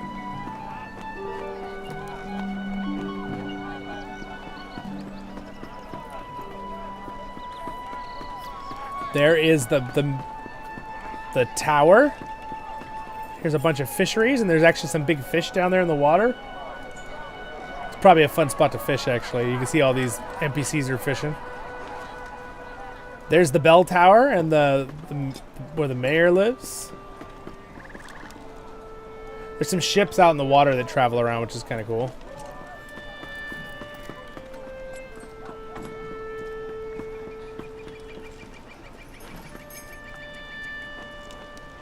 Pretty cool, right? Yeah, I agree. It's so beautiful. Yeah, it really is. Can't wait to reach the level to go there. Yeah, oh, absolutely. Yeah, and I mean, you put a little effort in every day, you'll get here in no time. It'll just be a week or couple. I don't remember Bilbo actually going to Lake Town. Yeah. So trying to remember. Good point. In the book, did he actually go to Lake Town? I don't know if Bilbo did actually fully go to Lake Town, did he? The dwarves did. No, wait, yeah, he did. I think he did in the book. Doesn't he do that in the movie? A week or couple. Yeah, you like that, Collins? I just kind of glanced over it. I'm going to show you two of my favorite places here. No, you'll get there. It really depends on your own pace. If you want to power farm, do it. If you don't, don't. All right, here's the Master's Manor. Obviously, the guy we see in the movie is not the person who's here now.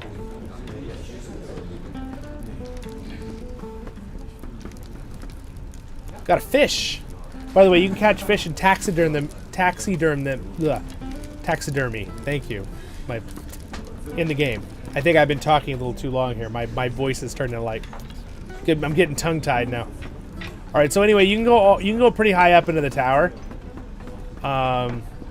Here's where the master. Wait, is this it? It's kind of fun. The books even have like information in them and stuff. It's kind of cool.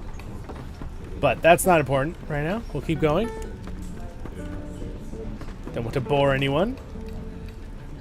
There we go. And I think that's the top you can get to. So, whee! Out we go. So one of my favorite places, and this is going to be my own little side thing. This will only take about 30 seconds. I just want to show you my favorite tavern. And it's called the Dragonbone Inn. All right. And it's right over here on the side of... it's this building right here to the right. So this is the Dragonbone Tavern. And a little fun fact, when I was doing school and I really needed to take a break and I just felt stressed for a test or something, I would come in here with the background sounds and just leave my game on with the sounds of my like headphones or surround sound. And I'd have my character just sit in one of these seats and I'd just work on my homework inside the Dragonbone Inn. Yeah, I know, I was role-playing, but it was nice because it just helped me calm down sometimes when you felt really stressed from school. So I really just kind of enjoyed being in here and just like chilling with the sound effects and just kind of enjoying the Dragonbone Inn. I'd sit right here sometimes, and then I'd go over here. Again, totally role-playing. I'd sit here at this table, and sometimes here. That honestly is so relatable. Colin does exactly what I'm saying. Yeah, exactly. So anyway, I have good memories in this place. And it's like in a virtual world, right? Middle Earth to me is very real. But if we all enjoy it so much, of course it's real. But as in a video game is what I mean. I just think this game brings the game so to life, though. It's so amazing. All right, so now what I'm going to do is I'm going to take you guys to Dale. We're going to walk through Dale, and then we're going to go to Erebor. And then we'll basically be able to look inside Erebor for a while and see, trying to get to the front. And we'll get to see some stuff in Erebor. Check it out. It's quite amazing.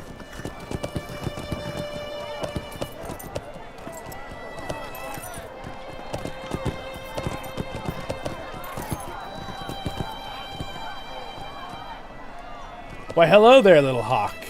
How are you?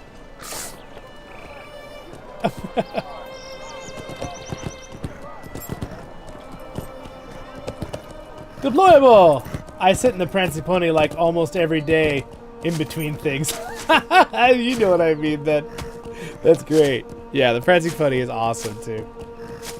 All right, so there is the beautiful lake town. I'm just going to let you see this image for just a moment here. I'm just going to... There you go. Just there you go.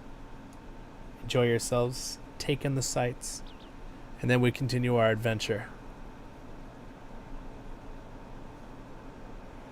No worries, man. Thank you so much for watching. Oh, yeah, of course. Yeah, you can watch the rest later. This will 100% become a video. It'll take YouTube a little while to buffer the 2K resolution. But after 12 hours, 24 hours, it'll be set up. So I'm going to show you guys this amazing view in 1 minute here, and we're going to look at the lake from this mountain. It's one of my favorite views in the game, actually. I have a couple spots in the game that are like my favorite views. I should probably make a video just like my favorite views in LOTRO or something. But I will definitely show you guys this. And anyway, again, happy Hobbit Day, everybody. This is so fun. I hope you guys have been enjoying yourself. We probably have a little bit more time. I'm not planning on going like super much longer, but we're going to completely finish the story. And we're going to explore Erebor, and like I promised, I think we might hop back to Rivendell just to see it at daytime.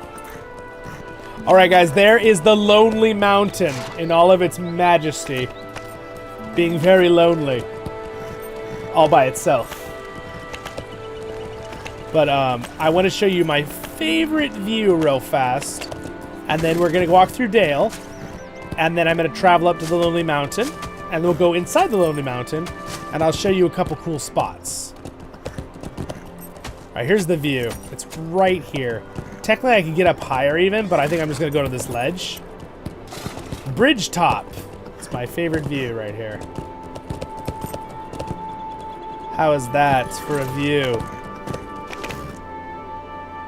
There's the Great Lake and the clouds and Lake Town down there.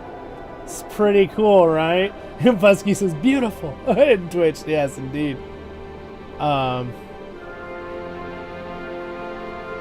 It's a very different game from I used to play 10 years ago. Oh, definitely, Ian. It does. It feels like night and day. Like, it has the same qualities we liked. Like, they respect the lore, great community. Like, that's all still there. But, like, the visuals and the expansiveness of this game has just whoosh, over the years. All right, so anyway, I'm going to go show you another great view from the other side. I really like this hill in general. There's some ruins here. It's got some good. We got a look at. We got a little mountain goat, and we got a moose. What's up, Mr. Moose? He's got things to do, places to be, just like us. All right, so this other side now. Here is the great view I wanted to show you from this angle. There it is, guys. Dale and Erebor. And over there on the left side, you can see Raven Hill is that tower. Thank you for following, by the way. the goats. It's so funny.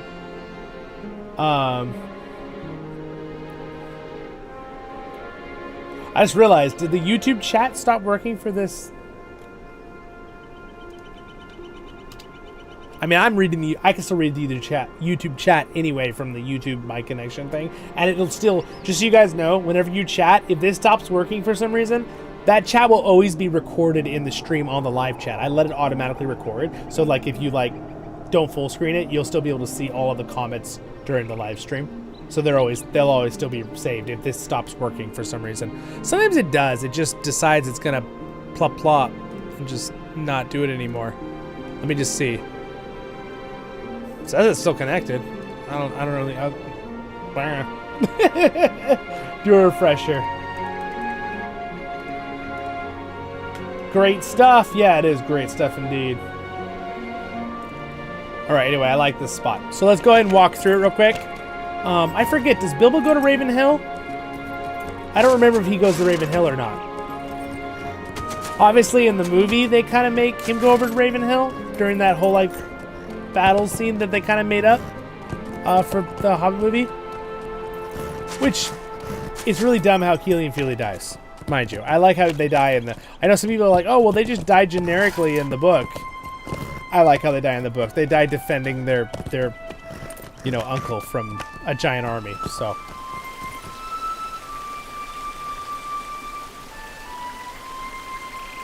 So welcome, guys.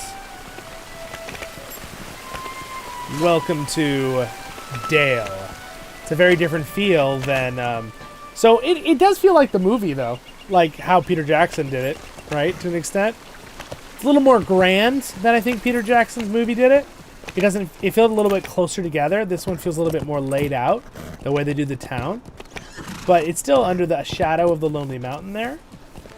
Again, the people of Dale and Esgaroth and the dwarves of Erebor really did a lot during the War of the Ring in the north. Here's the great tower of the bell tower of Dale.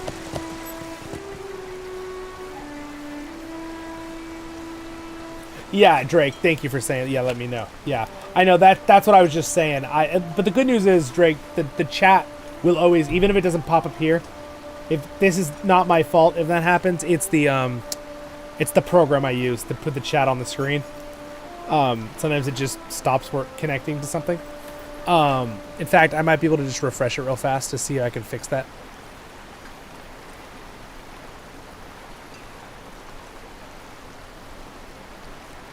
me try something. Let me try something real fast.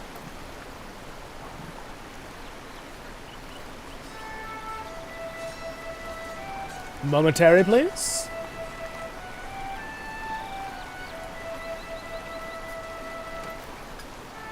See if this connection refixes it. Does it do it? Success! Alright, let's see if it works now. Who wants to drop a test? Test.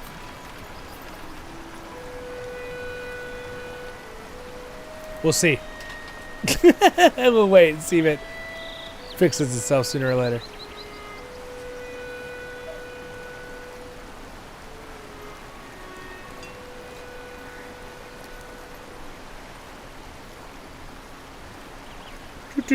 All right, sorry, I'm gonna bore everybody who's here. Thank you for waiting. Sorry.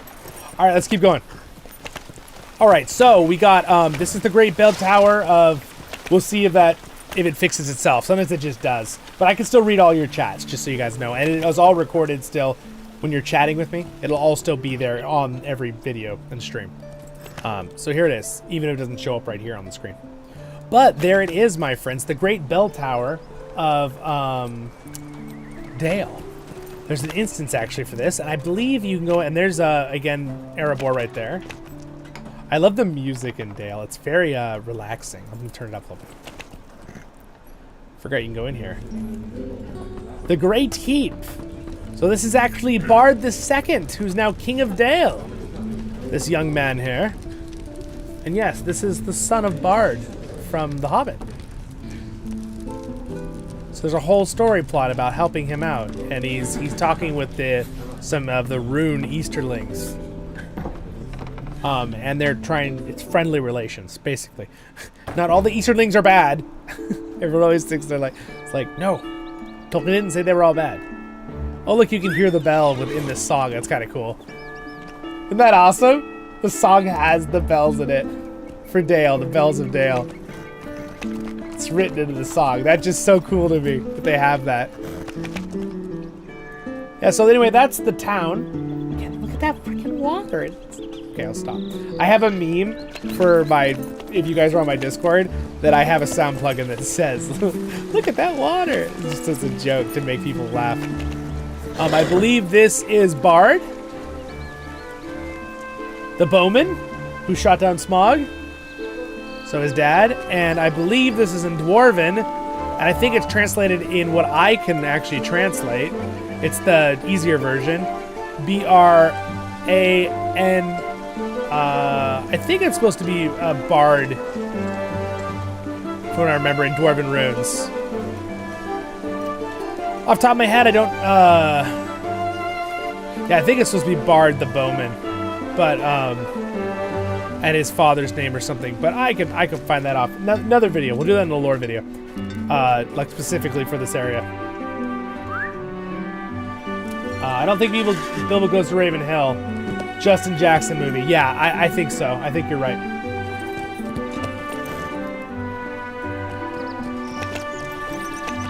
Yeah, the uncut edition. Yeah, exactly.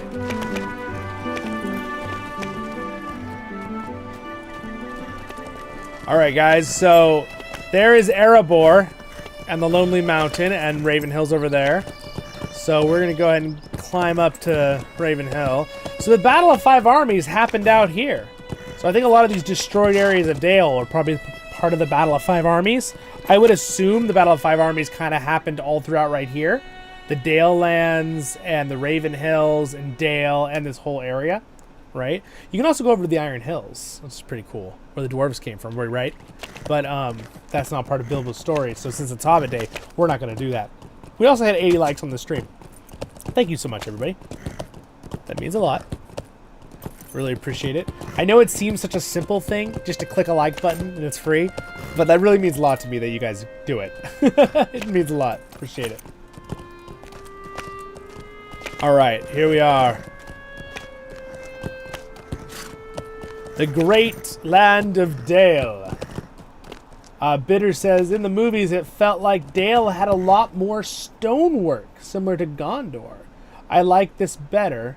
But then again, I think before Smaug, it was super wealthy. Yes, true. They did have to rebuild lots of Dale. So maybe that's what they were kind of going for movie versus Aftermath, which where we're at right now in the game. That's a good point. The rustic look, yeah. I like the rustic look as well. I think it would have been awesome to gesture for the dwarves to replace the wind lances for the Dale lance. I mean, they had one before Smaug. Why not one after? Yeah, that's cool. So the wind lances, Drake, I think were something that was made up for the movies, I believe. They were cool, and I felt they were plausible, so I respected it as a decision. Also, right here, this is a memorial. This is a memorial for Thorin Oakenshield, the middle one, and this is Feely and Keely, and these stone swords they crafted into the rock. Yep, Feely and Keely and Thorin. So that's the front, and then if we move into Erebor, we have the great entrance of Erebor. It's a very different look. Now, I will say, I thoroughly like the movie version of Erebor's entrance. I like it a lot. In fact, I tend to lean towards liking it more. But I will say, this Erebor is a little bit more fancy and huge and amazing looking, and I think that's maybe a little bit more plausible to the book, personally. I think they both have their pros and cons. The versions. So anyway, welcome to Erebor. Here's all the dwarves, all enjoying their days. How's that for massive? And then we have another dwarf statue here. I believe this is probably a more ancient dwarf. This might be for Thorin Stonehelm, the current king, or Dane Ironfoot, but Dane would have probably had his red axe, not a hammer, so. All right, here it is, the great doors. And again, look at this view. You can see the Dale's bell tower over there. You can see Raven Hill just slightly from this angle. Over there. All right, so Bilbo gets here. They actually go on the side door, right? Now, I could show you where that is, but what I'm going to do is, for the game's sake, I'm going to walk you straight in the front door. Clearly, they didn't do that in the book with Bilbo. He went on the side, and that is a thing, by the way. So, this is Erebor. There actually is a spot. There's a little ridge that you can go up here on the edge, and it's the old side door where you go on the side. So, it does actually go in. Like, there's a spot to go in. So, it's pretty cool. So, anyway, I'm going to travel along here. Erebor! So, I'm just going to give you a little tour of the inside here.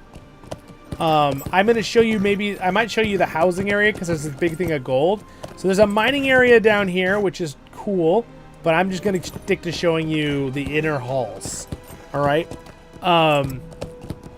And I think when it comes to the treasure hoard, they don't really have like a spot in here that's like a full-on treasure hoard. This is many years later. Here's the auction hall and bank and the breweries. And then this is the living quarters of the dwarves. It's giant. It's crazy. It's massive.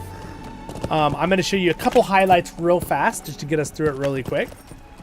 Tell me if you want me to, if you see something you want me to stop to show you, just tell me in the live chat. I'll slow down. But anyway, we got some amazing spots here. So one highlight that I think is cool is this spot. So this is these great water systems, and these are like dwarven beards because there's a dwarf head at the top, and these are beards. I'll show you in a second. But they fall into this hole that just goes on and on into darkness. Do not fall by that hole. I don't know where it goes. Probably, it's a long way down. It's a freaking long... Look at these guys. I laughed so hard the other day when I was here with someone because these guys are just chilling. These guys are just chilling. They're like, yeah, this is a great spot to sit.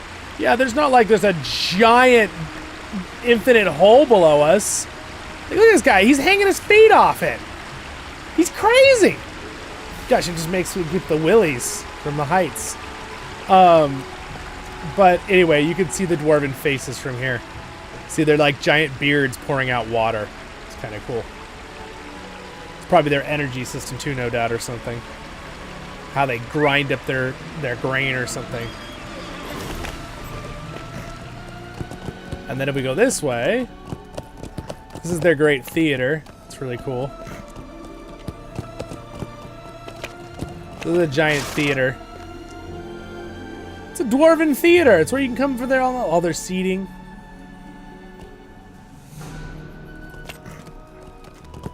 Pretty cool. I believe they even have like a spot to buy tickets. Look at this. There's even a ticket guy. Like tickets. Alright, so anyway, this place is cool. This isn't even the main Golden Hall. It's not called the Golden Hall, but their main place. Jump, let's find out. I guess I could. See what happens if we jump. I wanted to show you this one area. I want to show you this giant golden hoard of treasure because I think it's probably what like you guys saw in the movie and probably realistic to what Smaug hoarded up, and it's actually the living quarters in the game. It's a special living quarters area. Let me just, I don't care which one I go in, but just pick any of them. So now entering the abodes of Erebor. So for one, there's a bunch of gold right here, which ever like this? You think you can swim in gold? Yeah, we're swimming in gold. My cousin saw me doing this the other day, and he laughed. He's like, "You can't swim in gold." And I'm like, "Who said I can't swim in gold?" I clearly think this is a joke, by the way. The devs did this, but I think it's amazing. All right, so there's some gold, but if you thought that was a lot of gold, you want to see the serious treasure hoards of the dwarves? You've seen nothing yet. Look at all that gold. And where is the person that lets me scout houses? I want him to take me to the biggest house. Greetings, traveler. How may I be of assistance? How may I be of assistance? I'd like you to show me the biggest and baddest house in town. Oakenshield Way.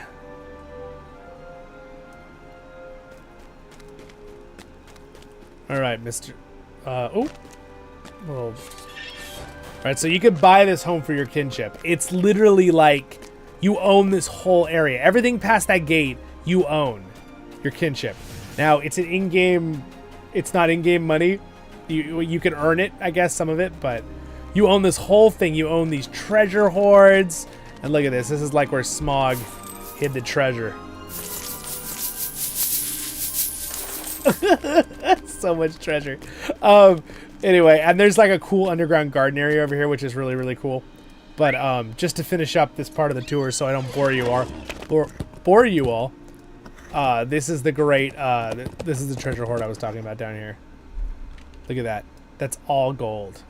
It's just a sea of gold. And there's homes down there. You can buy all these. These are all homes along the edge. So it's kind of fun. The housing system in this game is really cool. I've got videos on it if you need it.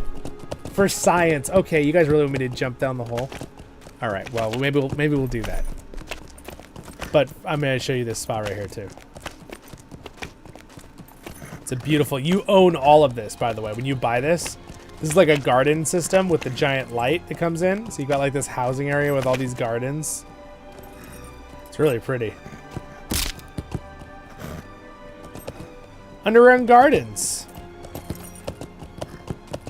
Let's find out. Jump. Everyone's telling me to jump. Jump for science. All right. I like sink into the gold. All right. What we are going to do is first is I'm going to jump into the gold down here, which will probably, well, we won't do that.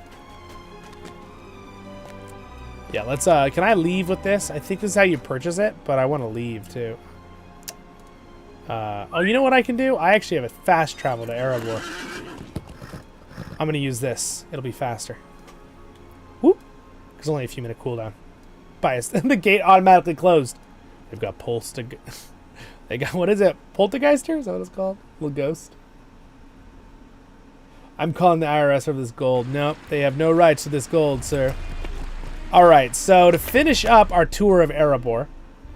So I just gave you a quick little, this area, and went in here. That's the hole. You guys want me to, we'll do that in a minute. The mines. Now we're going to go into the hall under the mountain. So this is where,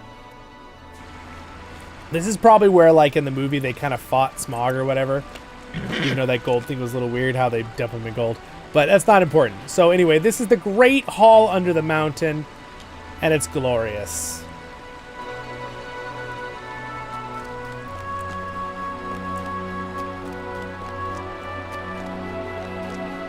The hall under the mountain, you guys. Welcome. And there's a bunch of forges on the sides and stuff. But we'll just walk down the mountain path here with the epic music. The music just kind of makes it.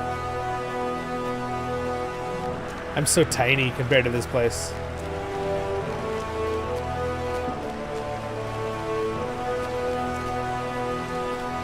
And there's the great raven statues, because remember, they're really good friends with the ravens that speak, too. For so long we looked only inwards. Now suddenly dwarves speak of hills in the east and of ancient mountains.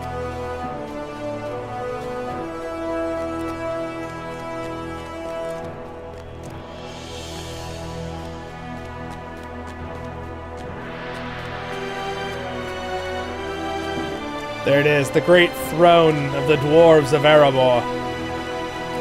Giant statues.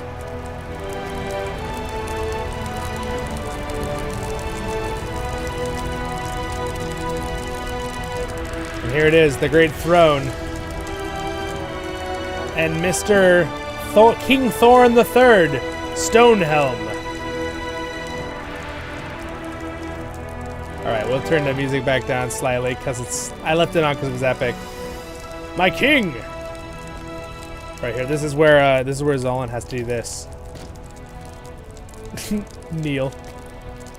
Anyway, that's King Thorin III, and this is the view from his throne of Erebor, and the crystal lights that shoot in the light. Very cool. So guys, we did it. We got all the way here.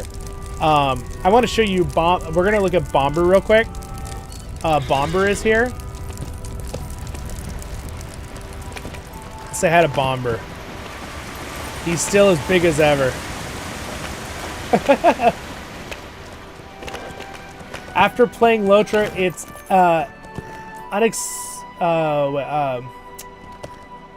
it's unexplainably hard to connect with other MMO worlds as deep as I do Middle-earth. Yeah, it is. I don't know what that is. I do enjoy other MMO. I really like World of Warcraft stories. I really like a bunch of other MMOs I've played. I think Final Fantasy is a really good MMO. Like, they're really good. But there's something about Lord of the Rings, and especially this MMO, that just does such a good job of storytelling and feeling like you're in this world that came out of a book that's real now. All right, here's Bomber. Mr. Bomber. He's still doing good. Mr. Older Bomber. Tom, Burton, Bill. Yes, thank you, Bean. You answered my question from like 2 or 3 hours ago.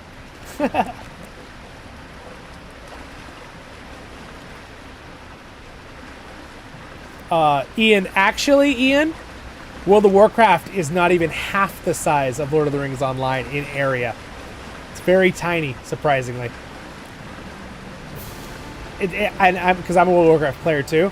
So the world, it's big as in physical, like they have 2 continents, right? And then they have the islands now, and then like there's some north one, and then there's like a different dimensional world. But if you actually take location of travel area, World of Warcraft's not even half the size of LOTRO, as in travel distance, like a physical in-game. Because World of Warcraft does like sectional areas, like for storytelling, like they'll have an area to quest, and then they'll put another area to quest, and then they'll put another area to quest. That kind of things. Yeah, LOTRO is so much bigger than World of Warcraft. It's not even close. That's in just in kilometers in the measurement system. But I would say World of Warcraft's story is amazing and it's huge. And World of Warcraft is a massive game, absolutely. It's way up there. This is something I've looked in quite extensively, because I played a lot of World of Warcraft 2 in the past with my cousins. They're big World of Warcraft players. They've been playing since like the very beginning, and they still play. Like I played LOTRO from the very beginning, but I played with them back when World of Warcraft came out too. Truly epic, and indeed it is. I imagine Dwarven logic. What should we call this great hall under the mountain? That's perfect. Dimlil. Get that message to Thorin.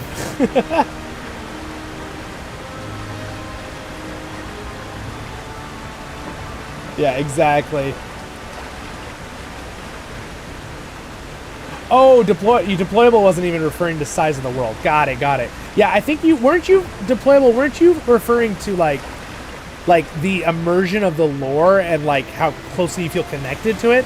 That's what I got out of your comment, but was I wrong? Or was that what you were saying?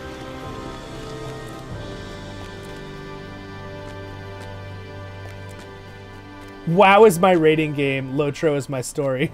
I like that, Colin. Yeah, there's a lot of really good connections of, like, family connections of players as being a family between LOTRO, World of Warcraft, and, like, even Final Fantasy. There's people that go back and forth between all of them, and the communities, like, know each other really well.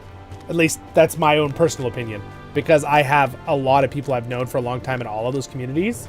And like a lot of my friends used to would play World of Warcraft when an expansion came out, and then a LOTRO expansion would come out, and they come and play LOTRO, and then they kind of like go back and forth.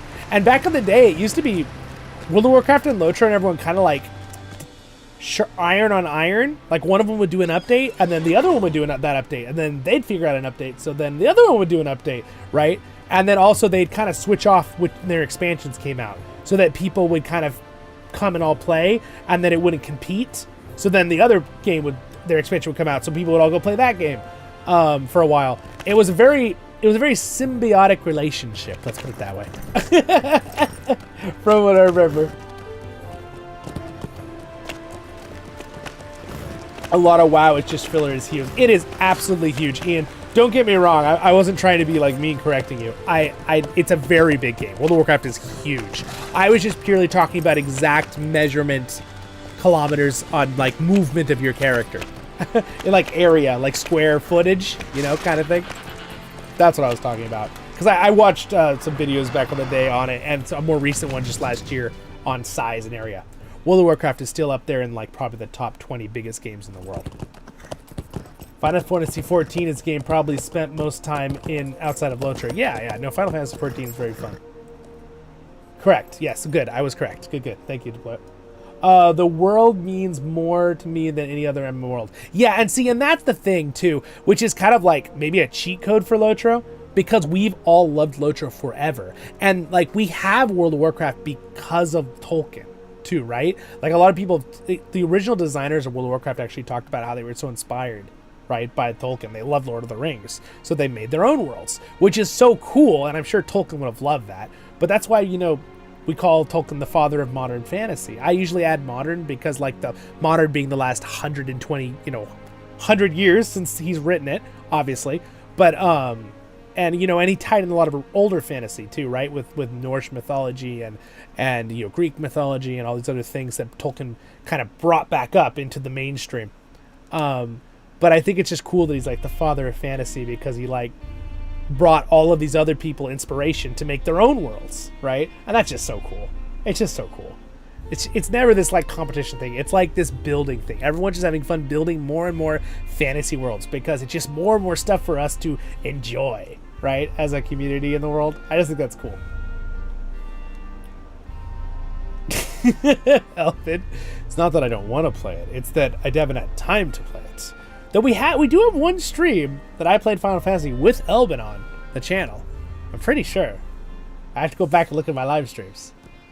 All right. So anyway, with that, let's finish up the story for the Hobbit Day. So after the point, they slay the dragon. Right, the dragon gets out. They take back the mountain. Bard shoots the dragon. We already saw its bones.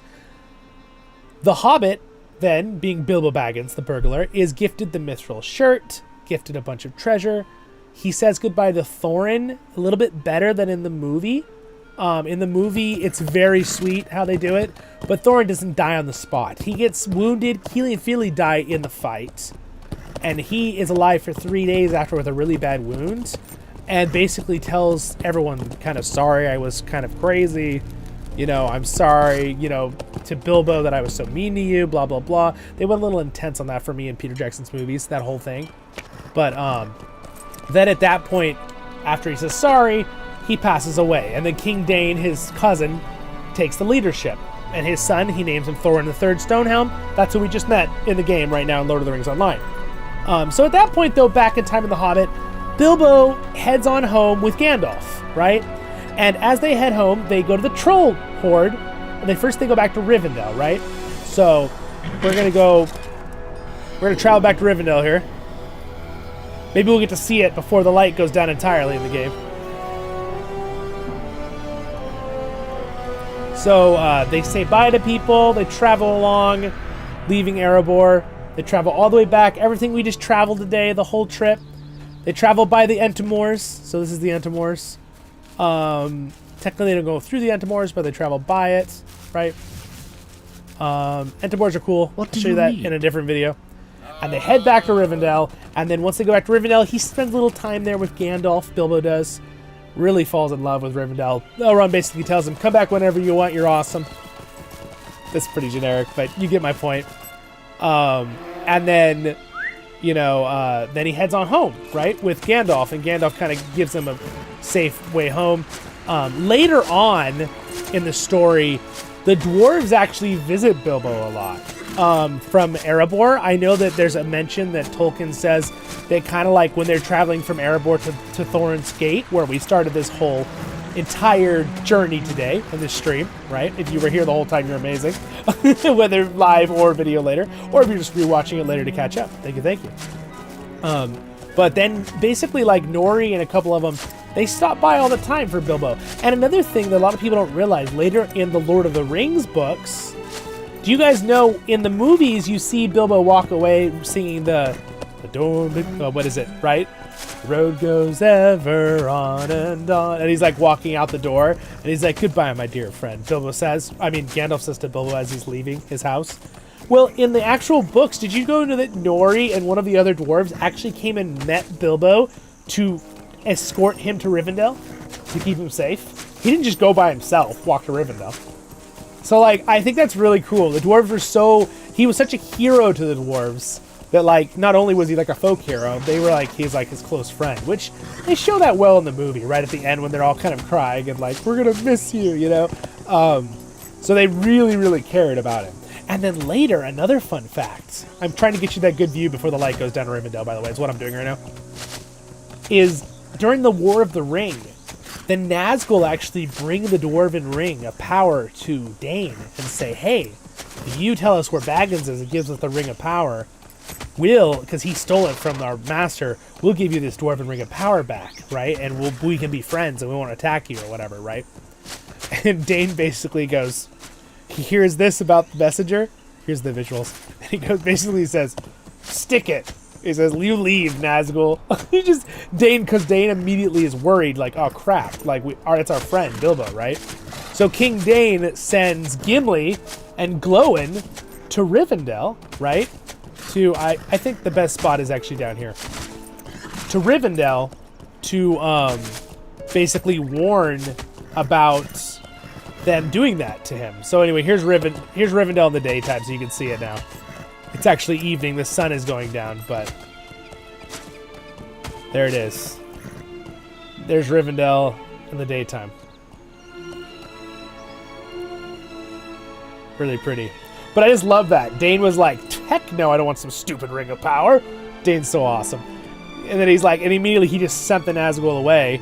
Basically said, shove it. And the Nazgul's like, you know, leaves. And then he immediately sends Glowin and Gimli to go warn Elrond and to tell Bilbo, like, what they're looking for you, right? And, of course, again, Bilbo's the hero of Erebor pretty much for them, right? They're friends, so they're a little bit worried when they hear that. And also, the sun's about to be in the perfect spot for an amazing sunset in the game, and I want to get to the spot. I know exactly where I want to be, and I got, like, less than a minute to get there, so. It's It's right up here by the last homely house. There's a beautiful spot where the sun just beams in. I want to show you it. It'll be a pretty spot to kind of like finish up our stream here in a minute. Oh my gosh, we're almost at 90 likes, guys. You're the best. That's crazy. Can't believe we're almost at 90 likes. All right, so the bridge. All right, let's go back over here to Rivendell. There's a spot right up here where if you turn just right, the light beams in. Hopefully I didn't already miss the sunset.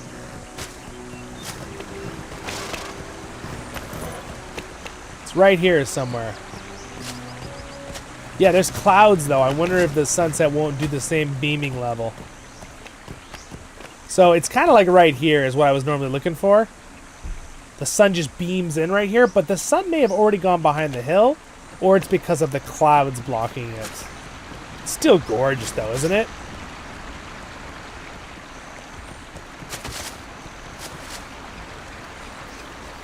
Absolutely beautiful.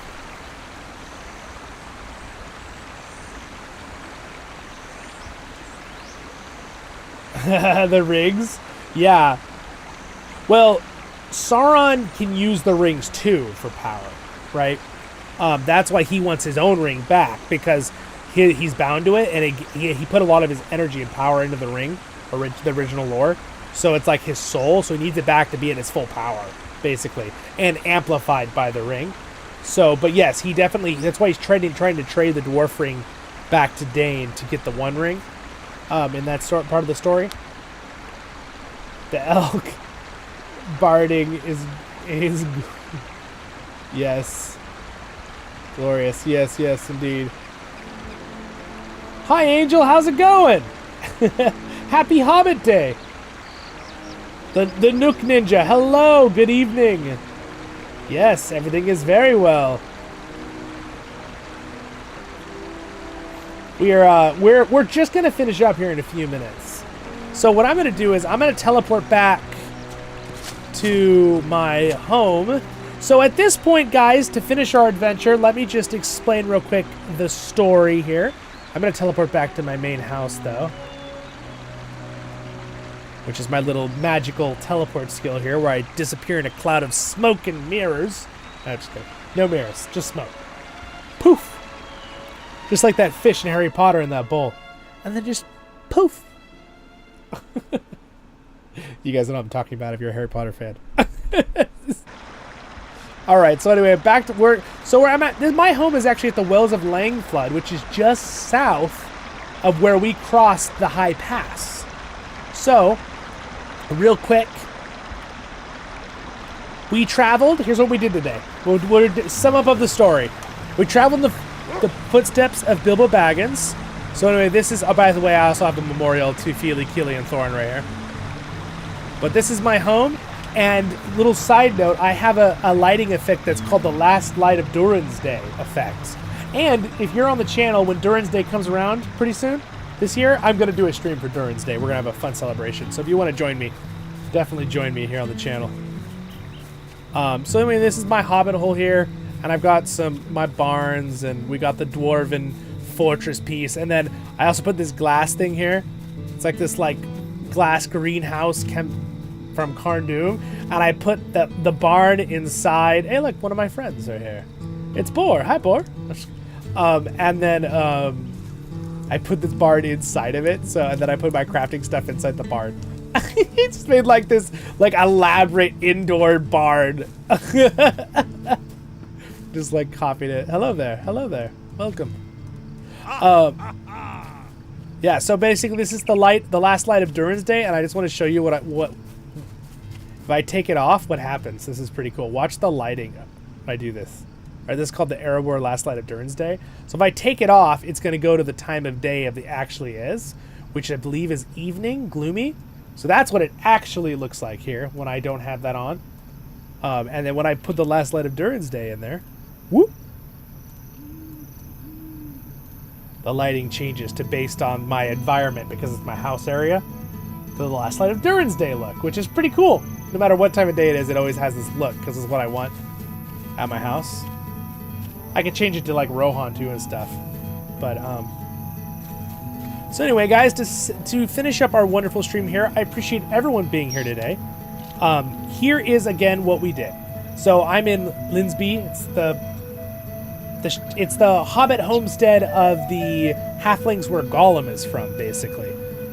They're called the River Folk. So this is the housing area I'm in. But it's actually just south of where we traveled the pass. Or is it north? Hold on. Oh, it's north of where we did the high pass travel. So in our story, we followed Bilbo today through Ered Luin from Thorin's Hall where the dwarves left as they went through by Celondim, through Yondershire into the Shire. They got Bilbo, right? And with Gandalf's help as a burglar. They then traveled across the Brandywine Bridge, probably through Bree Town most likely, down through the Lonelands most likely. We don't know this totally 100% with the exact details. They most likely crossed past the Weathertop, which we saw today, and the Forsaken Inn. They crossed the last bridge, right? And then they went over to the Angle, or they went to the Trollshaws, which then, of course, as we all know, with the Trollshaws, they may have met some trolls, which is a very iconic part of the story. We saw that today. And then they got to Rivendell, where he fell in love with Rivendell. And then they went north into the Misty Mountains, and they got captured by, in the Black Crag, the Goblins in Goblin Town. We have the Riddles in the Dark chapter, which we saw today, Gollum's Cave. Then we traveled over the High Pass into the Vales of Anduin, right? And down through the Misty Mountains where we saw where they ran from the Goblins. The trees got set on fire by the Goblins, and also, Gandalf was throwing his little pine cones at them on fire. And then we went to the Karak and the Eagle's Eyrie, where the Eagles saved them. We went over to Bjorn's home, where they visited Bjorn. And then we went into the spot where he left the ponies. They send the ponies back. They go into Mirkwood. They travel along the Mirkwood Road, where they get caught by spiders. And then Bomber falls in the river, which I showed you all that. And then we went into Felagast, where they meet Thranduil, right? And he imprisons them, because he won't really tell them what they're doing. He doesn't want them to do that or whatever. And then Bilbo, of course, gets him out with his Ring of Power. Now he has from Gollum, the One Ring. Gets him out when they're drunk and drops him down in the barrels. Know that combat never happens, but as you know, we took the barrel down the river, ended at the bottom of the river. We went to the old spot of Esgaroth, the old location where the bones of Smaug are, and saw the bones of Smaug at the lake. We went to then the more recent version of Lake Town to kind of see what it looked like when Bilbo was there. And then we went up to Dale, saw some cool things, walked through Dale, and then saw Raven Hill, and then went into Erebor. And I did not jump down the hole. I apologize. We'll do that in another video. I should make a separate video of me just jumping down random scary holes and see what happens. And then we went through, and I showed you the Erebor homestead because it has all the gold in it, which is probably where Smaug would have been swimming in his loot. They don't really have another spot for gold. And then, of course, I showed you the main hall as well. And then we traveled back. And we did most of it without swift travels. Traveling there, at least. Although I'm traveling back. So it just goes to show you how big the world is. And I just like to point out, we traveled from Ered Luin to the Lonely Mountain. We did not travel down to Mordor, Gondor, up to Fortawaith, Angmar, and Forichel, the northern Alaska, Canada-looking location. We did not travel down into the Edenwaith or Dunland or Cardawaith or Aragian, some people say, where the rings were crafted, right, originally. We didn't go down into Rohan at all, any of the Rohan locations. Tons of locations you can zoom in on here. I'm just showing you some of them. Any of Gondor, there's tons of Gondor locations we could have gone. And then now we have a whole new area. They're working on the Hardawaith. We have Umbar as the newest expansion right now, which I cover a lot on the channel. The the Shield Islands. I call them the Ironshield, my last name. Mordor, right? All those locations. Crazy. So there's a bunch of stuff down here, and the new expansion is going to be these areas coming out soon, called the Legacy of Morgoth. That'll be fun. So anyway, that's what we kind of covered today. So anyway, appreciate you guys all being here. That was so fun. Let me just catch up on everyone said real quick here before I leave. Misa got a new bookcase. Nice, Sandra. Nice. Thank you, Angel. You're still here. Happy Hobbit Day. Yes, happy Hobbit Day, everyone. It was very fun. I hope you guys enjoyed yourself. You have an oven in your house, Linsby? I do, Bean, I do. Oh, thank you very much. He gave me second breakfast, guys. Ah, yum, yum, yum, yum, yum, yum, yum, yum. Delicious. Thank you, sir.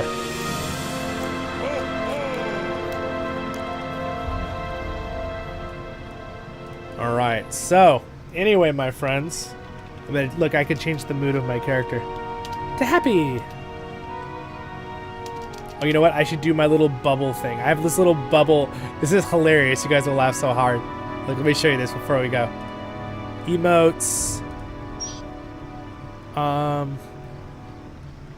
The bubble fish pipe.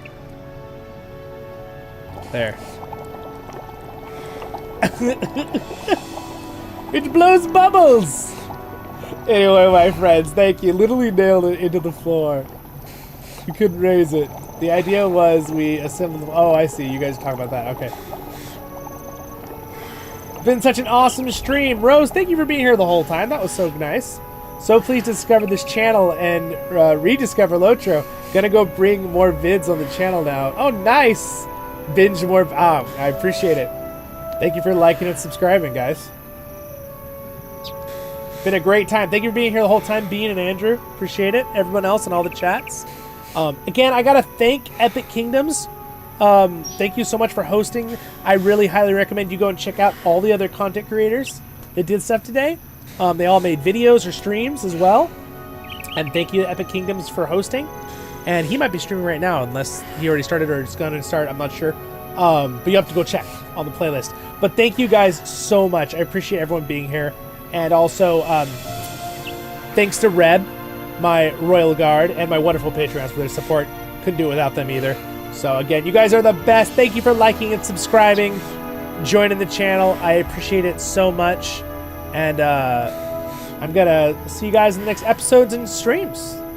I'm your hosting guide, Zollin Ironshield. Baruch Hazad Kuzad, I'm in you. And I'm at your service and your families. And we're always gonna have a blast here and have a wonderful and happy day in Middle-earth, my friends. Of course, Ian. Yeah, all right. Thank you, Andrew. All right. You guys are the best. Again, join our Discord, like and subscribe. Check out I have all my playlists. I do tons of other stuff on the channel too besides LOTRO, even though I absolutely love LOTRO. Zollin's giving me a funny look. Like, what do you mean? We only do LOTRO here. My character, like, looks at me. That looked funny how that worked. But anyway, you guys, thank you so much. And I will see you guys on the next episodes of Voice of the Rings. That was super fun. I had so much fun today. I'm like still hyped. I better go get food though. I'm hungry. Gonna go have to get second breakfast myself. Even though it's like second afternoon tea or something at this time. I don't know. I have a clock in the kitchen that has like every time with all the Hobbit breakfast times. Anyway, you guys are the best. Thanks so much for being here. And I'll see you all in the next episodes of Voice of the Rings and streams. Stay happy. See ya.